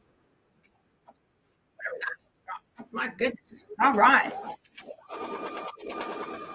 Let's turn this up here. You guys got questions? Did I change my needle after making cards? The needle, that's a great question about that. Yes, excellent. Let me, that hopped up. So on your needle, you definitely want to use a sharp, okay? You don't want to use like a stretch needle that would be dull, because those needles are designed to move fibers out of the way. You want a sharp needle to make sure that it's going in, up and down without getting or creating any kind of fuzzies. So, all right, let's go back over to this, and we've got our placement line all stitched. Okay, and I'm gonna bring it over here. And now I'm gonna turn this down so you guys can see what I'm doing. And oh, it would help if I got out. Let's see, that's 4.5 by 6.5. I need my 5x7 card. That would be helpful, right? Okay. I love my magnetic. It's one of my favorite things. So these also come with envelopes, which are very, very handy. So you get your envelopes in addition to your cardstock. Okay. Again, these are from OESD, and they have these at SMP. How many cards could I stitch before having to change the needle? Evelyn, I change the needle when it breaks. That's when I do it. So I don't have a lot of problem with that. Whether I'm doing it on my multi-needle or my single needle, I have not noticed at all that the needle gets dull when I stitch cards. All right, so I want the card to read like this. So this is going to be the back side of my embroidery. Now, I don't like spraying on the cardstock. I prefer to spray on the stabilizer. Okay. Like the KK2000, it does not get any, it doesn't have fumes that I notice. And then it's so easy to I just make sure more than anything, I am straight on this line and I'm within my placement line. Kind of crease that back a little bit. I do like that these cards already have a crease in them too, because you know, sometimes when you go to crease cardstock, it'll get that little wave going on. Yeah, you tape your cards down with the blue painter's tape. Trisha, that's a great idea. That works good too. Okay, if you want to do that. All righty. So I'm gonna put this back into the machine now. If I was doing this on a multi-needle, I would just hit the go button and I'd be finished. Let it do its thing. But I'm gonna put this back in here. And I'm gonna pop this in. As I said earlier, the next thread is green. And so I don't have to change my thread because I started with green because I'm lazy and I don't like to change threads. Now, when you are putting your arm back into an embroidery machine on a single needle, when you're putting your hoop back in, I like to keep my hand on the embroidery arm right here so that it doesn't change or shift. If you're ever doing embroidery and this moves out of its existing alignment, I recommend that you turn the machine off and start again. But before you do that, I'll show you, here's a little trick, you guys. This is very, very good to know if you run into boo-boos. We all run into boo-boos. If I had just moved that embroidery arm out of registration, I would notice that I'm on stitch 222, okay? And then I would go ahead and turn the machine off, turn it back on, and then I would use and reload the design. And I would use the needle plus minus, and I would jump plus 100 2 times, and then 10 2 times, and then 1 2 times, and get back to stitch 222, and you will be good to go.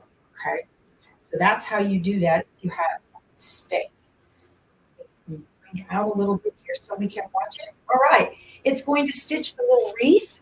Foot down, and we're going to go. Awesome. That looks great.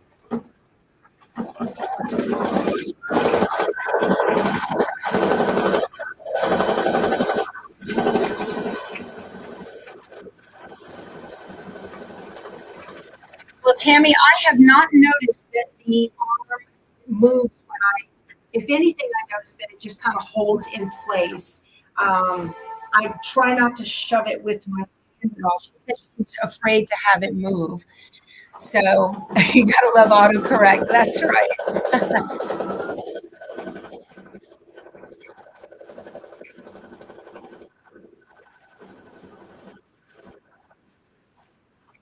Let me bring this back up here and we can chat and see what you guys are doing. Yeah, it's great. So Oh, it's a horrible sound? What's the horrible? Yeah, well, it's a machine. That's how it goes. The size needle for the card, I'm using a 7511 EBBR from Oregon needles. Those are the ones that I use. Well, thank you, Camille. Isn't it great? Yeah, they do sound funny. I know these machines.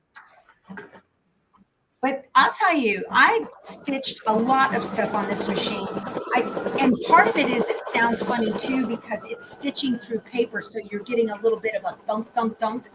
That's the paper doing that. So, but I took this machine with me in our motorhome when I traveled to Key West last year, and I stitched. No, that was year before. What year was that, you guys? That was year before. We went to Key West, and I made some of the chicken salad blocks in using this machine, and it turned out great. So, and I was able to, do a little bit here, do a little bit there. And chicken salad is a quilt by Lori Holt. That's exactly what this is right here. This is Bringing Home the Christmas Tree by Lori Holt. So this is from Vintage Christmas. That's what book that is from. So. Now, I'm not wearing a mic now, so you guys are getting it from the laptop. I'm just checking the chat here with you guys. Where is my mic? Your mic sound is getting funky again. Well, I apologize, y'all. It might be because the machine is running and it's picking that up too. So, okay. This is turning out very, very pretty.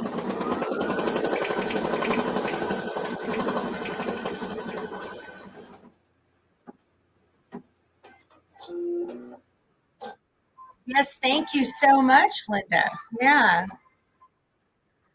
So Linda's mentioning, yeah, she let the cat out of the bag there. I am going to be a King Quilter 2 ambassador for Sewing Machines Plus. Very excited about that. That is in the works right now. So I really appreciate Blaine working with me to get that all going. I am immersing myself in Pro Stitcher software videos right now. So I'm sorry. Modulate, no.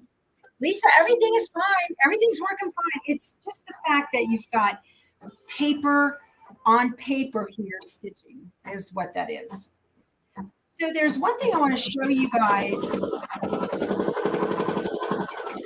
Part of the table I'm on too.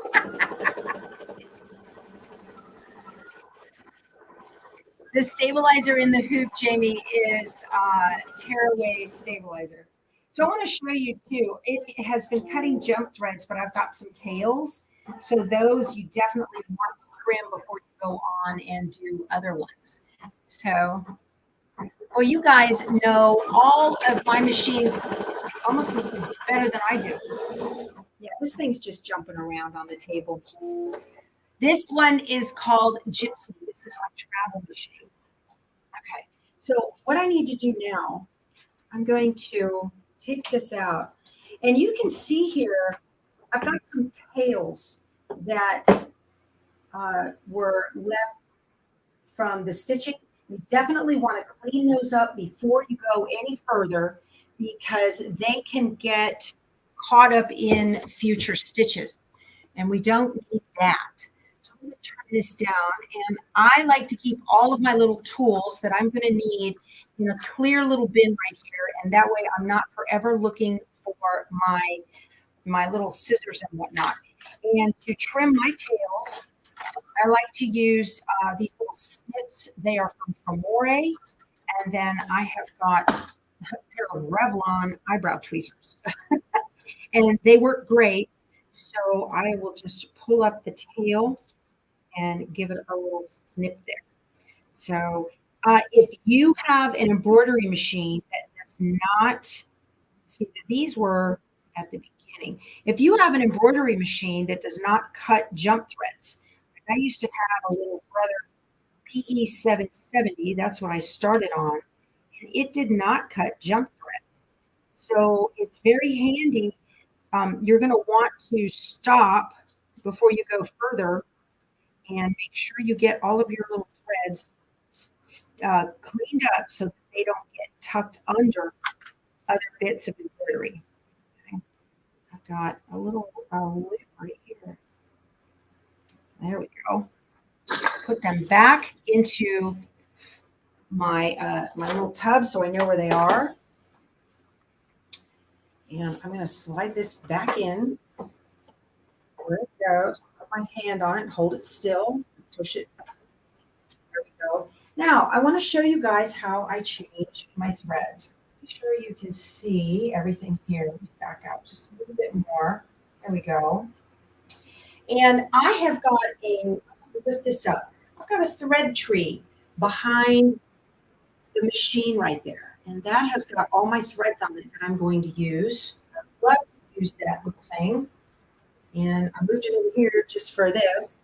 So what I'm going to do is pretty much kind of the way Carly showed you guys how to change threads on the multi-needle.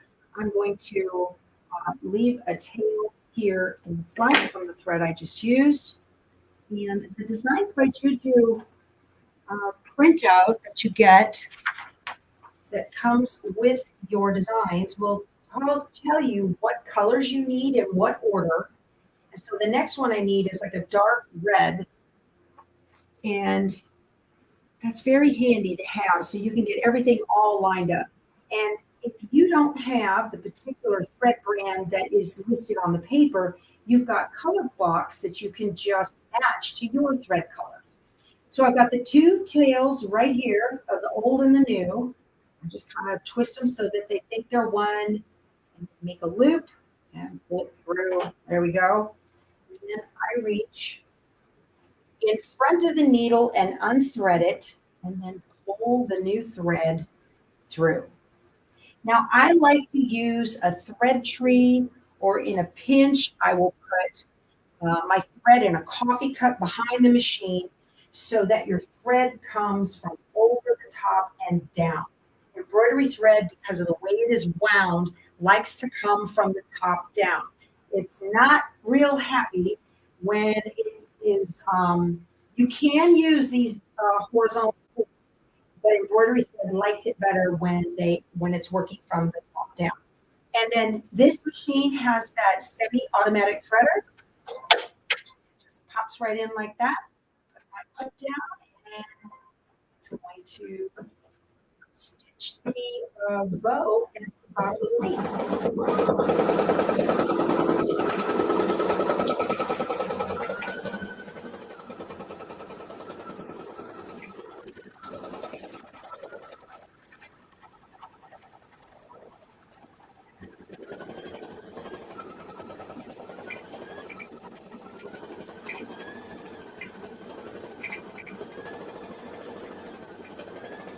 One of you said you thought that the thread would mess up, the knot would mess up the tension. No, ma'am.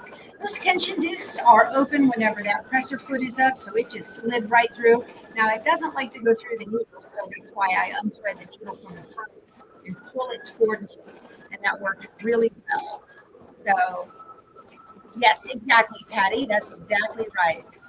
So,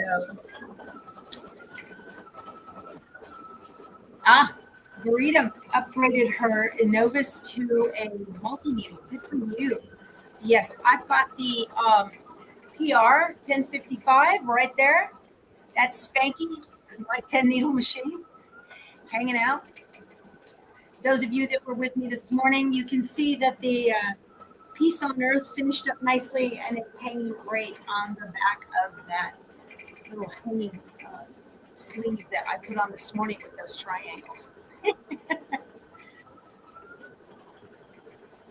I am keeping up with the message. Message is pretty good. Yeah, you guys are doing great. Well, in the mornings, you know, we've got upwards of sometimes 500 in there, and it's just chat, chat, chat, chat, chat, chat, chat. This is stitching out beautifully, you guys. It's looking great. Look at that.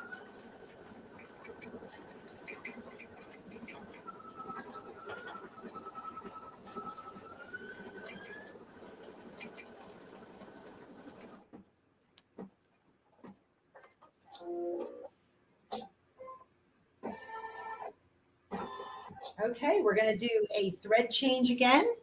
So I'm going to trim it from the top. It looks like I need the bright green now. And I've got that right here. Is that right? I'm trying to figure out. Nope, that's my dark green. I can't see you guys. My lights are so bright here. So there's my bright green thread. Trim the red. Okay. Very easy to change your threads this way. I do this on the serger. I do it on all of my embroidery machines. It's just such an easy way. It's the way to do it in industry. You don't want it to get hung up on your little guide there for the bobbin. Okay.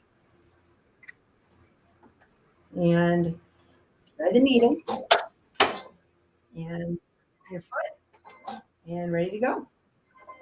So simple. This is so much fun.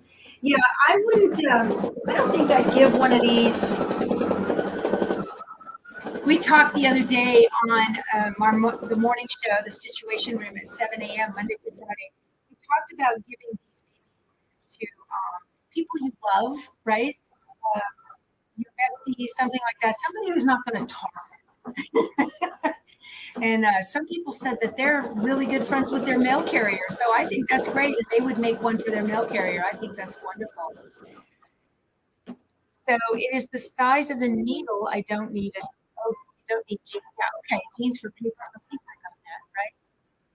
The needle threader does work really well on this machine. I was really surprised about it because sometimes, you know, they can kind of get hung up on you, but as long as I've had this machine, I've probably had it about 3 years now, it has never had a problem. And it's just working so good. I'm so pleased with this.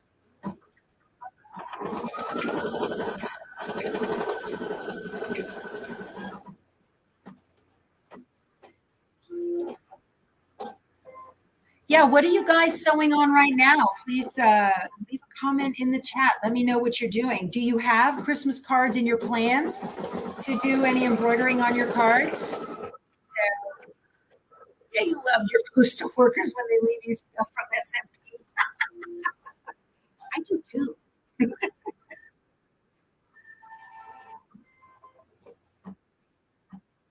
Working on shams. Excellent. Very good.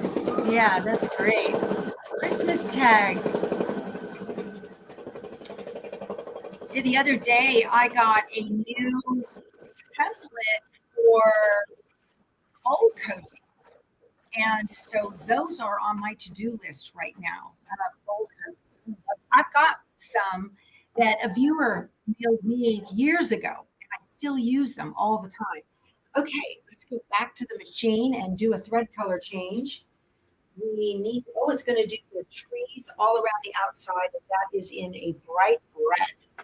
Okay, so again, I'm going to cut the tail, drape it over the front of the machine, and then I'm going to get this bright red. I've got it on one of those big, enormous cones because I use Christmas red all the time. All the time. Make that loop just through in a single knot. Thread it from the front. Pull it through.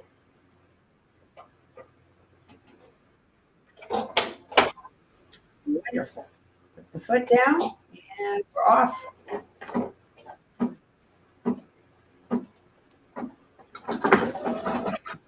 Let's see, how long is this going to take? This is a 4-minute stitch here. So we're doing the little berries in the card. Let me get you in so you can see what's going on.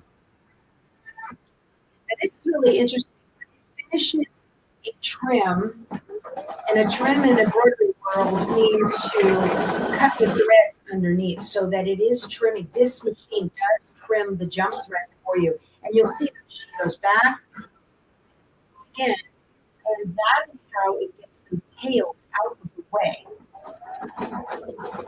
so that it doesn't stitch over those jump threads, or it doesn't have any jump threads, but it gets this up here out of the way. Very neat.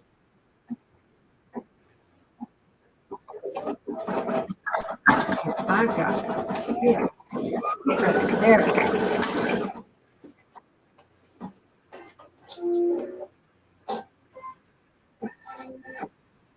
You guys are doing so much. I see people working on pillowcases. Yeah. You definitely need to try that method, Carol, for changing your thread colors. Just so easy and simple. And to me, I know for a fact that I've got the tension right, and it's in between the discs, and everything is working on the last color. So if I just pull it through, I know it's going to work again on the next color, and I don't have to worry about maybe I didn't loop something correctly if I got in a hurry. I've done that too. So a charity quilt, very good, ML Young. I like that. Yeah, and the machine likes it as well. That's a real good point, Karen, that the machine likes it as well. Because when you're doing embroidery, especially on embroidery, that thread moves through there very, very quickly. When you're sewing when you're using it as a regular sewing machine, you are controlling the speed. But you can tell right here, in an embroidery machine, that needle's moving very quickly, and you can get fuzz depending on your threads, which is one of the reasons I love Dime's Exquisite. I don't get fuzz with their threads. But you never want to pull that thread backwards through the machine. You've got a fuzz ball in there, it'll pull it up in, and then you have to run your machine in to the spa, as Pat spoke about. We don't want to call that the spa. You have to run your machine in and get it serviced, and we don't want to do that, right? So, Tammy, you haven't been working on anything special? Well, you still got time. These are easy to do. You can knock these out tomorrow, These are fun to do, and matter of fact, this one right here, I'm going to give to my neighbors. So I will be making some, what do they call it? Like no-bake cookies, not cookies, but like millionaire bars and that kind of thing that you can make with peanut butter and whatever and chill it. Make those little candies and whatnot for Christmas. So I'm going to be doing that, and they're going to get this card along with that. You just bought the dime magnetic hoop. Good. You will love it. Surely you'll love that dime magnetic hoop. Changes your world. And you have got the flourish. Okay. That's the flourish. Yeah, I'm not familiar with baby lock machines and what's what. So we got a problem here.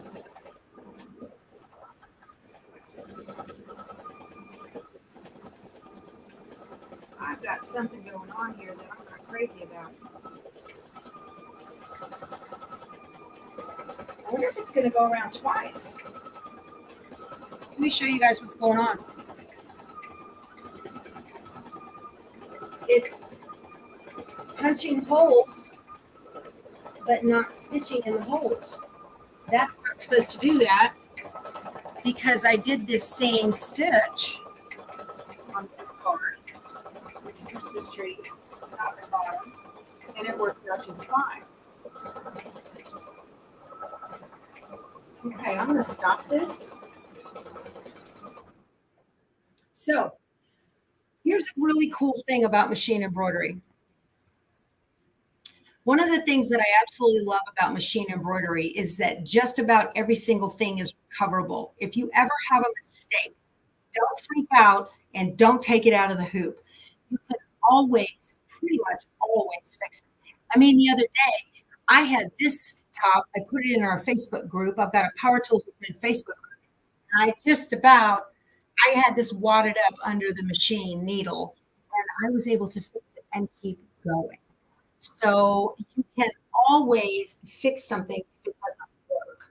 So we're about out of time, but I'm going to jump back over here and show you exactly what I would do. I'm going to trim it. That. I'm going to remove the hoop because my Christmas trees did not stitch out properly. Okay, see that? That does not look right for some reason. And one of the things that I always like to do when I have a boo-boo is I will pull bobbin thread. That looks like that might be a problem. Okay. I'm going to put the bobbin thread back in. And I'm going to go ahead and pull this through like that. Put that back in.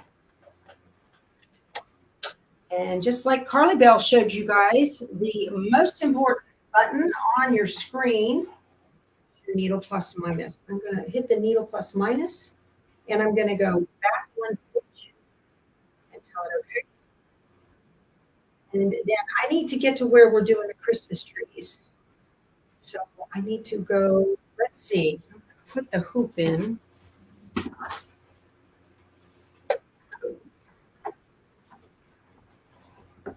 That in there like that, and then let's move around until we get to where I'm watching the hoop move over here, you guys, and I'm going to get to where we're stitching on Christmas trees. Right there. Yep. Down. And let it start again.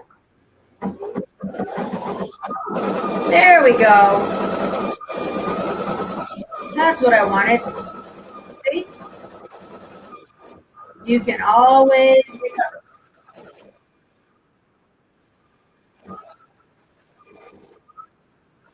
So I hope that was a fun lesson for you guys to see how to make greeting cards. And again, these are designs by Juki Designs. And when you get finished, you can take a piece of construction paper and use glue to cover up all your stitching, and then write a nice note in here and give it to somebody with the envelope that comes with it in the kit, in the little package there. Yeah. So again, these are the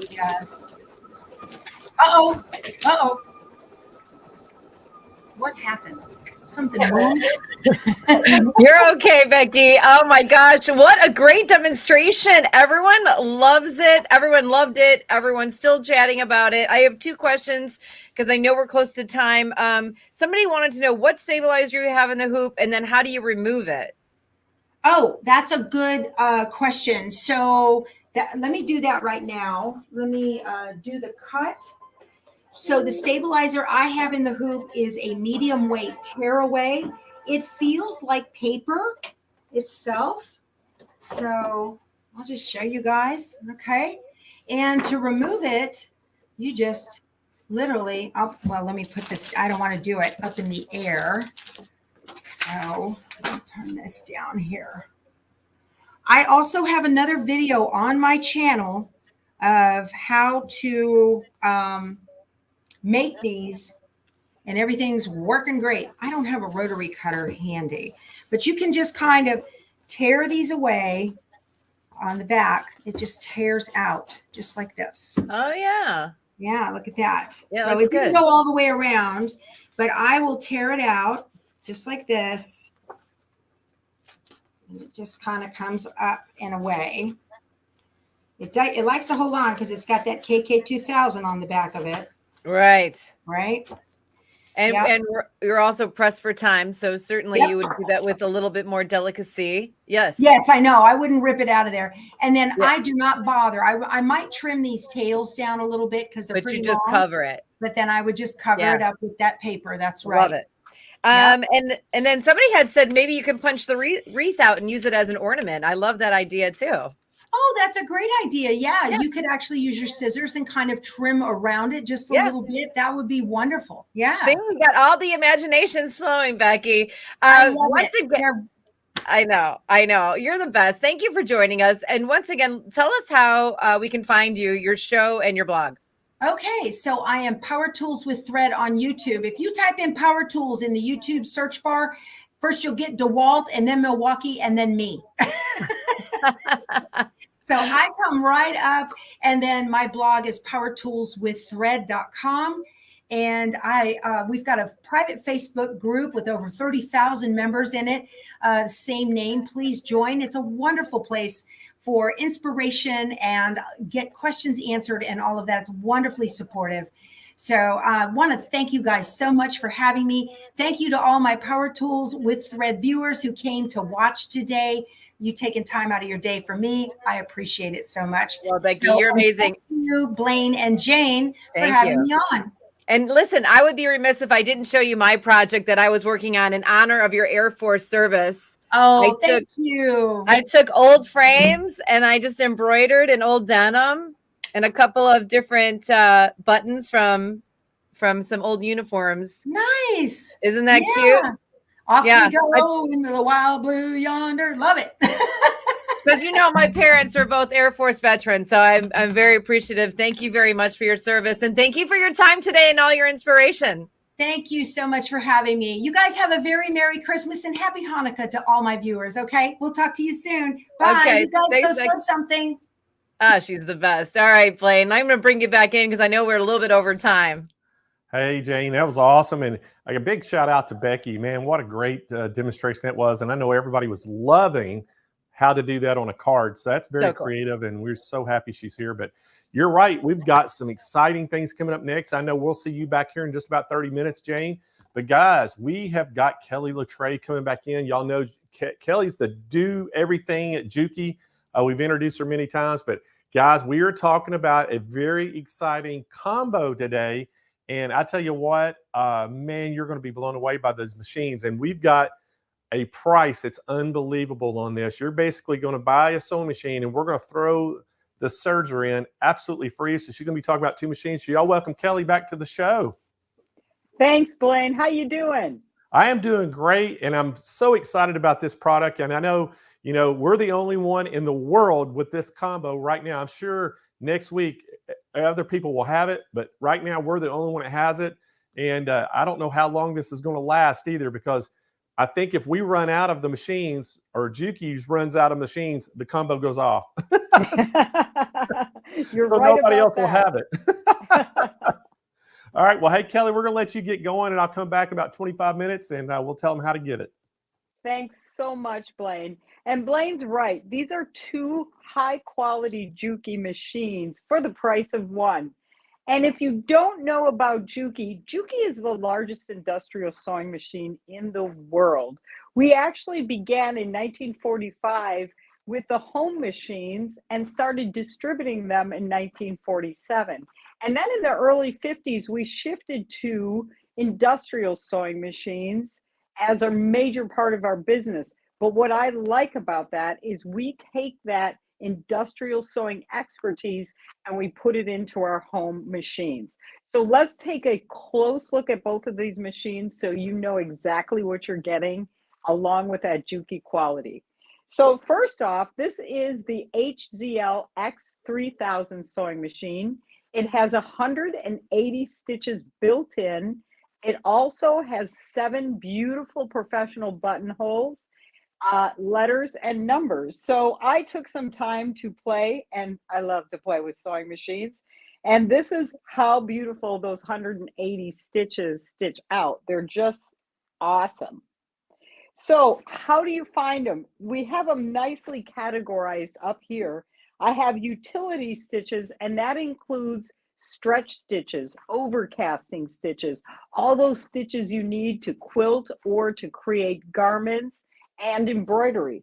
So we also have a section of decorative sewing with satin stitches, things like that, which is so nice.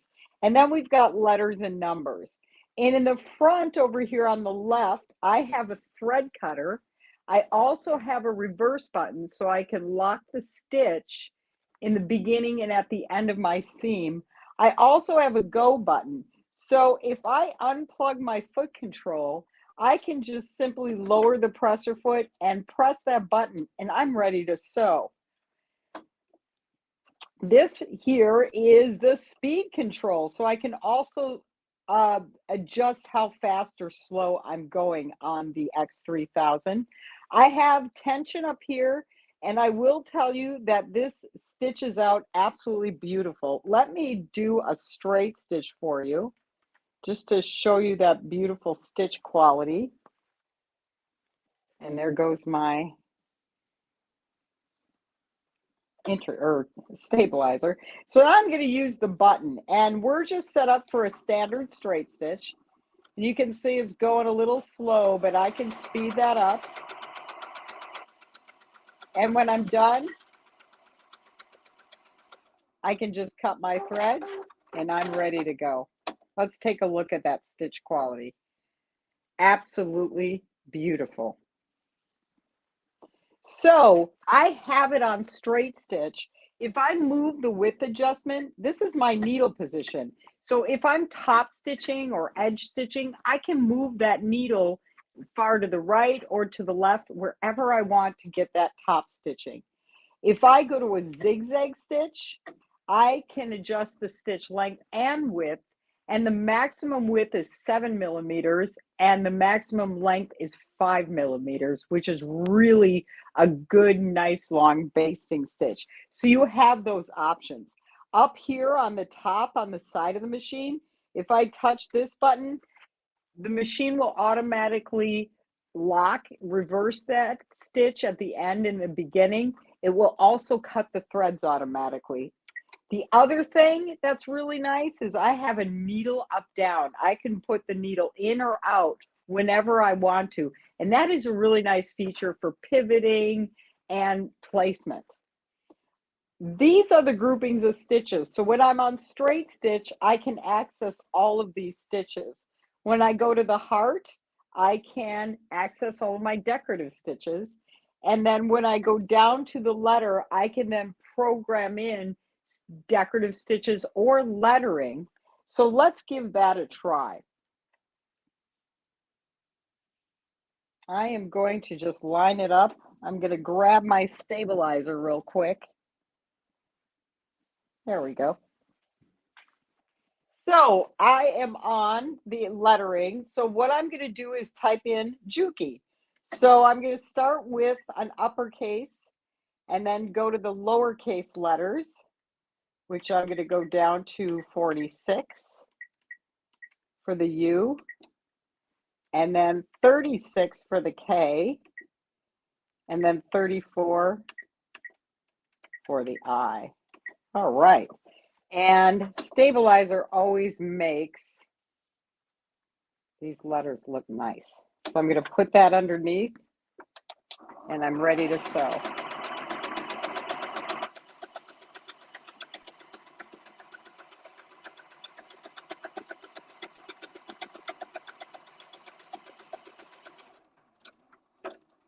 All right.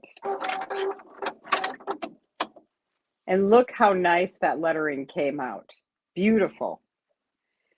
So you can see that it's easy to operate. I have 180 stitches. I can go from regular to decorative to lettering easy. But let's talk about the use of the machine and operation. The threading is easy. I'm going to gently pull my thread out and I'm going to start on 1 up here. I'm going down to 2 and then I'm just adjusting, going down to 5. And there is a needle threader built in, which is a wonderful tool. So I'm going to push that down and I'm going to place the thread in there. Now, the thread won't go move if you pull it. So just kind of gently let it go because it's putting that loop through the eye of the needle. It does take standard sewing machine needles, of course. And then the bobbin is easy too. I can lift up the bobbin. It's a drop-in bobbin. So I'm just going to thread it by following the numbers again. And then there is a cutter right on the end. So I'm all set to sew. So we have 180 stitches. We also have free arm. I can take off my accessory tray and now I have a free arm. I also have an adjustment for lowering the feed dogs. I can raise and lower the feed dogs on this machine to do quilting, freeform embroidery, that sort of thing. And let's talk about what it comes with. It comes with standard things like a seam ripper, bobbins, lint brush, needles, but it also comes with presser feet. I've got an overcasting foot, a clear foot for doing those decorative stitches, a zipper foot that's adjustable, and the blind hem foot, which I also love for edge stitching. That works out really nice. The Buttonhole is fantastic because it measures my button in this gauge in the back. So I can just set a button right in there and I'm going to get the perfect size every time. However, I'm excited because if you quilt, this comes with it too. This is our extension table. And just to let you know that normally this is an optional accessory in this price point, but it does come with the X3000 today with this deal. So if you quilt, or if you are looking for a serger and sewing machine combination that is not basic, this is the real thing. Beautiful Juki quality. So I've got the extension table. I also have a cover for the machine. I can place this right over it when I'm not sewing, and that protects it from dust and what have you. But also I can take it to class if I want to. So it's a very nice, well-equipped machine. I have a presser foot lifter in the back that can raise higher for heavier fabrics too. And that is fantastic. So that is the X3000. Now let's take a time to explore the serger that's coming with the X3000. This is the W654. And let me tell you something about Juki. I fell in love with Juki in college because there were Juki sergers there. And I didn't even know what a serger was. Juki started building home sergers in the early 70s. So their design is solid and practical and easy to use. This is the 654. And as you can see, this is a 4-thread serger. So what does that mean? It can do 4, 3, or 2 threads. And what that means is you can do seaming, you can do hemming, you can do narrow rolled hems, you can do flat locking. So it's a very versatile serger. I have a color-coded serger and it's easy to thread. I have a threading guide down here and you can see that this is a very open space. And one thing I'll tell you about safety on Jukis is if I have one of these doors open or the presser foot lifted, the machine won't run. And that's a really nice safety feature. Take a look at the threading because it's easy. And if you remember how to thread sergers, this one has an easy looper threader on the bottom. So you're not having to go around and thread that lower looper. The thread guide just comes forward and takes that thread back for you.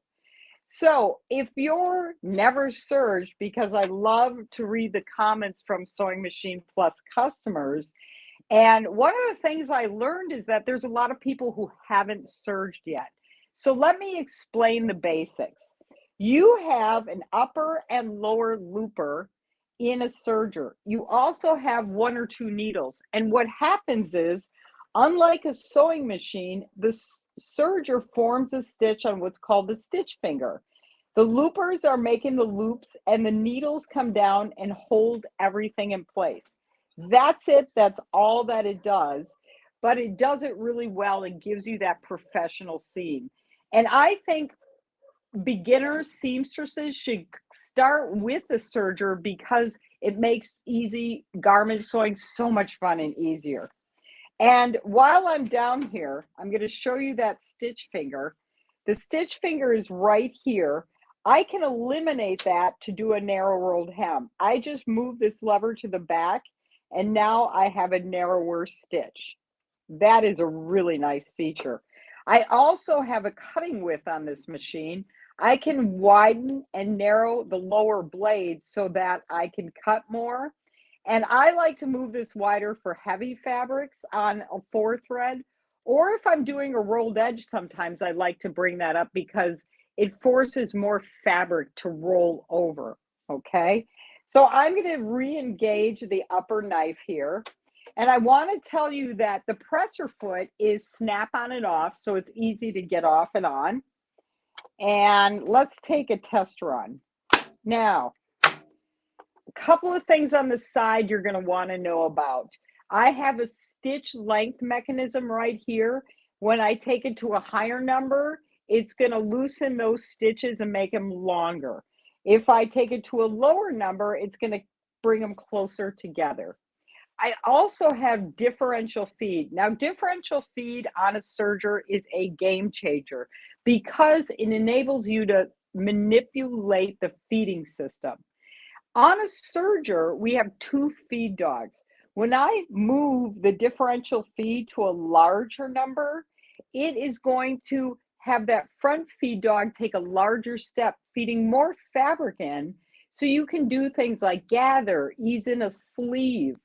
And if I take that differential feed to a lower number, I'm going to do the opposite. It's going to feed less fabric in so that I'm stretching it out. So if I want a lettuce leaf edge, I can get that with differential feed because it's going to stretch the fabric for me. If I want to build in stretch to a seam, I'm going to lower the number so that I get extra stretch. So I'm going to just double check my settings here, and let's take a run on this serger. I have it threaded to 4 threads, and I have a seam guide here. So if I have a 1/2 inch seam allowance, or if I have a 5/8 seam allowance, I can line it up to there. What's the philosophy behind the tensions? I'm going to start at all 4. That's our philosophy at Juki, and we just fine tune from there.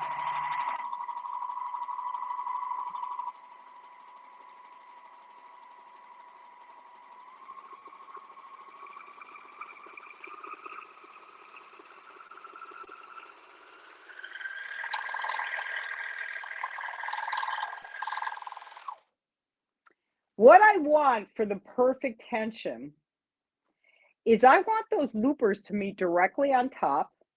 I want the straight stitches in the front, or the needle threads, to look like straight stitches that are balanced.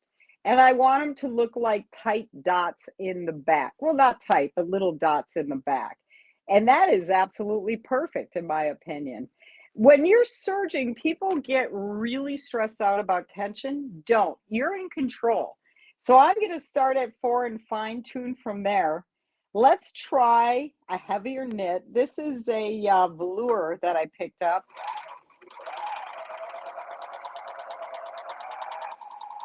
I love the Barbie pink.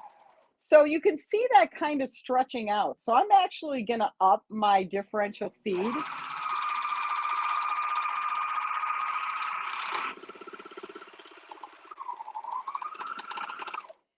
And I hope you can see this, and if not, I will see how it was stretching out, and then at the end it stopped. I'm going to do this on the other side because I'm feeding in more fabric, and it's going to give me a better balanced stitch.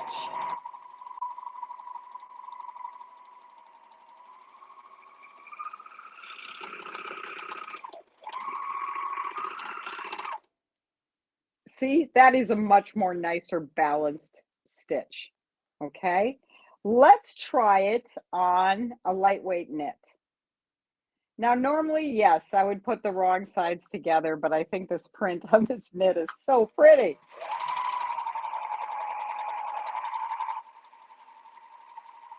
And I've kept that differential feed up because this is a stretchy knit.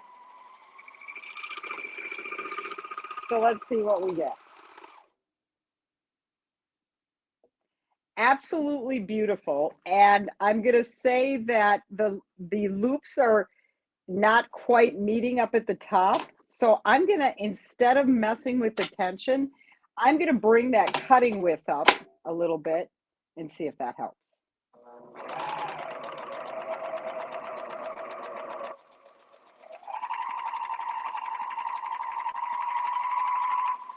I love sergers. Think about a beginner. If you could have someone in an hour make a t-shirt right on a serger, and that looks so much nicer. So I think the big myth in sergers today is, ooh, something goes wrong, it's the tension. Generally, it's another adjustment. So just to show you how friendly this is to use, I'm going to take it to a 3-thread, and then we're going to take it down to a rolled hem. So I am going to cut my left needle thread and remove that thread. I'm also going to remove the thread from the threading path just so it stays in place. And I'm going to remove the left needle. Now, this serger takes standard sewing machine needles, so nothing special. Okay, I'm going to put my knife back down. And now I'm on a 3-thread right needle stitch. So that's going to be a narrower stitch. I'm going to adjust my differential back to normal.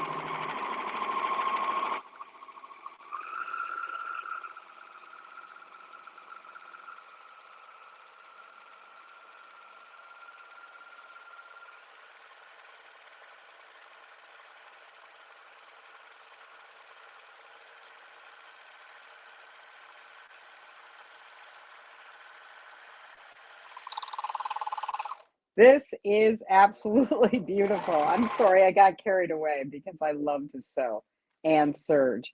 But that's a perfectly balanced 3-thread stitch. Now I'm going to eliminate that stitch finger and turn it into a narrow 3-thread. So let's take that out. And I'm going to take the stitch length down to about 1.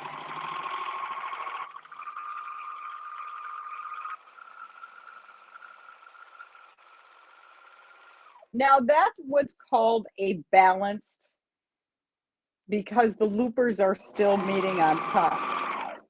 I am going to switch it. I am going to make my lower looper a bit tighter so that it wraps all around.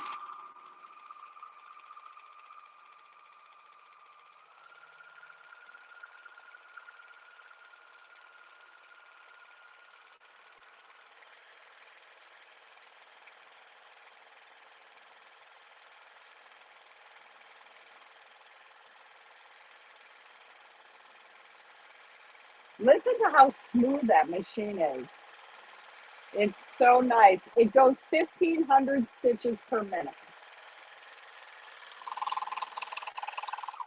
What a beautiful, beautiful narrow rolled hem. I love narrow rolled hems. Think about what you can make with this. You can do napkins, you can do silk scarves for gifts, all kinds of things. So when I got the W654 in my home, I was working on some gifts, and I put some Pearl Crown Rayon by YLI in here, and it just did a fabulous job. I thought that turned out really nice. And I also did it on this one too. Just a beautiful and not a lot of work. So what you're getting with this serger is you're getting that Juki industrial strength. You're getting a 4-3 2-thread serger. Yes, it can even do flat locking.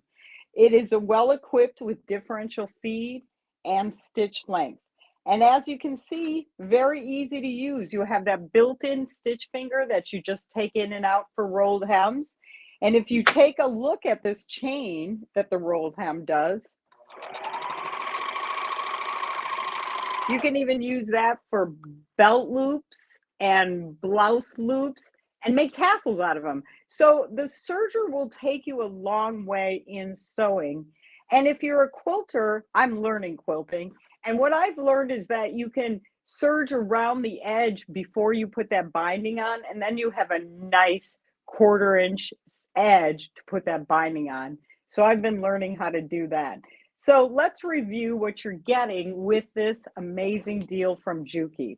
I've got the X3000 sewing machine that is computerized, and it does 180 stitches, 7 professional buttonholes, and those 180 stitches include stretch stitches, overlock stitches, decorative stitches. So it's not a basic machine. You've got a drop-in bobbin, you've got the extension table with it, which normally is an optional accessory. And then coupled with the W654 serger. It is a 4-3 2-thread serger that has easy threading, built-in rolled hem, and differential feed. What a great deal. So if you're thinking about upgrading, or you know a new sewer. I think every new sewer should be exposed to a serger as early as possible. When I used to do kids camp and teach kids, they love making pajama bottoms and t-shirts, and they could do them in an hour or two because they weren't afraid of the serger. So if you're looking for a good deal from Juki, you've got it here. The HZL X3000 coupled with the serger, the W654, and you're getting that Juki industrial technology. So I'm going to go back to Blaine to see if there's questions on these two beautiful machines. And what's your special, Blaine? Well, hey, Kelly, I can't wait to tell the special. Great job. Thank you so much. And we're going to let everybody know how they can get this combo. It is, guys, again, excuse me. This combo is so awesome because guess what? You're buying the machine at $899 and you're getting the serger absolutely free. So it is a great combo. And guys, normally this combo, what is it, Kyle? It would be about $1,200, $1,300. Yeah. Yeah. So it's a really, it's a great special we're having today. So you're getting the serger absolutely free. You're getting it with the machine. And we got a big shout out to Juki for letting us do this. Juki, you know, we're the only dealer in the world that's doing this right now. So we're super excited about this. This is exclusive to Sewing Machines Plus, and we're making it exclusive to the SMP Nation out there. So guys, if you need to get one of these, I would jump on it right now because they won't last long. Excuse me. We have some special financing available. So give us a call, 800-401-8151. We are going to ship this free nationwide right to your doorsteps. So again, guys, $899 for the combo. You're getting the machine and the serger is absolutely free with this combo. So, all right, guys, we're going to move on and we're going to talk a little bit about some Stay Perfect tables again. We did it so far. We got Deb Donovan coming back in. So let's go right to Deb, and she's going to start talking about all about the Stay Perfect electric lift tables. What I've got right here first to show you today is the 2-tier adjustable height table. And I've got both tiers kind of sitting front and back to each other right now so that I can show you a couple things. This is the lowest position that you can set it up at, which is 27.6 inches before you put the casters on it. And it will go up all the way to 47.6 inches tall. And it goes up super smooth, about a second per inch. So it's only going to take about 20 seconds for it to get all the way to the top. And I don't know if you were watching my Christmas tree back there, but it was so smooth that the tree doesn't move at all unless I kind of accidentally get in here and reach for it with my hands. The 2-tier table is great because it gives you so much more flexibility. Blaine is absolutely right. The first thing I thought of when I saw this table was my sewing room, where I have one sewing table that I currently am rotating 3 machines in and out of it. So, and all those machines are different heights. So honest to God, I have a 1/8 inch piece of plywood and a 3/4 inch piece of plywood that I put inside the well on my sewing machine, on my table. And then I also have 3 inserts that I have to change in and out so that I can not have to crawl underneath my table and adjust the hydraulics height every time, because that's just totally not worth the effort to me. So the Stay Perfect table, the 2-tier table, is going to take care of a lot of that difference for me, because I can bring, that didn't go all the way up, Roger. Did I hit the wrong number? Yeah, the gremlin's back again. So this table, you can also adjust them manually.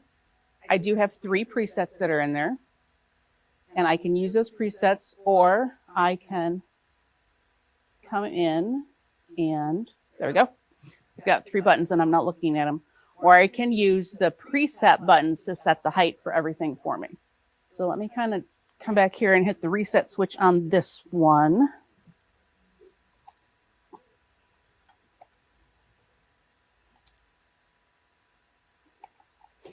In case anybody cares, these are the tables that were plugged in this morning when we popped the whole room out. So I am going to take a look at this one later. And now, that wasn't long enough for it to reset.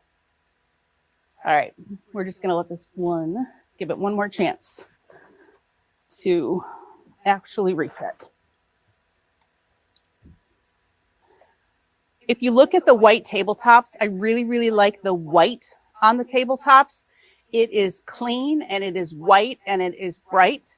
It doesn't change the colors on my fabric like some of the wood tables will do. And it also doesn't suck all the light out of my room the way, and like if I have an open window in my room, all the light tends to go there. So now my reset works. So now we're going to go all the way up to 47.6 inches tall, which I'm pretty sure Blaine could even do stand-up sewing at. It's a little bit high for me though.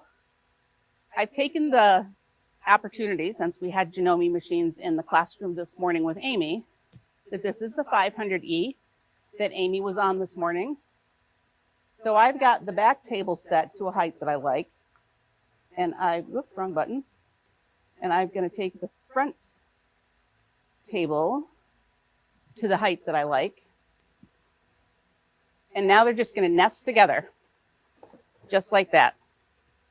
You may think it's kind of funny to do this with an embroidery machine, but I have limited space at my space in my room, probably because I have way more machines than any one normal person should.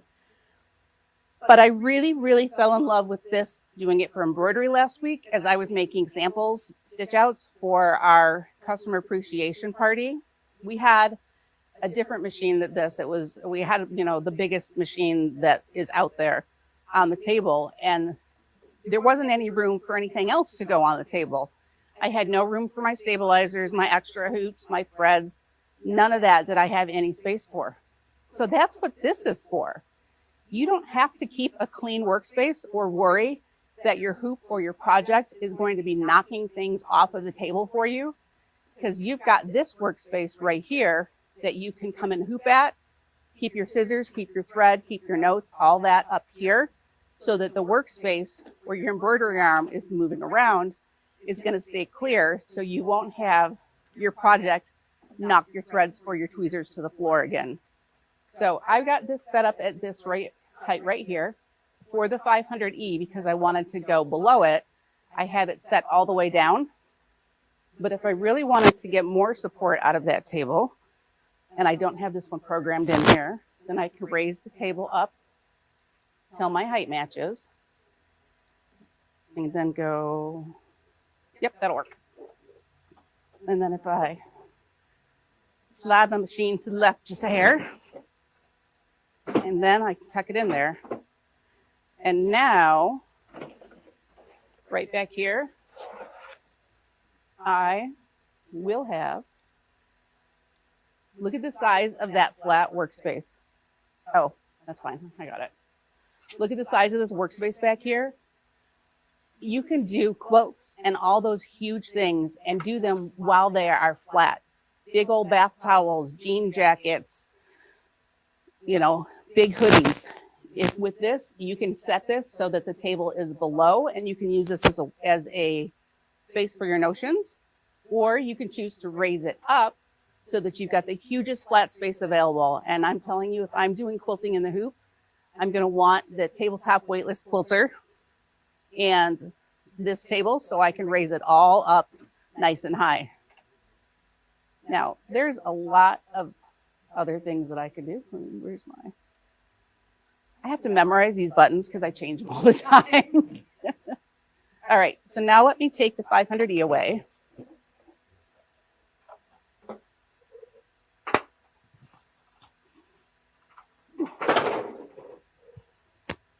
Actually, I'm not going to take it away, Roger. I'm just going to park it right up here. 225 pounds per table is what this will do. I mean, I can sit on it, and maybe I will before the next segment, but I didn't for this one. So now I'm going to bring in the Cover Pro. Yep, so if I bring in the Cover Pro, this one I have preset as number 1. So it slid right up there. I didn't have to think about anything. I didn't have to adjust it. I don't have to fiddle with the buttons. I know in my head that the Cover Pro is preset button number 1. So all I had to do was hit the preset button 1, and it's all at the right height for me to sew at. I set this probably back a little bit further back on the table than I would. But if you were doing a traditional table with an insert, then you would have to change the height here somehow or deal with a machine that's too high or too low. But I can keep the exact same height for my sewing surface across multiple machines with the 2-part table, which is something that as I switch machines back and forth, I know y'all have multiple machines too. I love having a separate sewing and embroidery machine. We like to have separate sergers and cover stitches as we can. Some of us even have straight stitch machines that we use most of the time, and zigzag machines we pull out of the closet when we need to do a zigzag or a buttonhole. So this table configuration is going to make it so that you don't have to go buy new inserts every time you buy a new machine. So my Christmas tree's in the way. Say goodbye to the Christmas tree, Roger. Bye, Christmas tree. Bye, Christmas tree. So now we'll put the Cover Pro back here. And now I have the Big Daddy. So there's the 780 right there. Ooh, look, it's like a Janome special there. But with the 780, I have that one on preset number 3. So it's going to lift it up just a little bit, and then I can slide the table into place. And now I didn't have to change the height. My sewing height is the same as my sewing height was as I like my sewing height. So I'm not hunched over.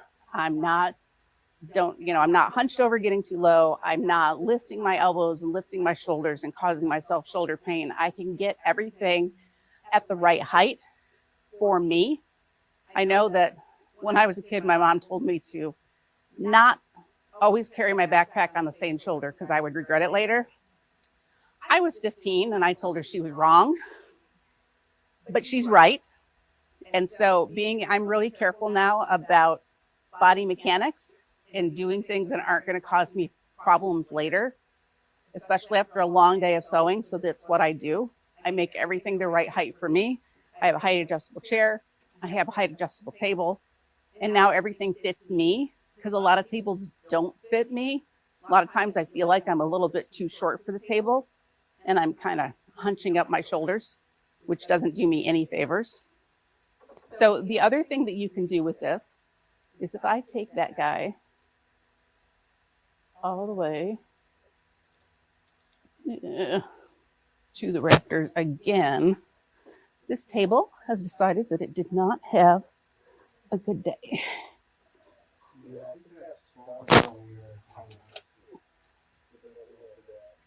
Oh, it came unplugged up here when I jammed the tables together. That's the problem. So we'll call that Deb's personal problem because I made the tables jam themselves together.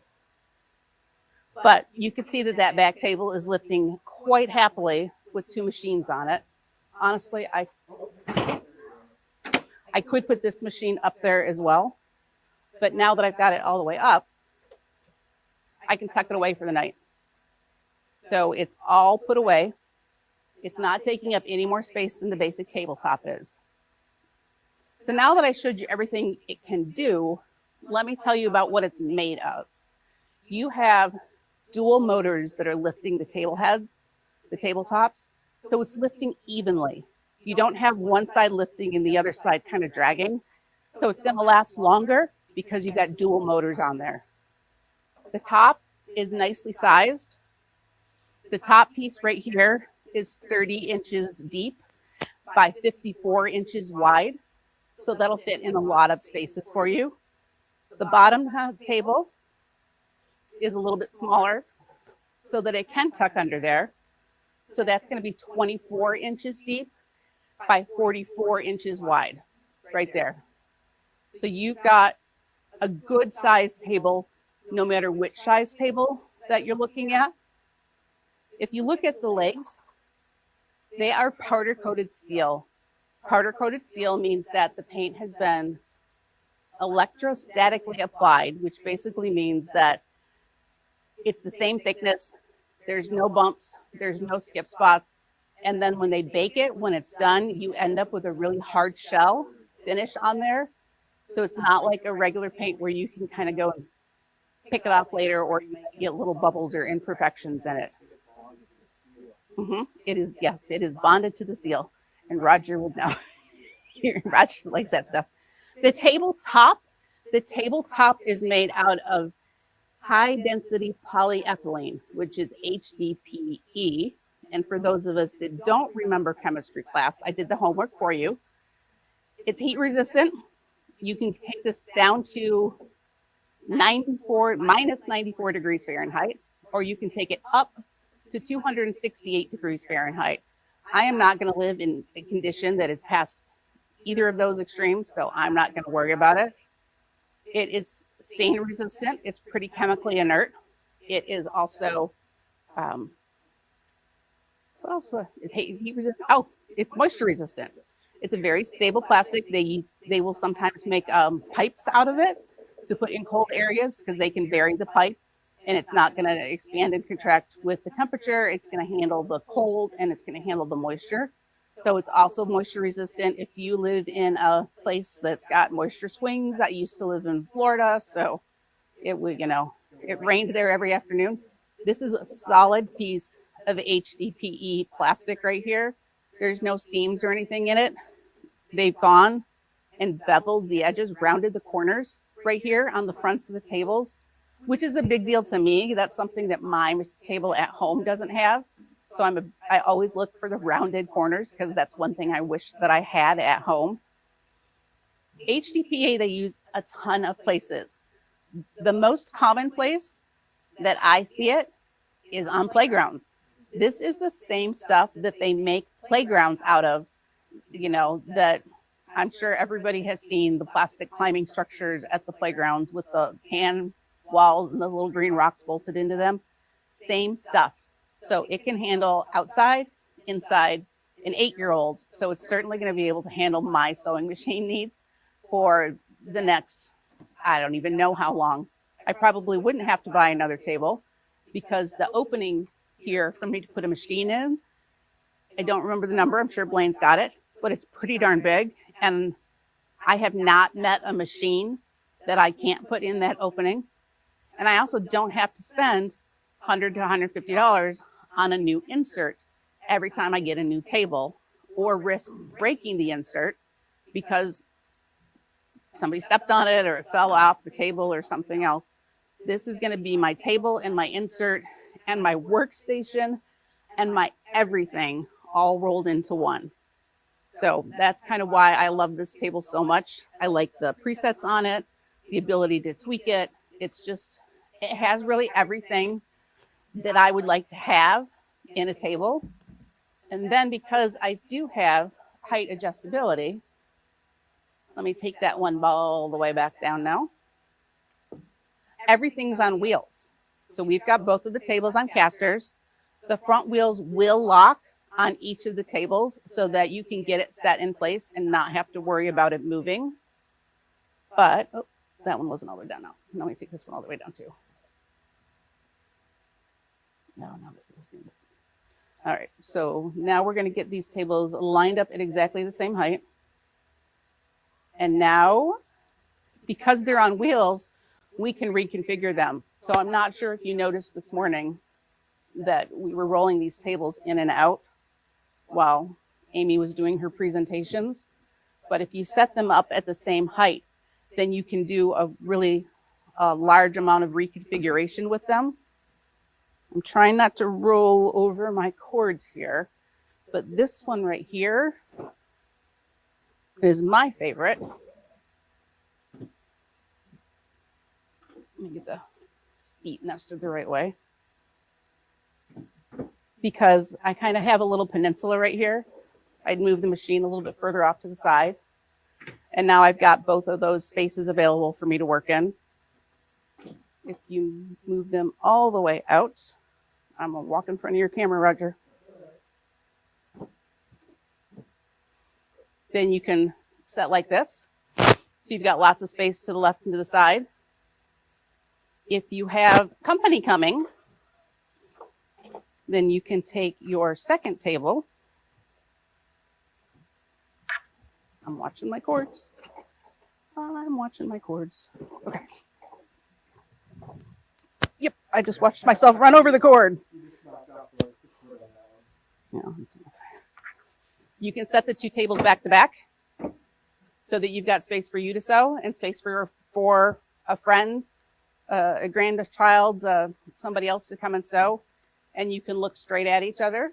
Or if you didn't want to look straight at each other, then you can always kind of, this also, by the way, gives you a ton of extra space for quilting because you've got this extra 15 inches back here behind the table that you can use. You can even line them up like that. So you can have you be sitting right here, and whoever it is that you're helping to sew can be sitting right here, literally within arm's reach. So you can grab that little arm, that little hand, before it goes under the little presser foot as the needle's going up and down. So there's just a ton of different things that you can do with these tables to get them configured in lots of different positions. There's no, I don't know, I'm sure that I haven't, yeah, I ran over my cords. So there will be no further adjustment of the height of the tables. That's a me problem. You're not, because I've got my power behind me and I kept running over the power cords as much as I tried not to. But the Stay Perfect 2-tier adjustable height table is going to be great in anybody's sewing space. If you've got lots of space, then it's going to help you be more efficient with your space. If you're tight on space, those 2 tiers are going to give you built-in storage so that you don't have to worry about knocking your stabilizer, thread, pattern pieces onto the floor. I think it's a fabulous setup for just about anybody. And I'm betting that Blaine's got some questions. All right. Well, thanks, Deb. We got to say a big shout out to Deb, too, because she really pulled us out of a jam. We had Jessica Quinn from the factory that was actually slated to do all the demonstrations on the Stay Perfect tables. And she got sick, lost her voice, couldn't talk. So Deb jumped in and did the demonstration for us. And as y'all can probably tell, that was a videotape from Tuesday. We just played again because of, Deb had other engagements she needed to do. So, but anyway, it was still a great demo on the tables. And we sure do appreciate Deb pulling us out of jam there. But guys, the 2-tier, Stay Perfect table, this is just an awesome combination. And I tell you, Deb, really showed off what you can do, all the versatility with it. You can use them independently or in conjunction with each other. You see the price there. Normal price is $26.99. Guys, we have a call in on special on this. So if you've been wanting to add one of these to your sewing room, now would be the time to do it. We have a great price on this. Again, we have some special financing available, and we're going to ship this free right to your doorstep nationwide. Now, you can also, this is going to come with the caster, so you can actually move it around and set it up however you want it in your sewing room.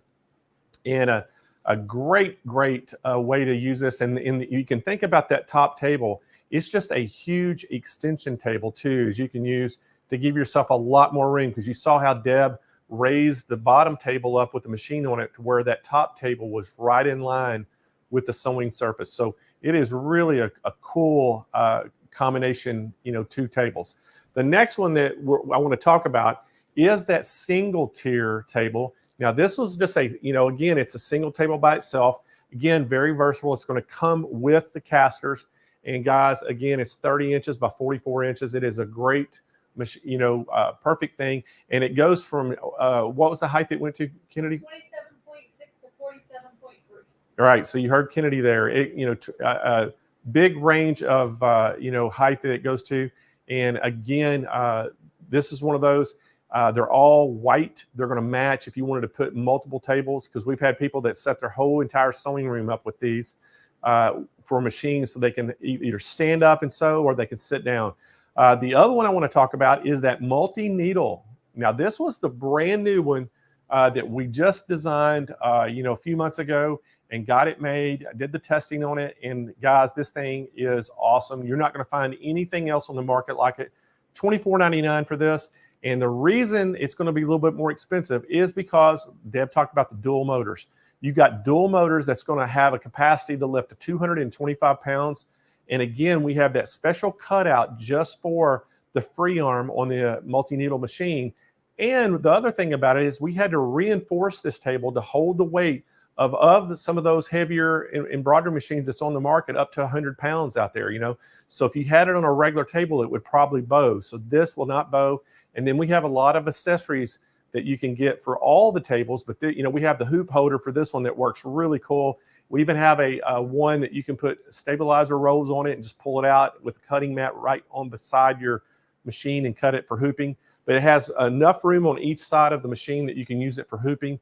It is just a great table. Again, call in special on this, guys.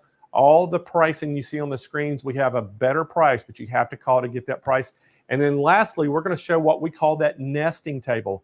Again, this is the perfect for quilters. They love to have a little nesting table to set beside their sewing cabinets or wherever they want to use it for. Again, it is fully adjustable. All 4 tables have 3 preset height adjustments, and they all come with casters. Again, this is $999 for this one, but we have a call-in special. So give us a call if you're interested in any of the tables, all 4 of these, any of the 4, 800-401-8151. We have financing and free shipping available. So, all right, guys, we are going to move on.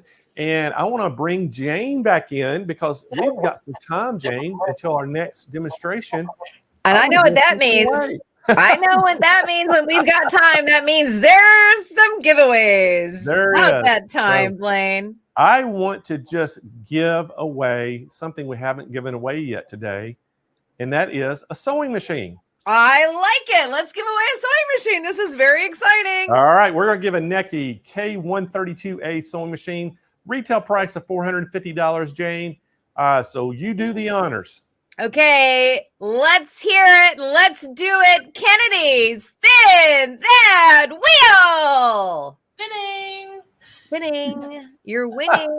Spinning is winning. Every time I scream it, I'm like scaring the squirrels, and I feel like I'm scaring everybody else. Oh, Sandy Bard, congratulations, hanging with us on YouTube today. You are the winner of a sewing machine. Oh my gosh, that's so exciting. What you need to do to claim your sewing machine is go to SMPLive.tv, scroll down to the bottom of the page, fill out the entry form so we know who you are and where to send the machine. And the most important thing is that you got to redeem your prize within 30 days. That is good. Did I happen to see, did anybody else see that as the names were scrolling? Did I see Arnold Schwarzenegger's name? Is Arnold watching our show today? I would be back is what he said. He's like, he didn't win. So he's like, I'll be back. Something scroll through there. I thought I saw Arnold Schwarzenegger, but maybe I just was seeing things, but maybe we'll see it again. So maybe, well, hey, I got to remind everybody too, Jane, if y'all want to see some of the sew celebrities we've had on our show, January the 19th through the 21st, Carly Bell, Sarah Betzer, Cindy Hogan, and Alexa Galloway are all going to be at the Impressions Expo in Long Beach, California at the Convention Center. SMP, we got a booth set up there. We're going to have all the brother embroidery machines, the multi-needles, all the cylinder arm, our free arm machines there on display and going to be selling them there. You can go to the Impressions Expo website. Just type that in Google. You can find it. You can buy tickets online. If you're in local in Southern California in the LA area, y'all can go to that and see them. And then the same weekend, which I think it starts on the 17th of January and goes through the 21st, is the Road to California Quilt Show. And we're going to be having 2 booths there. We're going to have the Aero Cabinets booth. You can see Valerie there that you've seen on our show. And also, we're going to be in the King Quilter Butler booth, and you'll be able to see John Hawks. You're going to actually see Aubrey, who's coming up next. She'll be live in person if y'all want to go by and say hi to her. So, Jane, Blaine. it's a great time. Oh, Blaine, it's going to be the best time ever. You're going to have a line of people just trying to get in. You're going to have paparazzi with all these celebrities. It's going to be I'm so telling super you. cool. I know it. You I should may go have to up roll and some red carpet out for, all them. exactly what I was just about to say. You should go out and get a red carpet. I'm sure Yeah. you could find one for all the celebrities. Yeah, I'm telling you. So if y'all are in the area, I'd make a point to go. It's going to be awesome, and can't wait to see all that group of celebrities all together. I know it's so cool, and there's not a ton of opportunities that are in every single market that we get to do something like that where everybody's there and you're live in person. Like for you guys, it's in your backyard, so it's easy. But to do this in all the different states and all the different places that we're all watching from is tough. So if you can get there, you got to go. Yep, you're correct. So, all right. Well, speaking of that, we're going to go. I'm going to get out of here. I'll be back in 30 minutes, and I know you've got an next presenter coming up, so I'll let you introduce them. I'm pushing you see y'all out. later. I'm pushing you out. There, Blaine's gone. Whew. Now it's my show. Okay. Hi, everybody. How are you? What a great day we're having so far. Day 4, countdown to Christmas. I can't believe it. All right. So let's keep a move on. I am welcoming back my friend who I see every day at this time, Aubrey Hartman. Now, she is an area sales manager with Butler Robotics, and she has a long history with thread, fabric, sewing, and a needle. She's been sewing since she was 5. She took a kids quilting class, and she never, ever looked back. And she has a degree, I think this is so cool, in theatrical costume design, and of course makes her own clothes and loves making Halloween costumes. We all love our Halloween costumes, and we love Aubrey Hartman. So everybody say hi to Aubrey. Hi, Jane. Hi, SMP Nation. Hi, Aubrey. How are you today? I'm doing great. How are you, Jane? I'm doing well. What's going on in North Carolina? It's cold here. This is one of the coldest winters we've had in a while. So I'm wearing my fuzzy sweater today and trying to stay warm. I like it. And we're going to continue our work on the quilt today, yeah? Yes, we are. We're getting close to the end as our week here is getting close to the end. I can't believe it's Thursday already. I know. I can't believe it's Thursday either. We have one last day together. I mean, like next week, I'm going to just have to FaceTime you just to introduce you and say hi. I know. We might as well. We'll have to have chit chats throughout the week. All right, Aubrey, I'm not going to keep talking to you about all this nonsense that I do. I'm going to let you tell us all the good information about the King Quilter and Butler Robotics. Thanks, Jane. Hi, everybody. Welcome back to my sewing studio. It's great to be here another day with all of you. Thanks for joining us. Again, like Jane and Blaine both said, I am here with the King Quilter 2 Elite and the Butler Robotics system. So I'm going to talk to you a little bit about both of those. And if you haven't been here all week with me, I am working on quilting a little winter quilt here. So we're going to go through and add some more quilting to it. And hopefully by the end of the day tomorrow, we'll have the whole thing completed. So thank you guys so much for joining us and my little quilting journey here. A couple things I want to talk to you about the King Quilter 2 Elite. I've been kind of going over different features throughout the day. I want you to look at this little 7-inch screen here. This is the one that comes with the King Quilter 2 Elite. It is a full color touchscreen. And here on my home screen, I've got some different controls. I just wanted to mention those for you guys out there who want to know a little bit more about the machine, because Blaine has got a great deal on this long arm machine if you are in the market for it. We do have some stitch mode controls over here where you've got your precision stitching, your manual stitching, your idle stitching, and there is even a basting stitch mode, which I am getting used to using because I have never had something like that before. So these are all great features, and if you are a free motion quilter, this is something great to have, that you've got your manual, your idle mode, and that precision stitching that's got your stitch regulation on it. And you can toggle between the two very easily here on this screen. But what I really love is that you can, depending on what mode you're in, you can adjust your stitches per inch or the amount of speed you're going, both here on the screen or using the plus and minus buttons here that are on your handlebar. So you've got controls both on your handlebar or on your screen, depending on what you feel most comfortable using. So I really love that about the King Quilter 2 Elite, and I'm sure you're going to love that too if this is the machine for you. This is a wonderful machine. All of my threading is here on the front side of my machine. So my cone is up here behind my screen. All of my threading guides are here, so I don't have to reach around the back side of my machine to thread. And this is a 18-inch throat space on this one. So when it's on the frame, I've got about 14 inches worth of quilting area, which is wonderful. It pairs perfectly with my Butler robotics system, but you do not have to have the King Quilter 2 to get your Butler robotics system. It is a universal automation system, so it doesn't matter what brand of machine you have, what frame it's on, or even how big that throat space is. So you might have a long arm at home that's a 15-inch throat space, or you might have a really big one that's a 26-inch throat space. You can put robotics on that long arm that you have at home. So Blaine's got great deals on his King Quilter 2, great deals on our Butler robotics system. What you're looking at here, I've got the top of the line. This is the professional Butler robotics system. It comes with a 12-inch screen.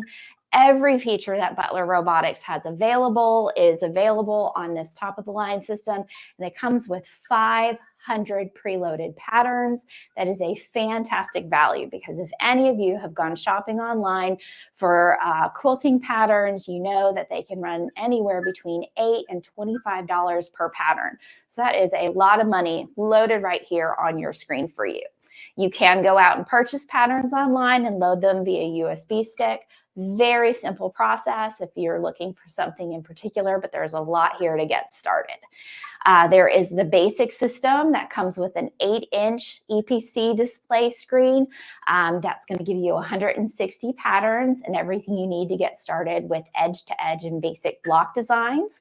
And then you've got your mid-level, and that is called the Deluxe Butler Robotics System. That's going to give you 260 designs on a 10-inch screen and lots of features for you to start doing custom work. So as you watch today and as we finish out the week tomorrow, decide which Butler system is best for you, whether you're getting it with a new King Quilter 2 or whether you've got something at home. So I want to talk to everybody about the quilt that we've been working on.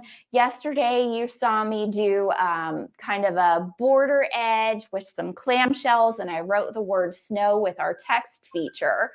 I went ahead and did the clamshells a second time and wrote the word day in the middle of this one, because this quilt is going to be named Snow Day.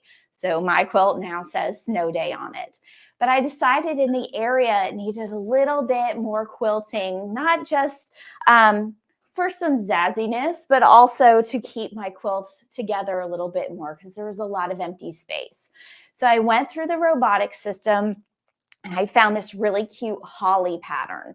So over here on the other side of day and up here on my rolled quilt, I put this cute holly pattern, got that all stitched out. And I want to show you guys that once you place a pattern in one area, you can actually use a feature that's available to you in the layout screen and take that pattern and move it to another location.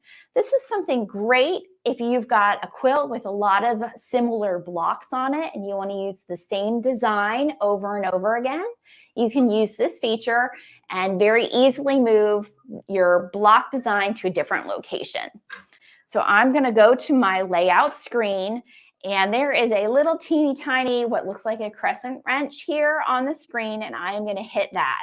That is going to allow me to relocate or move my current layout, which was my cute little holly leaves, to a different location. So I'm going to move it to the other end of day. And don't you guys worry, when we get to the end of this, I'm going to take the camera off the stand so you guys can actually see what this looks like all stitched out.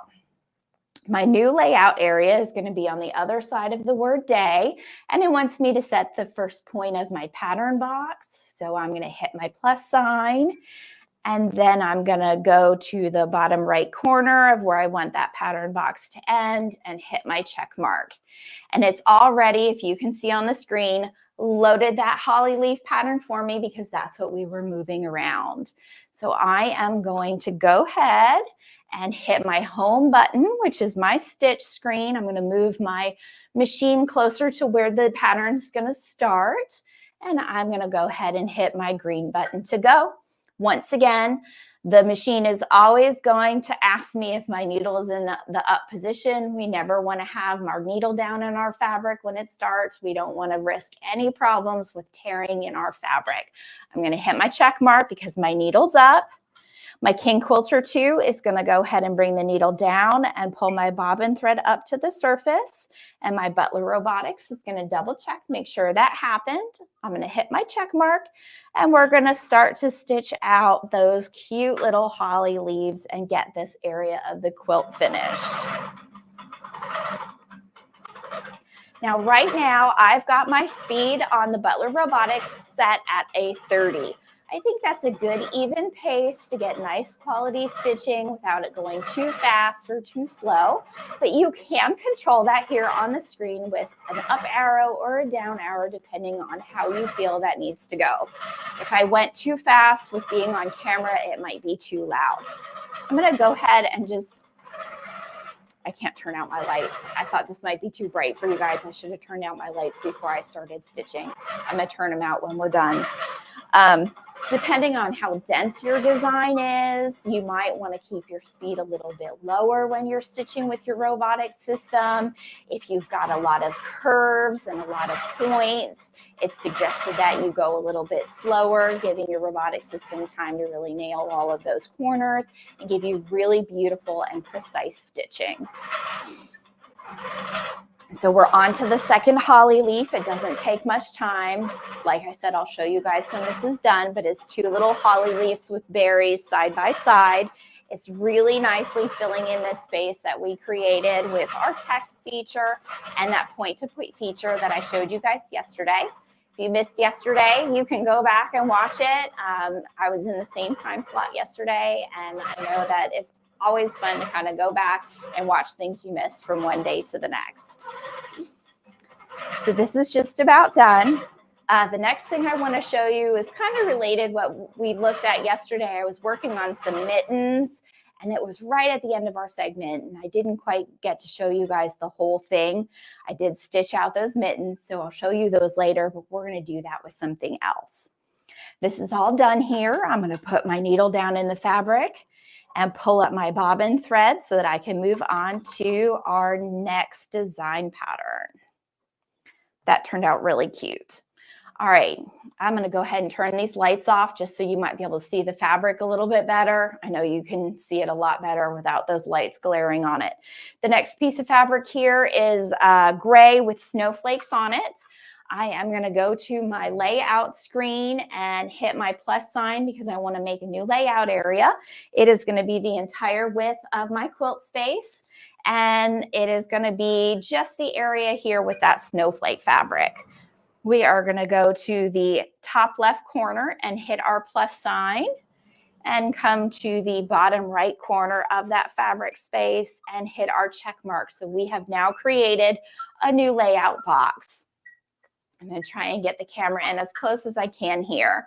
Now, while I was looking through patterns, and there are a ton on here, I found some cute little candy canes and a Santa Claus. So we're going to use those. There is a full pattern list available to you to scroll through. But because I found these earlier, I have a tab called Recents. So if I've been working with something, they're going to show up here. So here is my cute little candy cane I'm going to highlight and put in here, but it is minuscule compared to my box. So we're going to go ahead and make that a little bit bigger. I'm going to hit my scale feature and auto scale that into the size of my box. But I want to flip-flop the direction that it's going in. I have a mirror image button over here, so I can turn it from right to left. So I'm going to go ahead and do that. So that's cute there. We're going to go back to our patterns, and here is my Santa Claus face. So I'm going to go ahead and take him and put him in here, and he is way bigger than our box. So once again, I'm going to go to my scale feature and auto scale him into the box, and he is now sitting right on top of my candy cane. I have a move feature where I can just move Santa Claus over a little bit, take him off of the candy cane and give him his own space. And now I want to go back and add another candy cane. So this is a way of taking preloaded designs or designs you may purchase and put onto your robotic system and really creating something of your own. There's no limitation to what you can do when you use the features here. You don't have to use a design just as it came. You can do what you want with it. So I've got my other candy cane. Again, it's super teeny tiny up here in the corner. I'm gonna use my scale button, make it full-sized into my block area. We're going to move it to the other side of Santa Claus and make a cute little picture of a candy cane, Santa Claus in the middle, and another candy cane. And I kind of like the candy canes facing inward, and that way it kind of looks like a little heart. So I think that's kind of cute. Once again, when we get to the end of this, I'll try to give you a more close-up picture of all of that. Now, if I'm going to go with this motif, and I like it being a candy cane, a Santa Claus, and a candy cane, I'm going to go ahead and merge these 3 different pictures together so they all kind of become one. So now it's kind of recognizing them as a group. And I like this, and maybe I'm going to want to use this multiple times across my quilt, and I don't want to have to recreate this every time. So I have a little disc up here where I can save, and it brings up my keyboard, and I can name this. I'm going to call it Candy Cane Santa. And that way I'll know what it's called. And I can hit my check mark, and it's now telling me that it has saved this into my saved category with the name that I've given it, so that I can always go back to it at a later date if I want to. But it has now created that design of my Candy Cane Santa candy cane, and it is now a new design that's saved in there for me, which is nice. If I want to do that later on the bottom of my quilt, I can just pull it back up without having to redo all of these steps. Now, I like this little guy here, but I want to fill in my space. So I'm going to go to my repeat button and add a few repeats of this to fill in my whole quilt area. So I can get 4 repeats in here, nice and comfortable. But there's a little gap on the end, so I'm going to try to center this a little bit better. I'm going to hit my move button, and right here I've got a centering button, and that is going to center all of my Santas and candy canes within my whole quilt area. So I think that looks kind of cute. We can go ahead and stitch that out if we want to. You know, if you wanted to try and add something else into the ends, you could do that too. It's just a matter of preference and what you like. So we're going to go ahead and hit our home button and our start button and our check mark, and it is now going to take it down to the beginning of our quilt area so that we can get that started.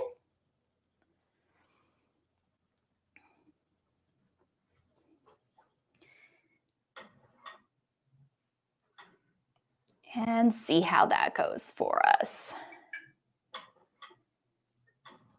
It's taking its tie-off stitches. So the King Quilter 2 will take its tie-off stitches and then let the Butler Robotics run its design.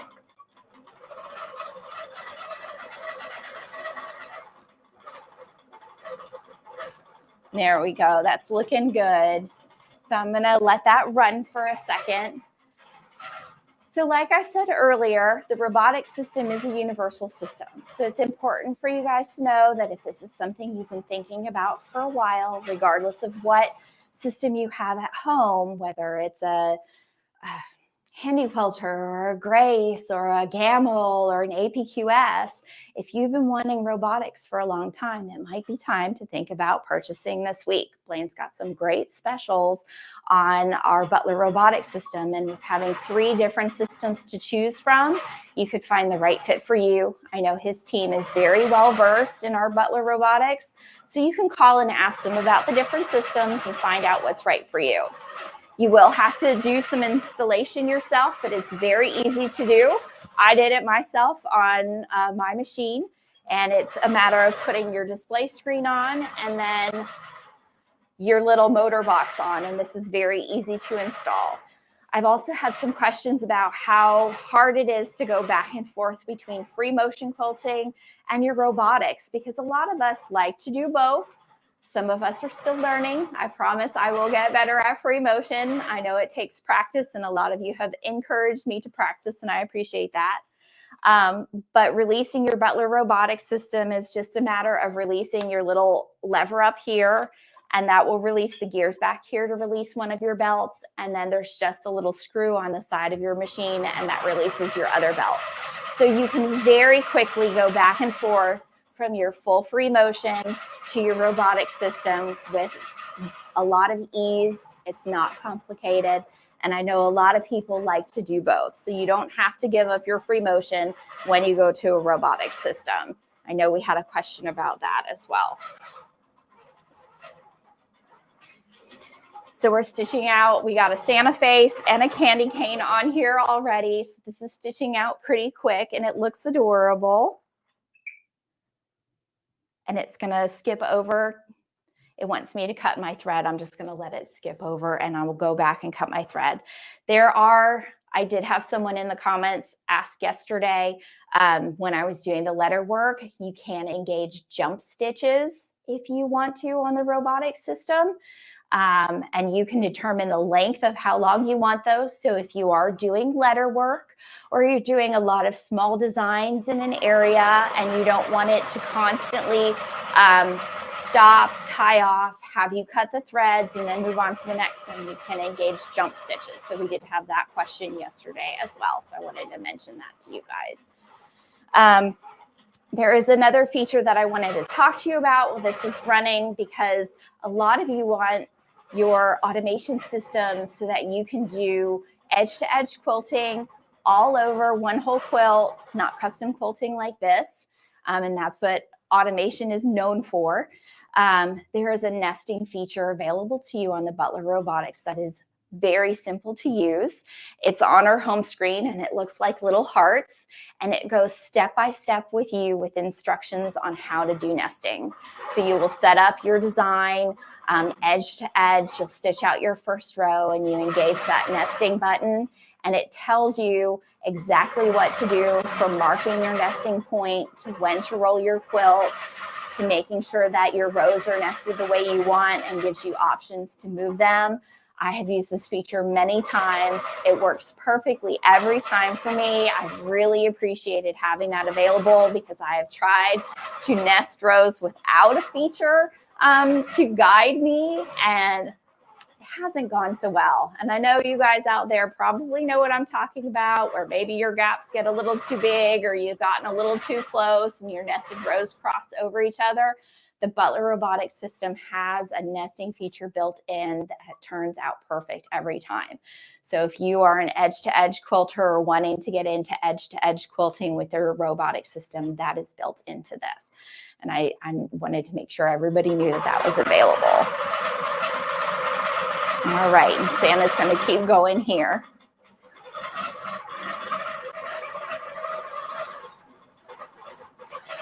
There are other features available to you on the robotic system that are quite helpful. When you have a thread break and you notice that, you can pause your machine and let it know there was a thread break. It will allow you to back up to where your thread broke, restart there. I tend to use that a lot. If you happen to run out of bobbin thread and your machine just keeps on going because you left your room, there is a restart feature where you can set your start point and continue to go once you've reloaded your bobbin, and that way you can finish out your pattern. There are a lot of wonderful features in this automation that will let you fix your boo-boos. And I don't know about you guys, but I make plenty of boo-boos. This is a learning process, and whether I'm not paying attention and my thread runs out, or whether I just do something wrong, there's always a boo-boo out there, and this system allows you to fix those boo-boos. So I just want to let you guys know that that is something available to you, that it does help you out. It does let you fix things when accidents happen in your quilting world. All right, I'm going to let this start, and I'm going to take the camera down off the tripod so that you can see the mittens that we started yesterday and you guys didn't get to see stitched out. The text feature that I used again, the point-to-point feature that I used again, the holly leaves that I did, and then the relocation with the wrench application that allows you to adjust your layout area. And then you can see the Santa and the candy canes being stitched out. I know it's a little bit loud, and it may get a little bit louder the closer that I get to the machine, but I think it's important that you see the quality of stitching that the King Quilter 2 is giving us, and how precise the Butler robotics stitches, because it's just a great combination of a machine and a robotic system. And if you are in the market, Blaine's got some wonderful deals on it right now, and I think you're going to enjoy having this as your quilting studio. So if you're going to hold on 1 second, I'm going to be really careful so that I don't make you guys dizzy or knock anything over or show you how dirty and messy my sewing room is right now. I think everybody at home needs to give a shout out to all the presenters who are presenting from their home studios, because doing this week has made my home studio, I can't even imagine what it's like for everybody else. All right, so we're going to come down here, and you guys can see here are our cute little Santas and candy canes. And right here, these long stitches here are the jump stitches. I do have those engaged right now. I have a 5-inch jump stitch engaged on my machine so that I can go 5 inches between any designs. There is a tie off in between each. So when I'm ready, I can clip those and no threads will let loose on either my Santa or my candy canes. So they will be safe and intact. And then I'm going to come up here and you can see my beautiful holly leaves. And I did do the same point-to-point clamshells that we did on the one yesterday. And then this is the text feature where I wrote the word day. And then here are the little mittens that we did at the end of yesterday. We used the mirror image features on this where we turned them right to left and up and down so that they filled in all of the space, and I kind of made them into pairs of mittens. So that was just one singular mitten that we manipulated with the features on the Butler robotics system so that we could really fill the space and make something adorable. And then we're going to come around here. And then this is the other set of holly leaves that we used the wrench with at the very beginning. That wrench is the move a layout space. And so we moved it right here at the end of the word day.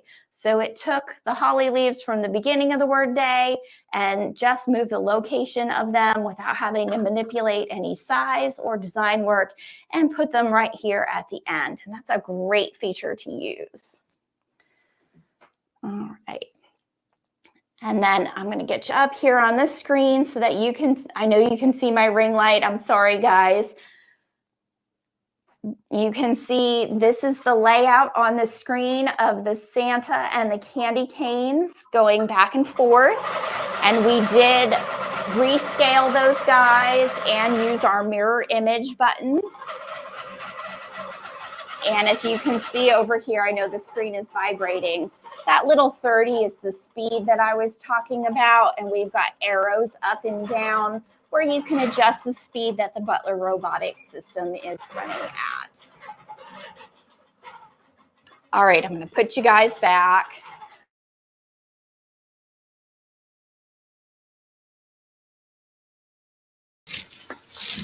Hey, everybody. I'm not sure what happened, but we just went off for a little bit. Let me know that you can hear and see me so I know I'm not just talking to myself. I can see you, Jane. Okay, good.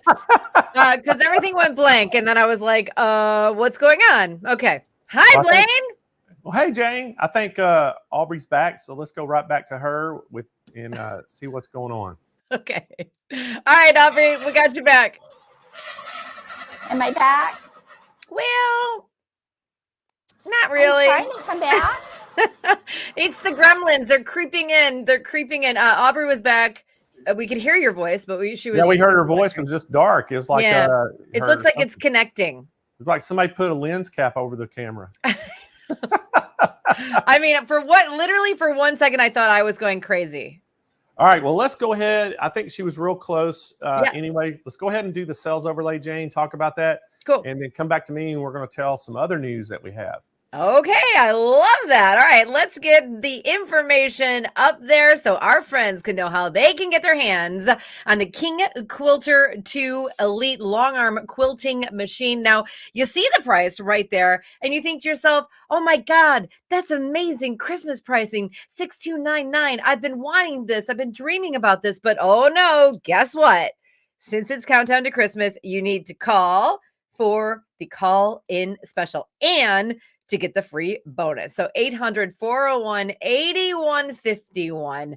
Aubrey has been showing us and working on the machine all week long. She's doing an excellent job. I was totally like into that little Santa that she was getting into and showing us. But again, that's your King Quilter 2 Elite Long Arm Quilting Machine. Call in for special pricing, 800-401-8151. And very good. We've got the Long Arm Quilting Robotics Basic Edition here. Now, here's your Basic Edition. You're getting an 8-inch EPC display, which we love. That pricing is phenomenal. But again, it gets even better when you call 800-401-8151. And we're going to move on to the next edition, which will be the Deluxe Edition. And there we go. It's right there on the screen. Okay. That's cool. So here's your Robotics Deluxe Edition. And the difference here, you get everything in the basic. You get a couple more things. You get more designs. It's a 10-inch display screen, which is just a little bit better. You get a little bit more of the bonus in there. So you can start with your basic. You can move up to Deluxe. Great pricing, but yet you're going to call for the special. And then we've got the Pro Edition as well. And there it is right there on the website. So you don't even, if you go to the website and it looks just like this, you're in the right spot. So there's your Pro Edition. That edition has more designs in it, more bells and whistles. It's got everything that the basic has, everything that the Deluxe has, but it is Pro, and it's got the 12-inch display screen there for you. But call for more details. Call for the call-in special. We know the pricing is good, but it gets better because it is countdown to Christmas. So, oh, look at that. Up close and personal with all of these screens. Truly, truly outrageous. Okay, so call 800-401-8151. And we want to say a huge, huge special thanks to Aubrey Hartman. I know it's tough when those gremlins come to town and take over your studio, but she was right. All the home presenters today and everyone setting up their own IT. Thank you very much, because we know sometimes those gremlins will get you. Right, Blaine? You're exactly right. The gremlins are keep going too. I tell you, we just got a phone call from, next up was Garrett McMinn with SWF. And, we were having the 12 needle presentation. Garrett just texted us and said, hey, I'm on my way to urgent care. Oh, no. So we don't know what's going on with Garrett. Something happened with him. And so anyway, Kennedy and Kyle have been scrambling around here. So what we're going to do, Jane, the price is not going to change because we got the great pricing, but at least we're going to let everybody kind of see Garrett. We have a videotape that when he was on Hoop Fest back in March. So we're going to play that so everybody can kind of see him talking about the machines. And then I'm going to come back and tell them what the great special we have for it. But, things happen. I love it. Just kind of like we had to get Deb to kind of save us because of, Jessica Quinn lost her voice and can't talk. So, things happen. And I forgot who else lost her voice. And we had to get. You just somebody else that was just so steady tables. Oh, yeah. Belle Bruner. Yeah. Yeah. She lost her voice and couldn't talk. She was going to do the sit down King Quilter. So we've had a lot of, it's that time of year, people getting sick. Tis the season for holidays and head colds. I know. So but you got to roll with the punches. And you guys did hey, a we'll just make- phenomenal job. Like, you're right there, you're pivoting on a dime. You're like, you know what, we have a video, go get it. You're making it work. So kudos to you guys there at SMP. I know you're literally trying to run the board and manage all the people and got all the calls and all the things, and there all of a sudden you got to figure out what to do. So like, that's an A+++ for you guys. Well, yeah, it's easy for you and I, but I walked in here and Kennedy was standing on her head, shaking her feet. Kyle was slamming his head against the wall. They were going crazy in here with all the activity trying to make it happen. But they made it work. They're pros at this. And so, again, we're going to do that. And then we'll come back and tell them how to get it. And I'll see you back here in probably just about 30 minutes, Jane. All right, guys. So we're going to go to the videotape. This is Garrett McMahon with SWF. This was back in Hoop Fest in March. And we're going to play that recording. And then I'll come back and tell you some of the features with it. And we're going to tell you the great pricing we have, because we do sincerely have an unbelievable price for it. So Kennedy, roll that tape. Awesome. Sounds great. I'm sure if we blink next year, it's going to be Hoop Fest again before we know it as well. So we'll hop right into it. I'm going to go through everything for you guys. In case you missed the first 4 days of the show and me going through the machine, whether it's the 12 needle, the MAS 12, or the MAS 15. Like I said, we're going to go over everything from start to finish. That way, if you did miss it, you get to see all the aspects of the machine, all the awesome features with the quick change cap driver, the control panel, everything. We're going to go through it all. So whenever you order this machine, it is going to come in a cardboard box with die-cut styrofoam that keeps it packed very well. Whenever you unbox it, basically you're going to get the machine that looks just like this. The only thing that needs assembly is the thread rack, which is here on top. It's going to be 4 different components. You just put those together with our simple video that walks you through everything. The control panel needs to be mounted to the machine. The cool thing with the control panel is it's only 2 bolts to mount it to the machine. And we've simplified the plugs and everything for every customer to where every single plug, there's 4 plugs total to connect it, but every single plug is a different type of connector. Makes it very simple, very easy to where you don't have to worry about plugging it in or installing it wrong and messing something up, or your machine not working properly. Like I said, every plug has its own designated slot and you can't plug it in wrong. So that makes it very simple there. The stand also comes with the machine. So the stand is 5 components. You have the 2 side legs and you have 2 middle shelves. And then you're going to have the top table as well that the machine sits on. Cool thing with this machine is it is only 85 pounds. So I can lift it up pretty easily off the stand. And then, which makes that easy for traveling, whether you're in an RV trailer or if you're wanting to move it around from studio to studio. The other cool thing is you don't have to use the stand that it comes with. If you already have an existing craft table or somewhere you want to set it in your place, the machine has these self-leveling bolts to where if the stand just doesn't fit somewhere you're wanting it to, you can lift the machine off because it's only 85 pounds. You grab somebody to help you, lift it up, set it on a table somewhere, and you're still good to go. As far as the rest of the setup goes, the machine comes pre-threaded from the factory. So all of your thread is going to be already rerouted through the head for you all the way down to the needles.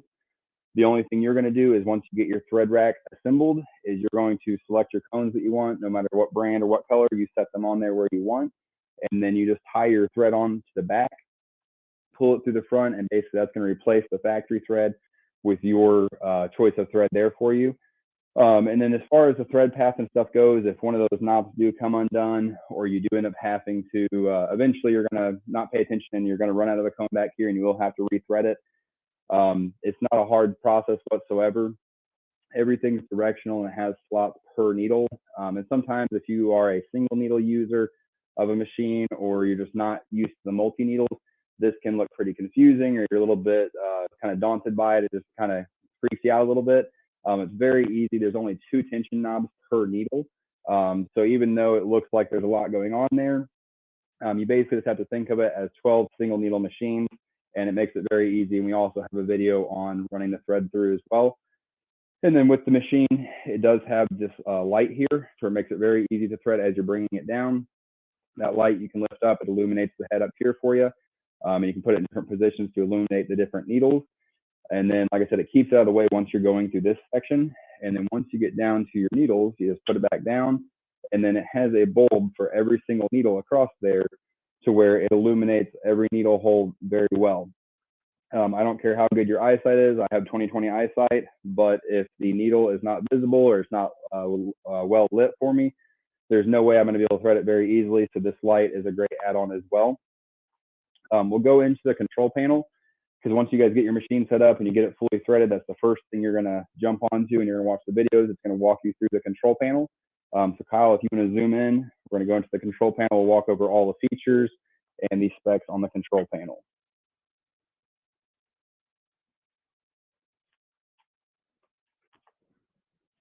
All right, awesome. So control panel is a 10.4-inch LCD touchscreen display, and then it is very simple. This is the same interface that we use on all of our machines. So whether you purchase an MAS 15, MAS 12, or even our large industrial machines that are in big factories, this is the identical control panel that's going to come on every single machine. Makes it very, very easy because everything is spelled out on the control panel screen. So whenever you go to select something, everything has a wording with it, sort of explains what that button is for. And I know a lot of competitor machines, whenever you click into a button, it opens up another list of buttons that you got to select the correct one from. That creates more buttons for us down here. But the cool thing is every button takes you straight to that screen. So if I want to load a design, I go to design, everything to do with my design, whether I'm pulling a design in with the USB, sending one over with Wi-Fi, selecting a design to run for my next embroidery job, that design button brings up everything for me pertaining to my design. So like I alluded to, the USB. So this machine control panel has 2 USB slots on the back, so you can grab any standard USB. It does not matter what size of USB, so it can be anywhere from a 1 gig USB all the way up to a 256 gig USB. The machine's still going to read it, but it has 2 slots on the back. It's going to have 2 slots underneath the control panel. What a lot of customers use the 2 underneath for is they stay completely out of the way. And if you have a USB with a ton of designs on it, you can just plug that underneath. It stays out of your way. You don't have to worry about bumping it or breaking it off on the control panel. But that allows you to have essentially a 3rd memory slot, which you can store your designs on, and that USB can stay in there. The other cool thing is you can take a wired mouse or a wireless mouse, and you can plug it into one of those USBs as well, and then a cursor will appear on the screen. So if you don't exactly like the touch screen, touching all over the screen with the pen that comes with it, you can use a mouse as well, and the cursor will pop up, and you can select the different logos and stuff on there as well. So to load a USB or to load a design with the USB, it's very simple. So I'll back out to the home screen to show you exactly how you do it. So we go to our design, and then it's going to pull up. It's going to highlight the USB that we have connected. So it says USB 1. Select that. It's going to pull up all the available designs for me that I have on there. So if I see the one that I want and the one that I've put on there, select it, and we'll go ahead and hit save. And then whenever I hop into my design screen, it's right there. It's the last design that I've saved. And then when I click on it, it's going to show me everything about the design. So the size of it, the total stitch count, the number of colors it has with it.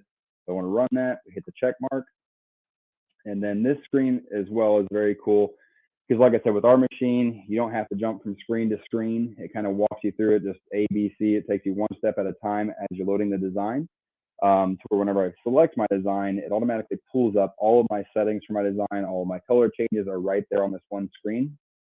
To where if I want to change anything with the design settings, or if I want to change the size of it, or if I want to rotate it, if I'm running it on a specialty item, if I'm doing it on a sleeve, a hat, a towel, anything that needs a special rotation, I can go into this design button, and you can go to your angle. So I can type in like 180 degrees. If we're running a hat, you want it to be upside down so it runs right side up on the hat. And then as well, you can do any degree or angle you want to. So if we have a design that needs to be 135 degrees, I just type in 135, select OK. And then that setting right there that I just changed, now my design is going to be rotated 135 degrees for me. The next would be the color change screen. So this is another cool feature. So on the color change screen, you guys can see that each color or each needle has a color block behind it. Makes it very nice because whenever you're once you put your thread on the back of the machine and you have everything or all your colors on there that you want, you can go ahead and customize every color block behind each number. So for instance, if we have a black on 1, I select the black color, tell the machine that it's on needle 1. If we have white, select white, tell it it's on needle 2. If you want to do like a blue or something, that's on needle 3. So you go through there and you preload all of those settings. And then once I hit save, we'll hit OK. And now you can see that the number 1 now has black behind it, the number 2 has white, and number 3 has blue. So like I said, once you do that, it makes it very simple, because then you're not looking back here guessing what needle is going to run what color. Whenever we do that, everything right here, once you have everything set up, you can just look at the color behind the needle that it is representing. And so then when we're selecting our colors for our design, every single part of the design is broken up for us. So you can see where all of these different H's are grayed out, but this one is in color. So it's showing us that we're selecting the color for that H. Then if I wanted black, I can hit 1, and it's going to jump to the second color change, go to the second H over, and then we can select number 2. And it's going to just keep on going until we have all of the colors loaded in there. And this makes it very nice for every design you're going to do. So like if you guys get something digitized or made and you're curious or you don't know what colors are going to run first, this setting here makes it very self-explanatory, because we can jump from color to color on the screen, and it shows us exactly what part of the design that's running. Like I said, if you get something digitized, you're unsure of the color sequence, whenever you get to this screen, it's going to lay it out for you, and then whatever part of the design is colored, that's the setting that's the color you're choosing right at that moment. So once we get our colors loaded how we want them, hit close. We'll hit load and save. And then this is asking us if we want to save all of the settings. So basically, if we rotated the design, if we change the needle color to the needle sequence, you can see now that design is rotated 135 degrees for me. But that setting there, what makes it really cool is it just saved everything for us. The next time I go to run this design, if I'm going to run it again, all of my color changes that I just loaded into the needle colors are going to be saved for me. The rotation is going to be saved for me. So the next time we pull it up, all we have to do is grab the design, pull it up, hoop our garment, and hit start. So it makes it very easy. It saves everything for you. And then the next time, if we want to edit the logo, you can edit it and resave it to where it's going to save your new color sequence, anything like that. The machine remembers it all. So back to the design button. So in the design button, there are 2 different slots here. So we have 2 different memory banks, and each memory bank is going to contain 200 fillable slots. So you're going to have 400 design slots total. And then the stitch count capacity of the control panel is 2.4 billion stitches. So huge memory. What makes it super nice is a lot of other machines, you start running out of space. You have to delete old designs to pull in new designs.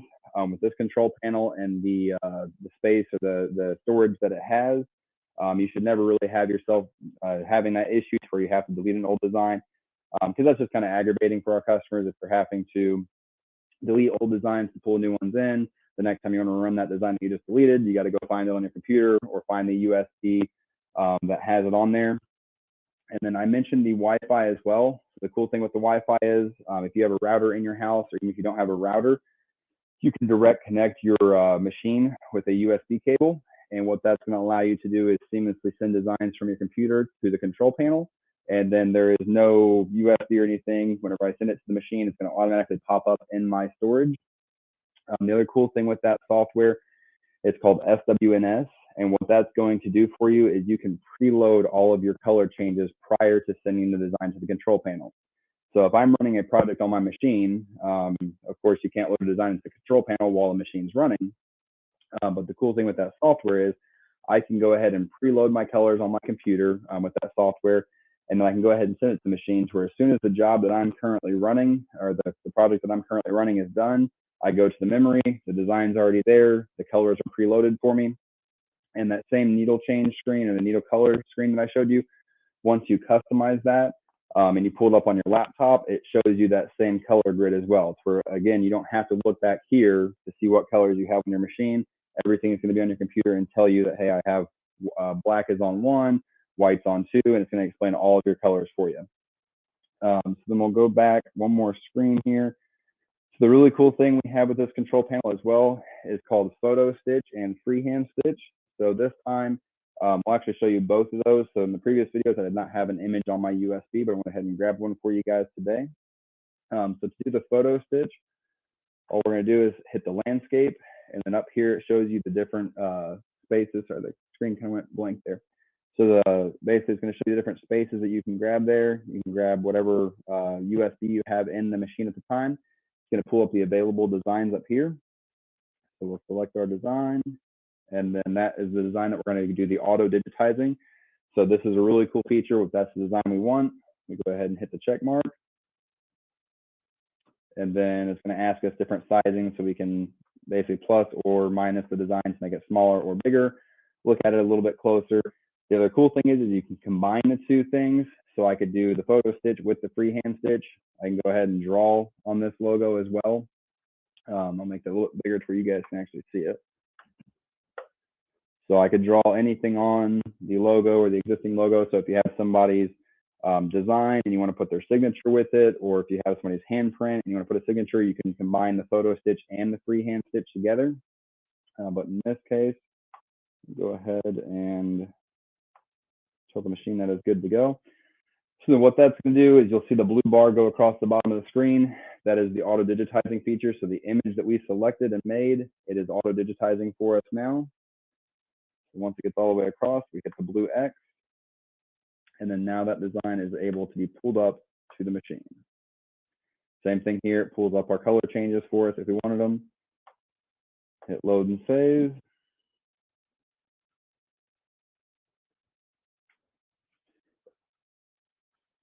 And then now our design that says the farm is there, and you can see the little scribble that I put over there just to show you the photo stitch and everything. But like I said, it's really cool because any image that you have, whether it's a JPEG or a PNG, you put on your USB, you can upload to the control panel, do the auto digitizing feature. And then we'll go back into that button and show you a little bit more about the freehand stitch. So right here, these two icons, I selected the landscape, which is going to pull up my images to pre-digitize, but I can also go ahead and just do some drawing.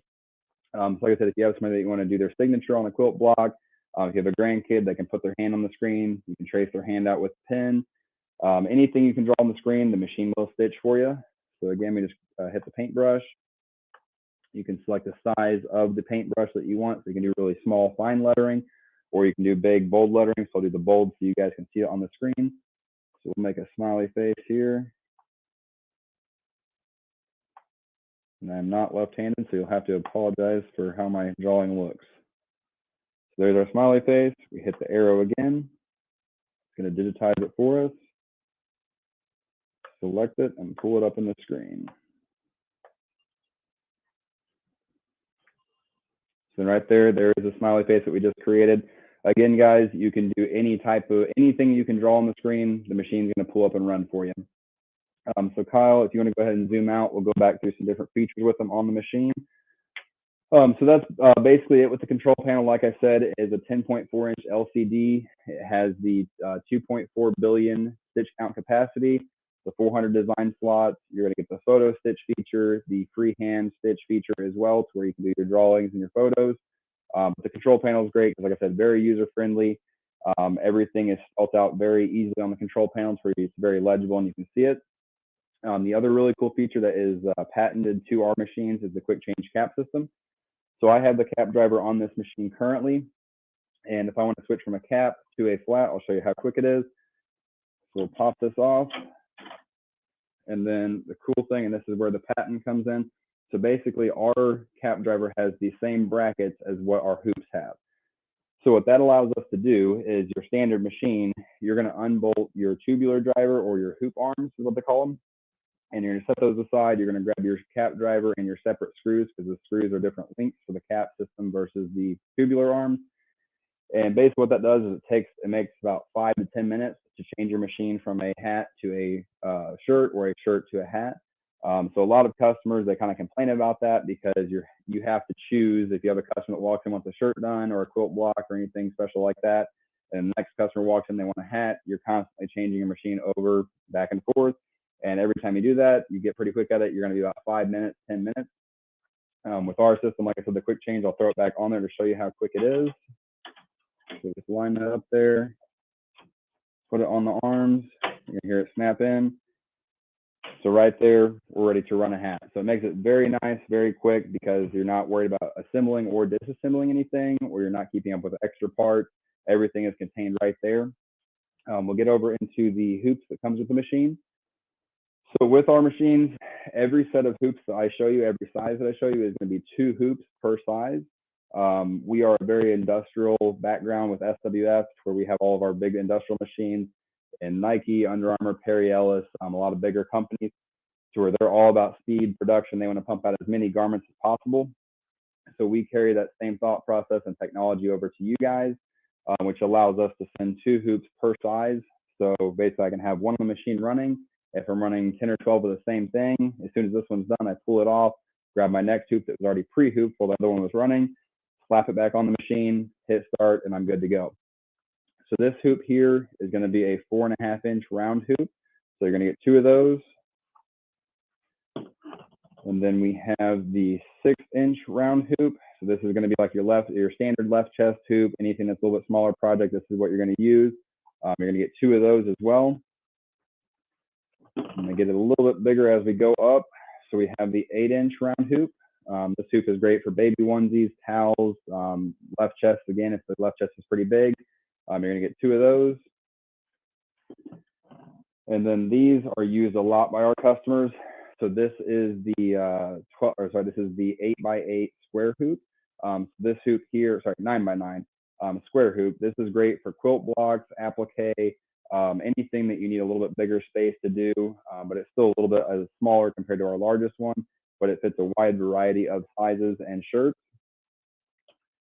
And then this is the hoop that everybody loves. We have a jacket hooped up here. This is a 9-inch by 14-inch wide hoop. So even though the machine is a little bit smaller as far as the space it takes up, it still has that 9 by 14-inch sewing field, which is very large for a machine of this size. So the sizing of the machine, like I mentioned earlier, it's 85 pounds. The machine side to side is about 26 inches wide, and that's without the control panel, so you could swing this back if you wanted to. But 26 inches side to side on the machine. It's about 26 inches long as well. The table itself is about 30 inches by 30 inches. But this machine, with it being small enough, like I said, 85 pounds, only 26 inches by 26, it allows you to fit it about anywhere you want to, but you still get that really large sewing field for the smaller machine. And then the other cool thing you get with the quick change cap driver, you're going to get 2 cap frames.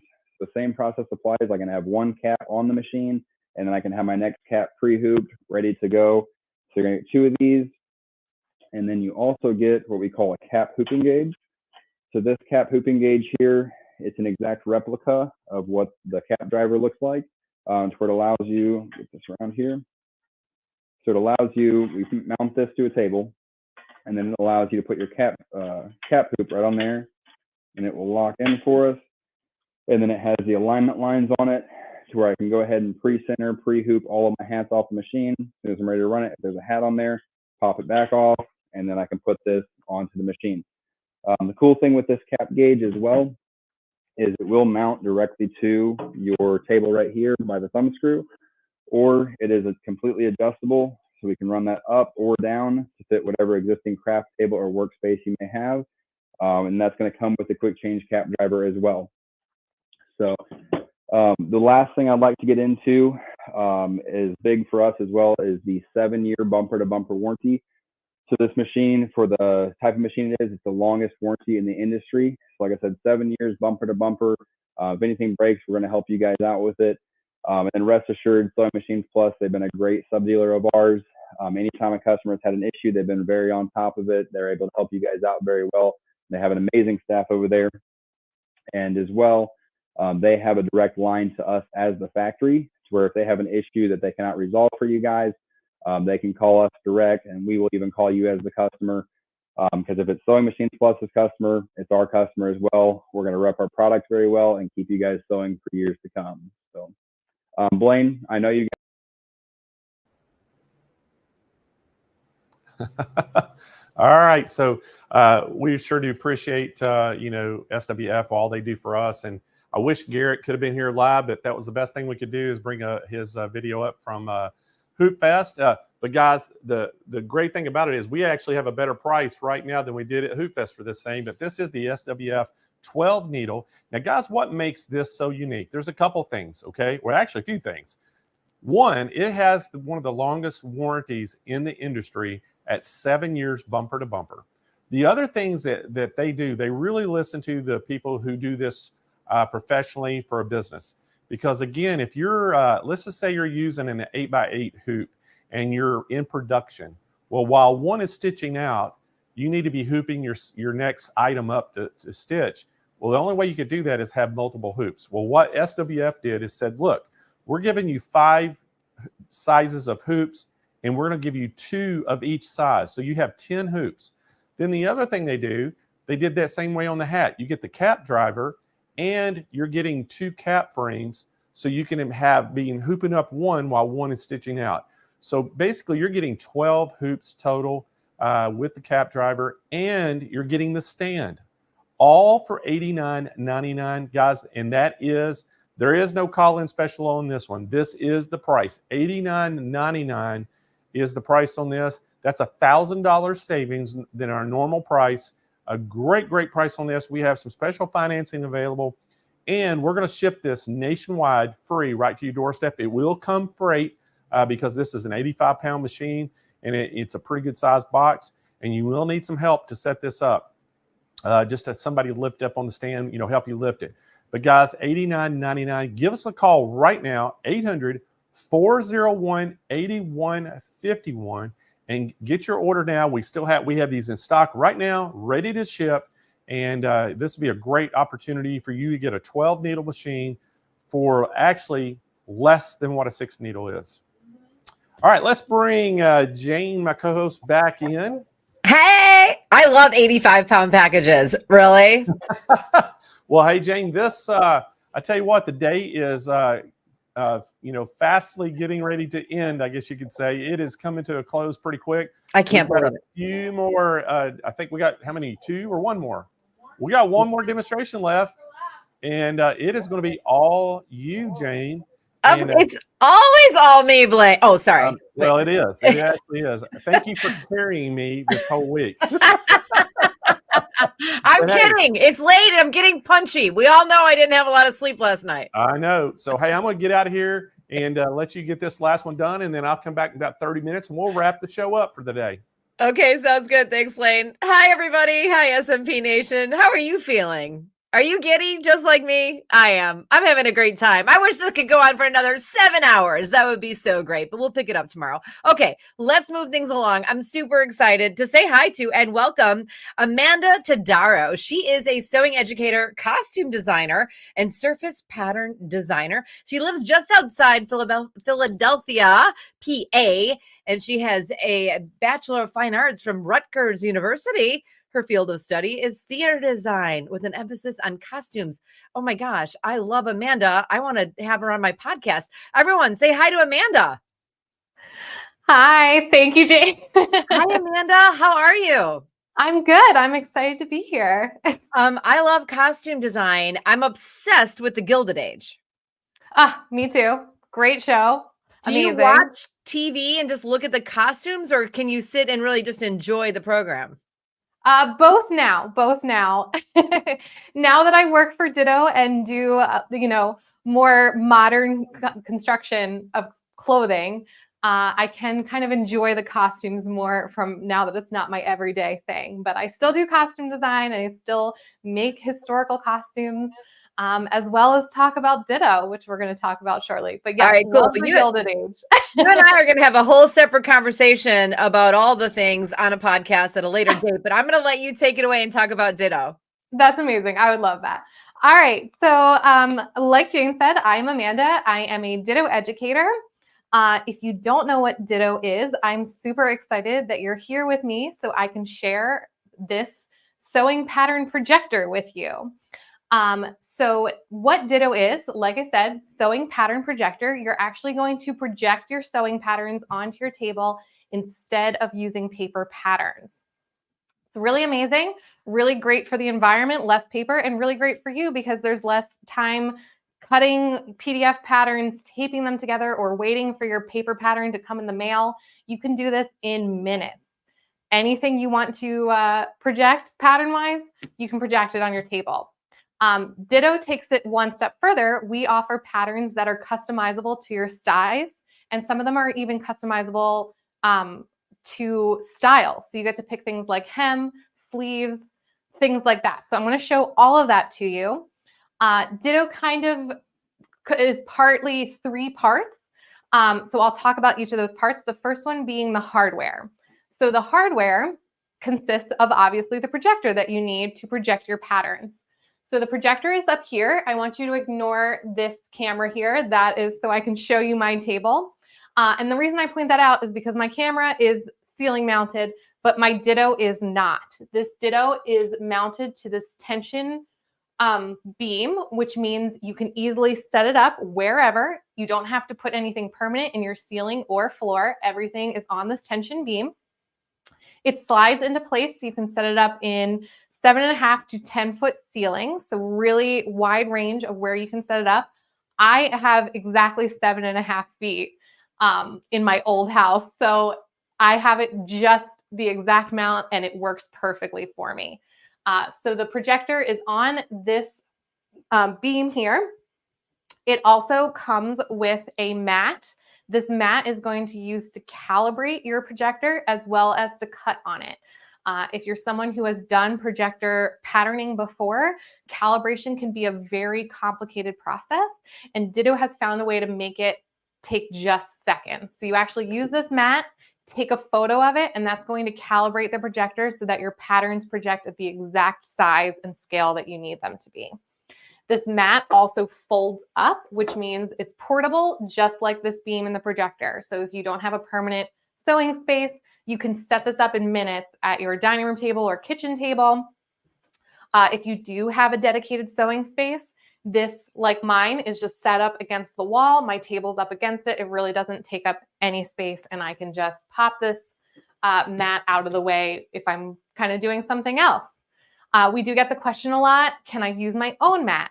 Yes, you can switch this out for a self-healing mat that you love, but you're going to use this for calibration, and of course you can cut on as well. You're also going to get a rotary cutter and these handy, amazing, which you can see here, these handy weights that everyone absolutely loves. They're really heavy duty, and you'll see me using them shortly. We get the question a lot, can I cut with scissors? And yes, you can cut with scissors. I will show that to you.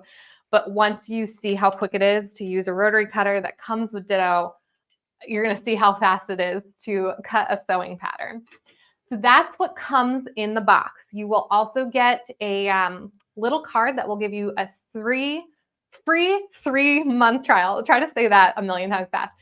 3 months free for you to try the subscription. You do not need a subscription to project your patterns. However, it's going to unlock all the Ditto patterns for you. It means you can download, customize, adjust sizes of every Ditto pattern we have on our website.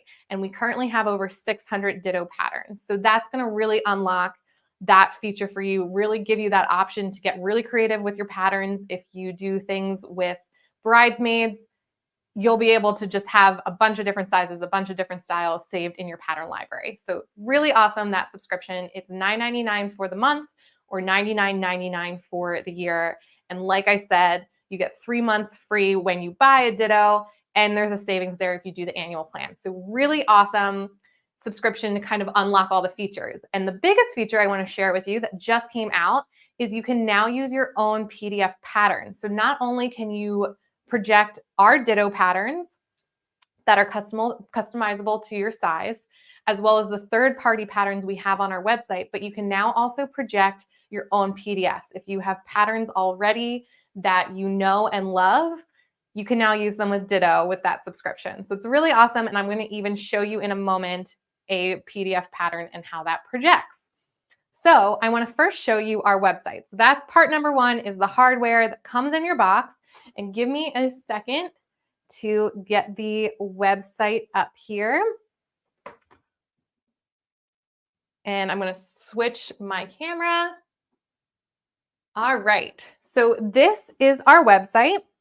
And this is where you're going to purchase and customize your patterns. Or if you have the subscription, download your patterns. So you can see here, I'm going to go to our patterns. And you can see we have women's, men's, kids, crafts, over 900 patterns currently, and we add new ones every month. And the best way to find out about the new patterns is to join our email newsletter, and you'll see which patterns are being added each month.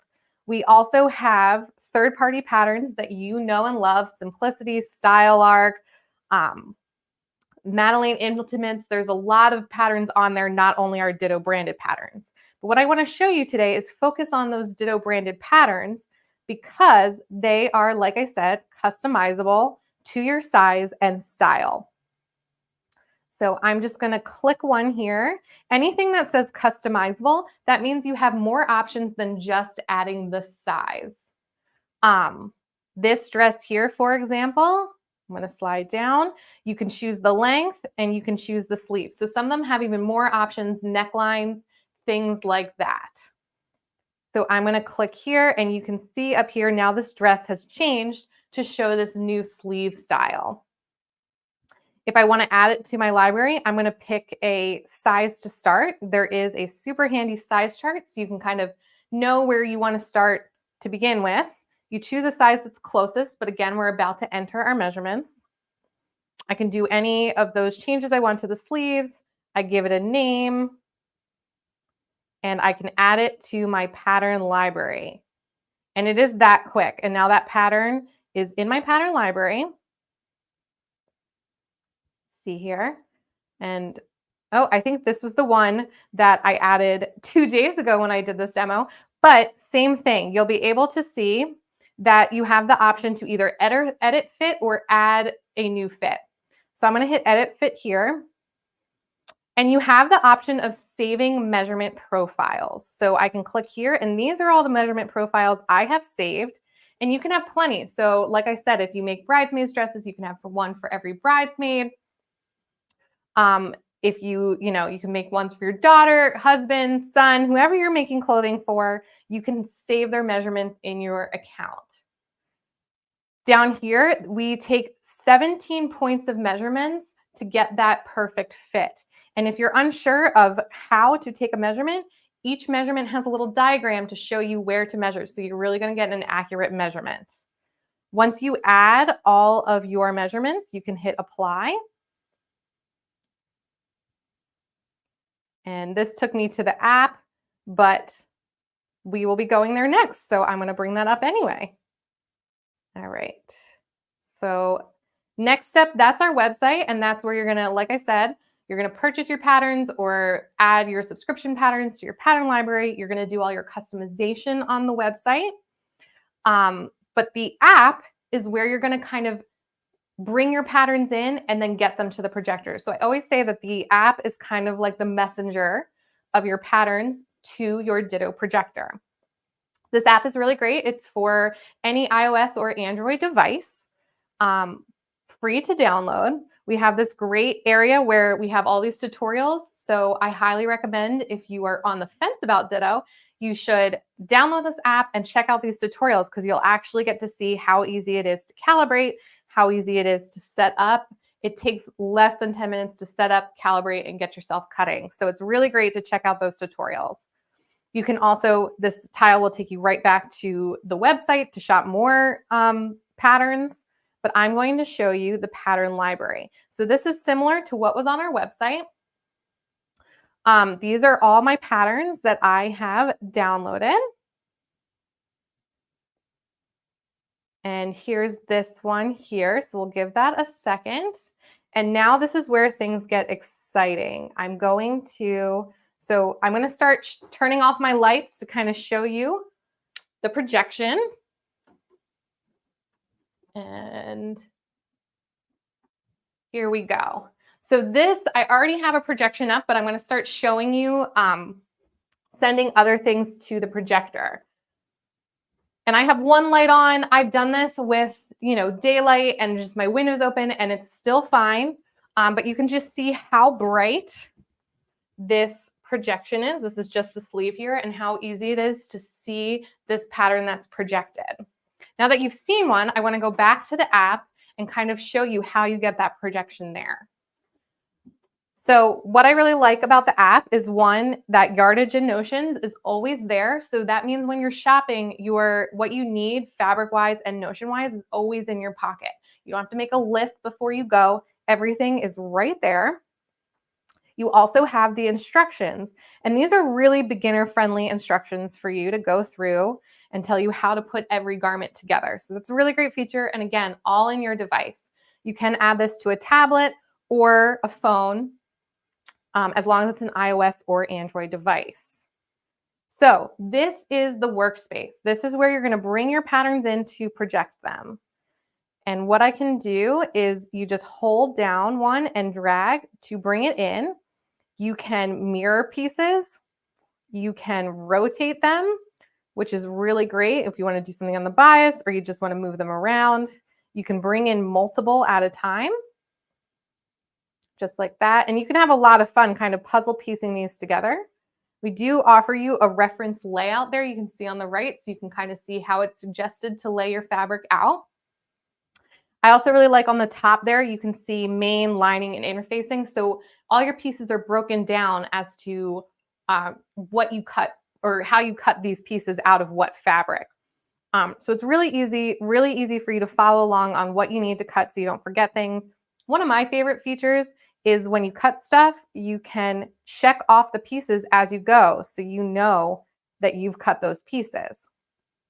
Okay, so now I'm going to send this to the projector. We'll give that a second to reconnect. And while that's connecting, let's see here. I'm going to see if there's any questions. Is there any distortion of the size when the projector hits the fabric on the table? No, as you can see, the sleeve is really nice. And the scale is, because I calibrated it, the scale is exactly what it needs to be. If you're cutting a thicker fabric like a fleece, you may want to put the fleece underneath your calibration mat before you calibrate, and then put the fleece on top once the calibration is all done. I'm seeing if there's any other questions. All right, so let me see if I can get this to reconnect. I know others were having technical issues today, so it might just be that day. But here we go. So we're connected. I just had to give it a second. All right, and let's send these pieces that I just moved around to my projector.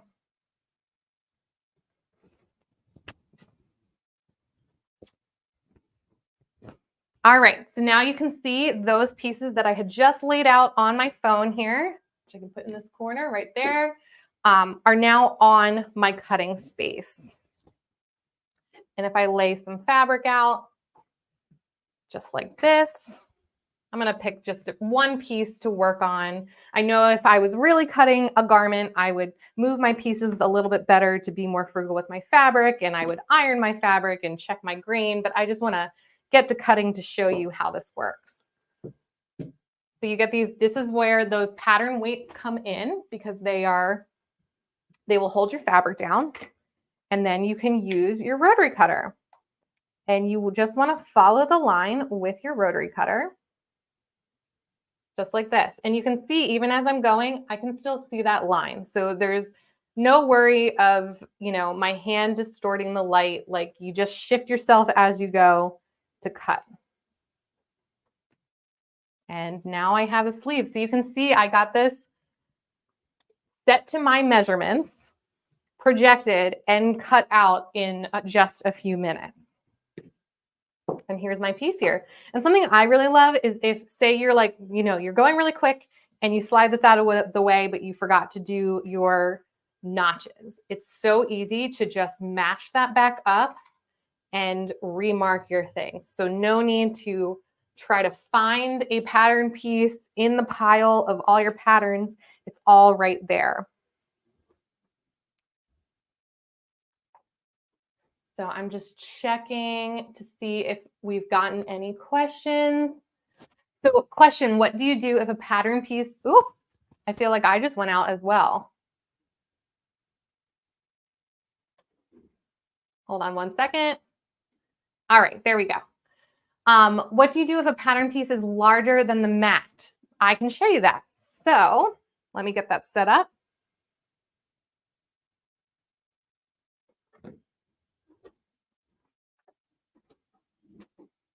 All right, So let me select all these and clear them. Really easy to move your pieces around and get them out of the way. So if a piece is bigger than your mat, you can see these top two pieces here have these very large red arrows on them. That means that they're too large for the mat, and we're going to use a feature called splicing. So what I'm going to do is just bring that in, and it's going to tell you you need to splice this. So I'm going to hit OK. And you're actually going to use these arrows to move the piece as you go. So I can send this piece to the projector as is. And you see that came in just like that.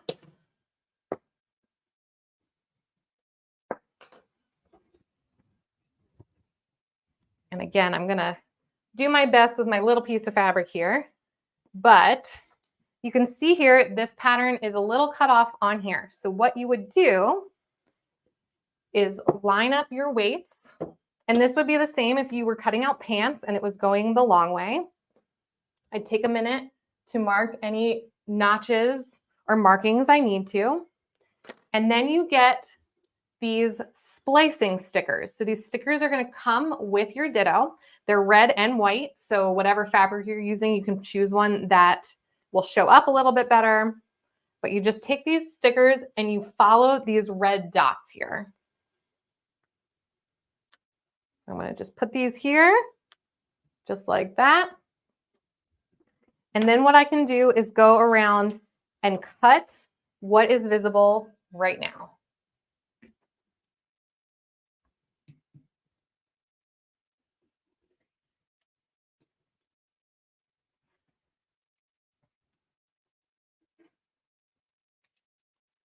All right. Oh, I missed a little corner there. Oh, and I'll also show you about cutting with scissors. Okay, so now that I've got it cut to here, let me go back to my screen here.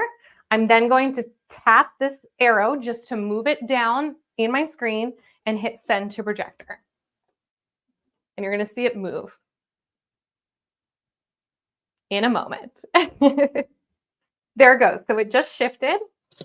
So what I will do then is just slide what I had just cut and my fabric up to now meet those red dots again. So it really makes sure that you line everything up. You can see now my red dots are all lined up and my notches that I had drawn originally are lined up. My original cutting line is lined up. So now I am good to continue on cutting this little piece here. So that's how you go about cutting things like pants and skirts. So I have this full piece here now ready to go. I'm going to see if there's any other questions we have gotten. No other questions? Awesome. Well, then I'm going to take a moment and I'm going to show you a PDF pattern just so you can get a sense of, oh, we did get a question. Are you cutting only one layer of fabric at a time? So for this demo, I'm cutting only one layer at a time, but you can absolutely cut two pieces or cut on the fold, no problem. And what I really like about that, let me show you here. So I'm going to clear this. I'm going to bring in a piece here. So let's say I cut I'm cutting 2 layers here. I can send this piece to my projector, cut it, and then once I cut that piece, do all my little markings, then I can mirror it, send it to projector, turn the 2 pieces over and mark my notches again. So it's a really nice way to quickly mark everything you need to right on the pieces. Another question, do you cut inside or outside the line? So you want to cut right outside the line. But what if I can't follow a line to save my life? You can follow these lines, I promise. You'll just take it really slow. You got this. Other questions? I'm just seeing. Okay, so I'm going to show you what the PDF patterns look like. If you have your own, like if you have a big inventory of patterns already on your computer, you can project them. So let me get out of here. So using your own PDF patterns is part of the subscription, so you will need a subscription to use it. I currently have 4 patterns, PDFs, that I have brought in. You just go onto your account at dittopatterns.com and you can see the page for downloading PDFs. I would highly recommend checking that out. It'll give you a little more information about what files you can use and sizes and things like that, and how to go about setting up your file. So this one is a little different. You won't be able to use the yardage or notions or instructions, but we will go to the workspace. And this is how a PDF pattern shows up. So a little different. You won't be able to use each individual piece and drag them in. However the file looks is how it's going to look, and you just use your arrows to move around that file. But you don't need, again, as long as you are calibrated, you don't need to worry about getting the correct size. So once I get this in a place I like, I can hit send to projector. And you can see here, so this is not a Ditto pattern. This is a PDF pattern that I put into my account, and now it's projected and I can use this pattern, which is huge. So that's a really great feature we're really excited about. Now, not only can you use our Ditto patterns, but you can use all the patterns you might have. So now I am just looking through to see if there are any, oh, Lisa said, thank you for actually showing how to cut. Yes, so, oh, that's a really great point. I wanted to show you about cutting with scissors, just a little hint. So I'm gonna use my little skirt pattern here just to play cut. So the rotary cutter makes it very fast to cut. You know, you just go around your pattern as you go. If you are more of a scissors person, you can easily cut with scissors just like this. And all you want to do is you want to just keep the bottom blade against the mat as you cut. And that way you can see, even with scissors and me lifting my fabric a little bit, I can still see the line and I can still easily cut with my scissors. So all the options, however you prefer to work, you'll be able to do so. All right. We got Ditto is on my list. Yes, get your Ditto. And I know Blaine has some really great deals. So this is a great time to get it. Another question, can you do this splice with folded fabric? Yep, absolutely. You can do the splicing. Just follow the instructions that it gives you in the app. What's really nice about the app is it's really going to lay everything out for you. You're not going to forget to cut something. It's going to kind of talk you through it. All right, so I'm going to take a moment to turn on my lights and come back to see you all. And you can see this is with my lights on. This is actually really great that you get to see this. This is with my lights on, and you can still see the pattern a little bit. So you definitely want to have, make your room a little bit darker, but it's great to kind of see, yes, you can still see that projection. It's bright enough. Can you use another cutting mat? Yes, so you will use this mat here to calibrate. You can cut on it like I did, or you can take this mat once you're done calibrating and fold this up and get it out of the way and use any mat that you have that you prefer. And a nice thing about calibration is if you have a dedicated space that this is in, you do not need to calibrate every time you use it. Once it's calibrated, it's up and it is it's good to go. So you only need to calibrate if you move the projector, if you bump it, or you change devices. Like, you know, if you have a tablet and a phone and you go back and forth, then yes, you'll have to recalibrate. But otherwise, you do not need to calibrate every single time.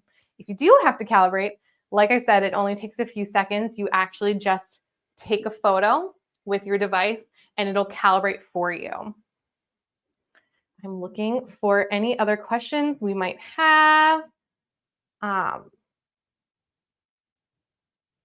you cutting on the line or on the edge? Yes, so right outside of the line. How hard is it to match patterns or plaids? It's so easy because you don't have pattern pieces blocking your print. So Ditto makes it really easy to like fussy cut, or if you want a specific flower to show up on a specific piece, it's fantastic for pattern matching because nothing is blocking your fabric as you're cutting. And you don't necessarily need to cut with the fabric face down or face up. You get to choose that because the light is just shining, nothing is covering it. So Ditto is really awesome for plaid and stripe matching. I've actually done some videos on that on our Instagram. So if you check out at Ditto Patterns on Instagram, you can see some examples of pattern matching and plaids and stripes. And it also saves you from that dreaded boob flower of just having just a weird placed pattern because you can see everything as you're cutting. All right, any other questions? What happens if you have to alter the pattern?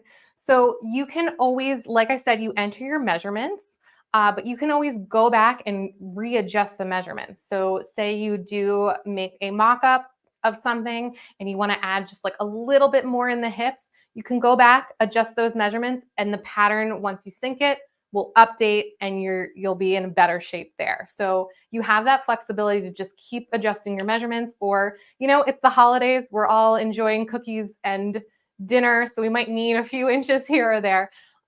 So Ditto makes it really great to shift your measurements as you go, not a problem. What is the seam allowance? The seam allowance generally on Ditto patterns are 5/8, but I always say check the instructions on every pattern because every pattern company is different, or like it might be a little less on a neckline. So generally Ditto patterns use 5/8 seam allowance, but check the instructions.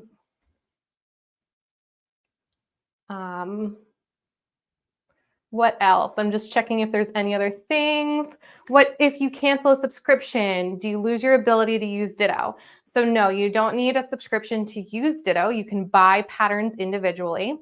With that subscription, you can always pause it. You're allowed to pause your subscription for up to 3 months. So if you life or vacation, you can pause it and come right back to it in 90 days and all your patterns will still be there. Anything longer than that, you will lose your patterns. So we suggest if there's something you really love to purchase it. It's yours forever. If you purchase a pattern, you can even print it out in PDF version to use for later. And that size customization and stuff is still in there. So you get that option. But with the subscription, you get to access to all the patterns at all the time. So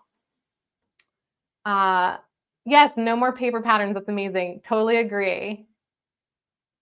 All right, any other questions? Just checking real quick. I want to thank everyone for asking so many questions. This has been awesome. Somebody asked, will it be available for applique? And with the PDF feature, you can now bring in so if there's an applique that's in a PDF format, you can bring that in. Same with quilting patterns. If you have quilting pieces you want to bring in, you can project those with your Ditto using that PDF pattern tile in the subscription, and you can use that for appliques, crafts, things like that. So it really opens lots of opportunity. All right, so I think we are, 2 more questions. How much is a subscription? A subscription is $9.99 or $99.99 for the year. So if you buy that year, you're basically getting 2 months free. And if you buy a Ditto, you're gonna get 3 months free in the box. So you could potentially get 5 months for free and have this, to play with for, 15 months? So super awesome deal. And the subscription, if you buy patterns already, a subscription is less than a single pattern you would buy in the store. So, and you get access to, right now, over 900 patterns are on our website. 600 of those are the Ditto branded patterns that you can use with the subscription. All right. Okay, so I am going to, I think at this point, say thank you, everyone. I hope I got all the questions. I'm going to pass it back to Jane. Oh my gosh, Professor Amanda Tadaro. That's your new name, sister. Wowza. Everybody, by the way, your pupils were asking the best questions ever. I know, I love questions. It's the last session of the entire day. We got the most questions, so yay you.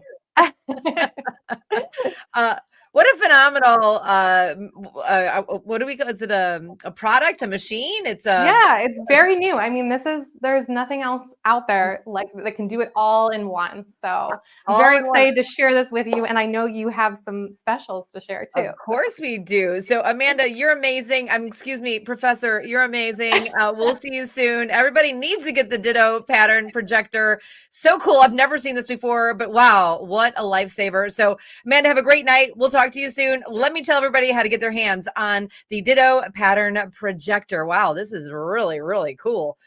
This is the projector system. And you saw Amanda working on it there and made everything so simple. And the pricing on it is really amazing. Your Christmas pricing, $399, but yet there is a call-in special. Are you kidding me? Yes, I do need that.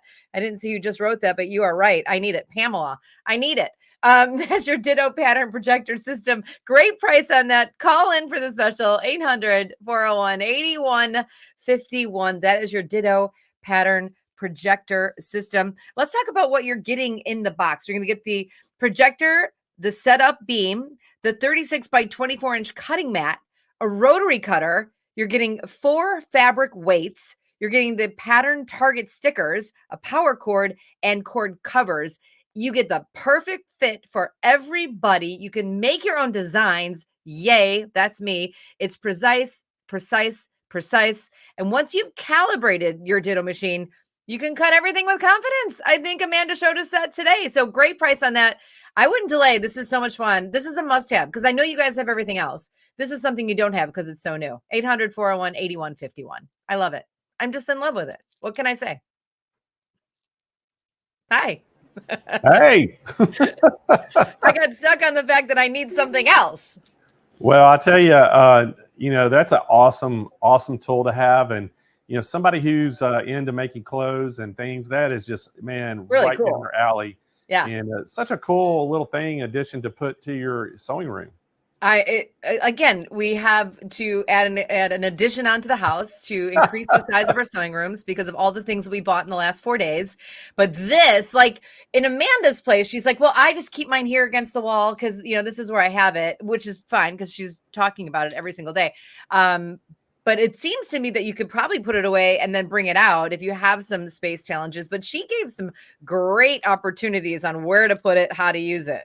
Yeah. I mean, listen, for those people who have boxes and boxes of patterns, for those of us who are buying patterns, for people like me, I'm always making patterns. So I have stacks of like made patterns. I would love to not make my patterns. I would love to just project them and use them and not have all this paper everywhere.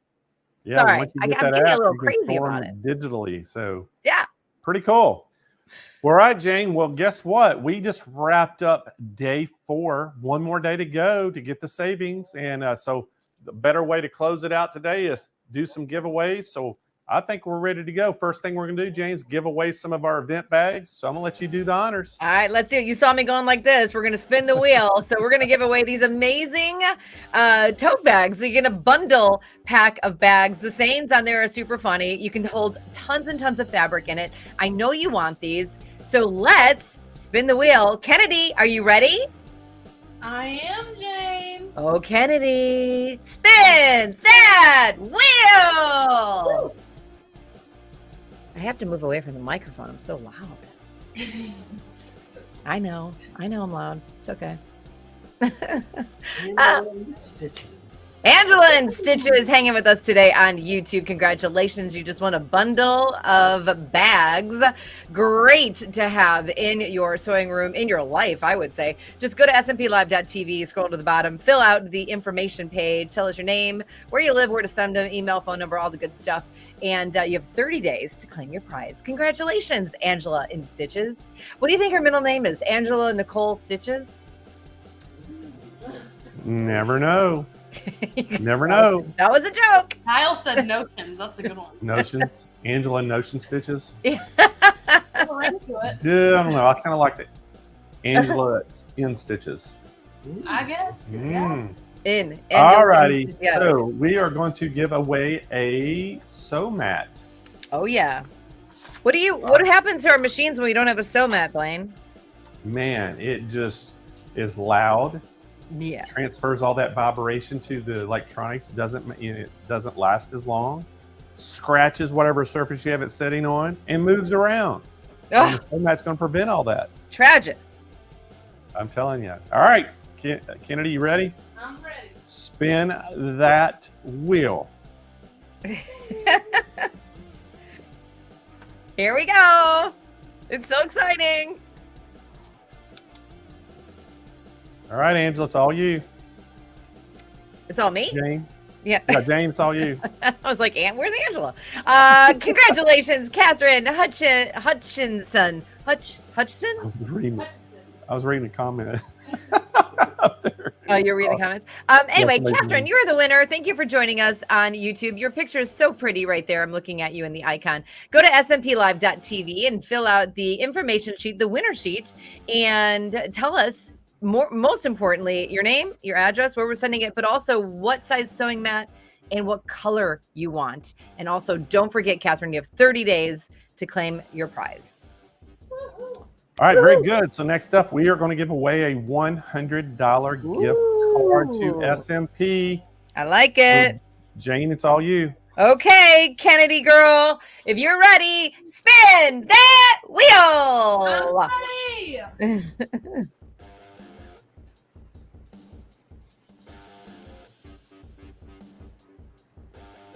We're on pins and needles. Go ahead, Blaney Blaine. Colleen is our winner. What does she have to do, Blaine? She has to go to smplive.tv and scroll down to the bottom of that page, Colleen, where it says claim my prize. Fill out all that information, complete, hit submit. And once we get that information, we're going to email you back a gift card code, and you have 30 days to claim that prize. Most important thing is that email. It is. Most important thing is the email. I didn't know that. I thought the most important thing was, oh yeah, email, because it's a gift card. Got it. Yeah, gift card. All right, so next up, we are going to give away another sewing machine, and it is going to be the Necky K132A sewing machine.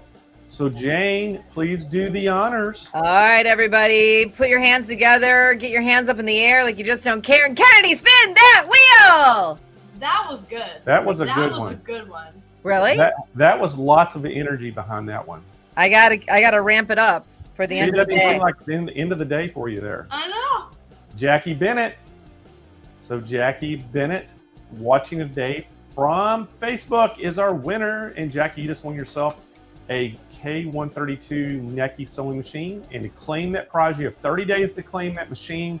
Go to smplive.tv, scroll down toward the bottom of that page where it says claim a prize, fill out all the information complete, hit submit, and once we get that in, we will ship it to your doorstep absolutely free.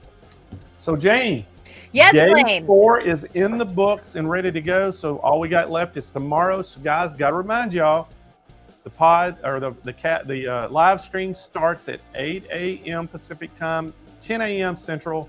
We'll be back. We'll be on the air about 15 minutes after the hour. During that 15 minutes, we'll be showing all the Christmas sweater slideshows.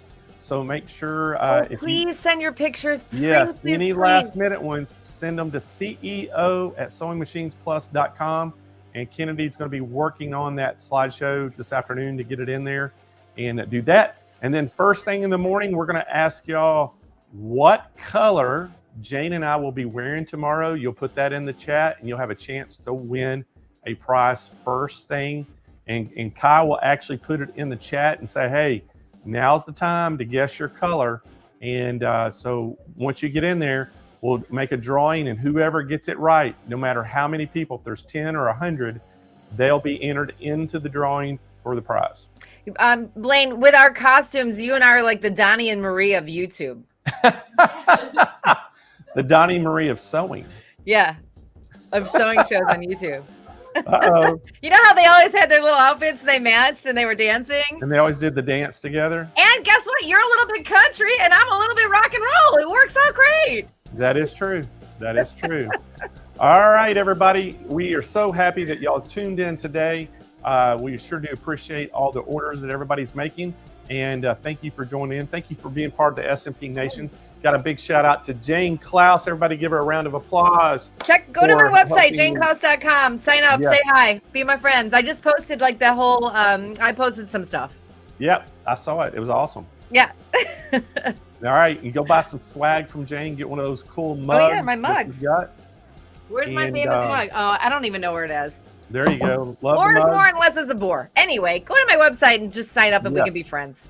And anyway, guys, we will be here tomorrow morning. So y'all have a great rest of your night, and we'll see y'all first thing in the morning. So long. Bye.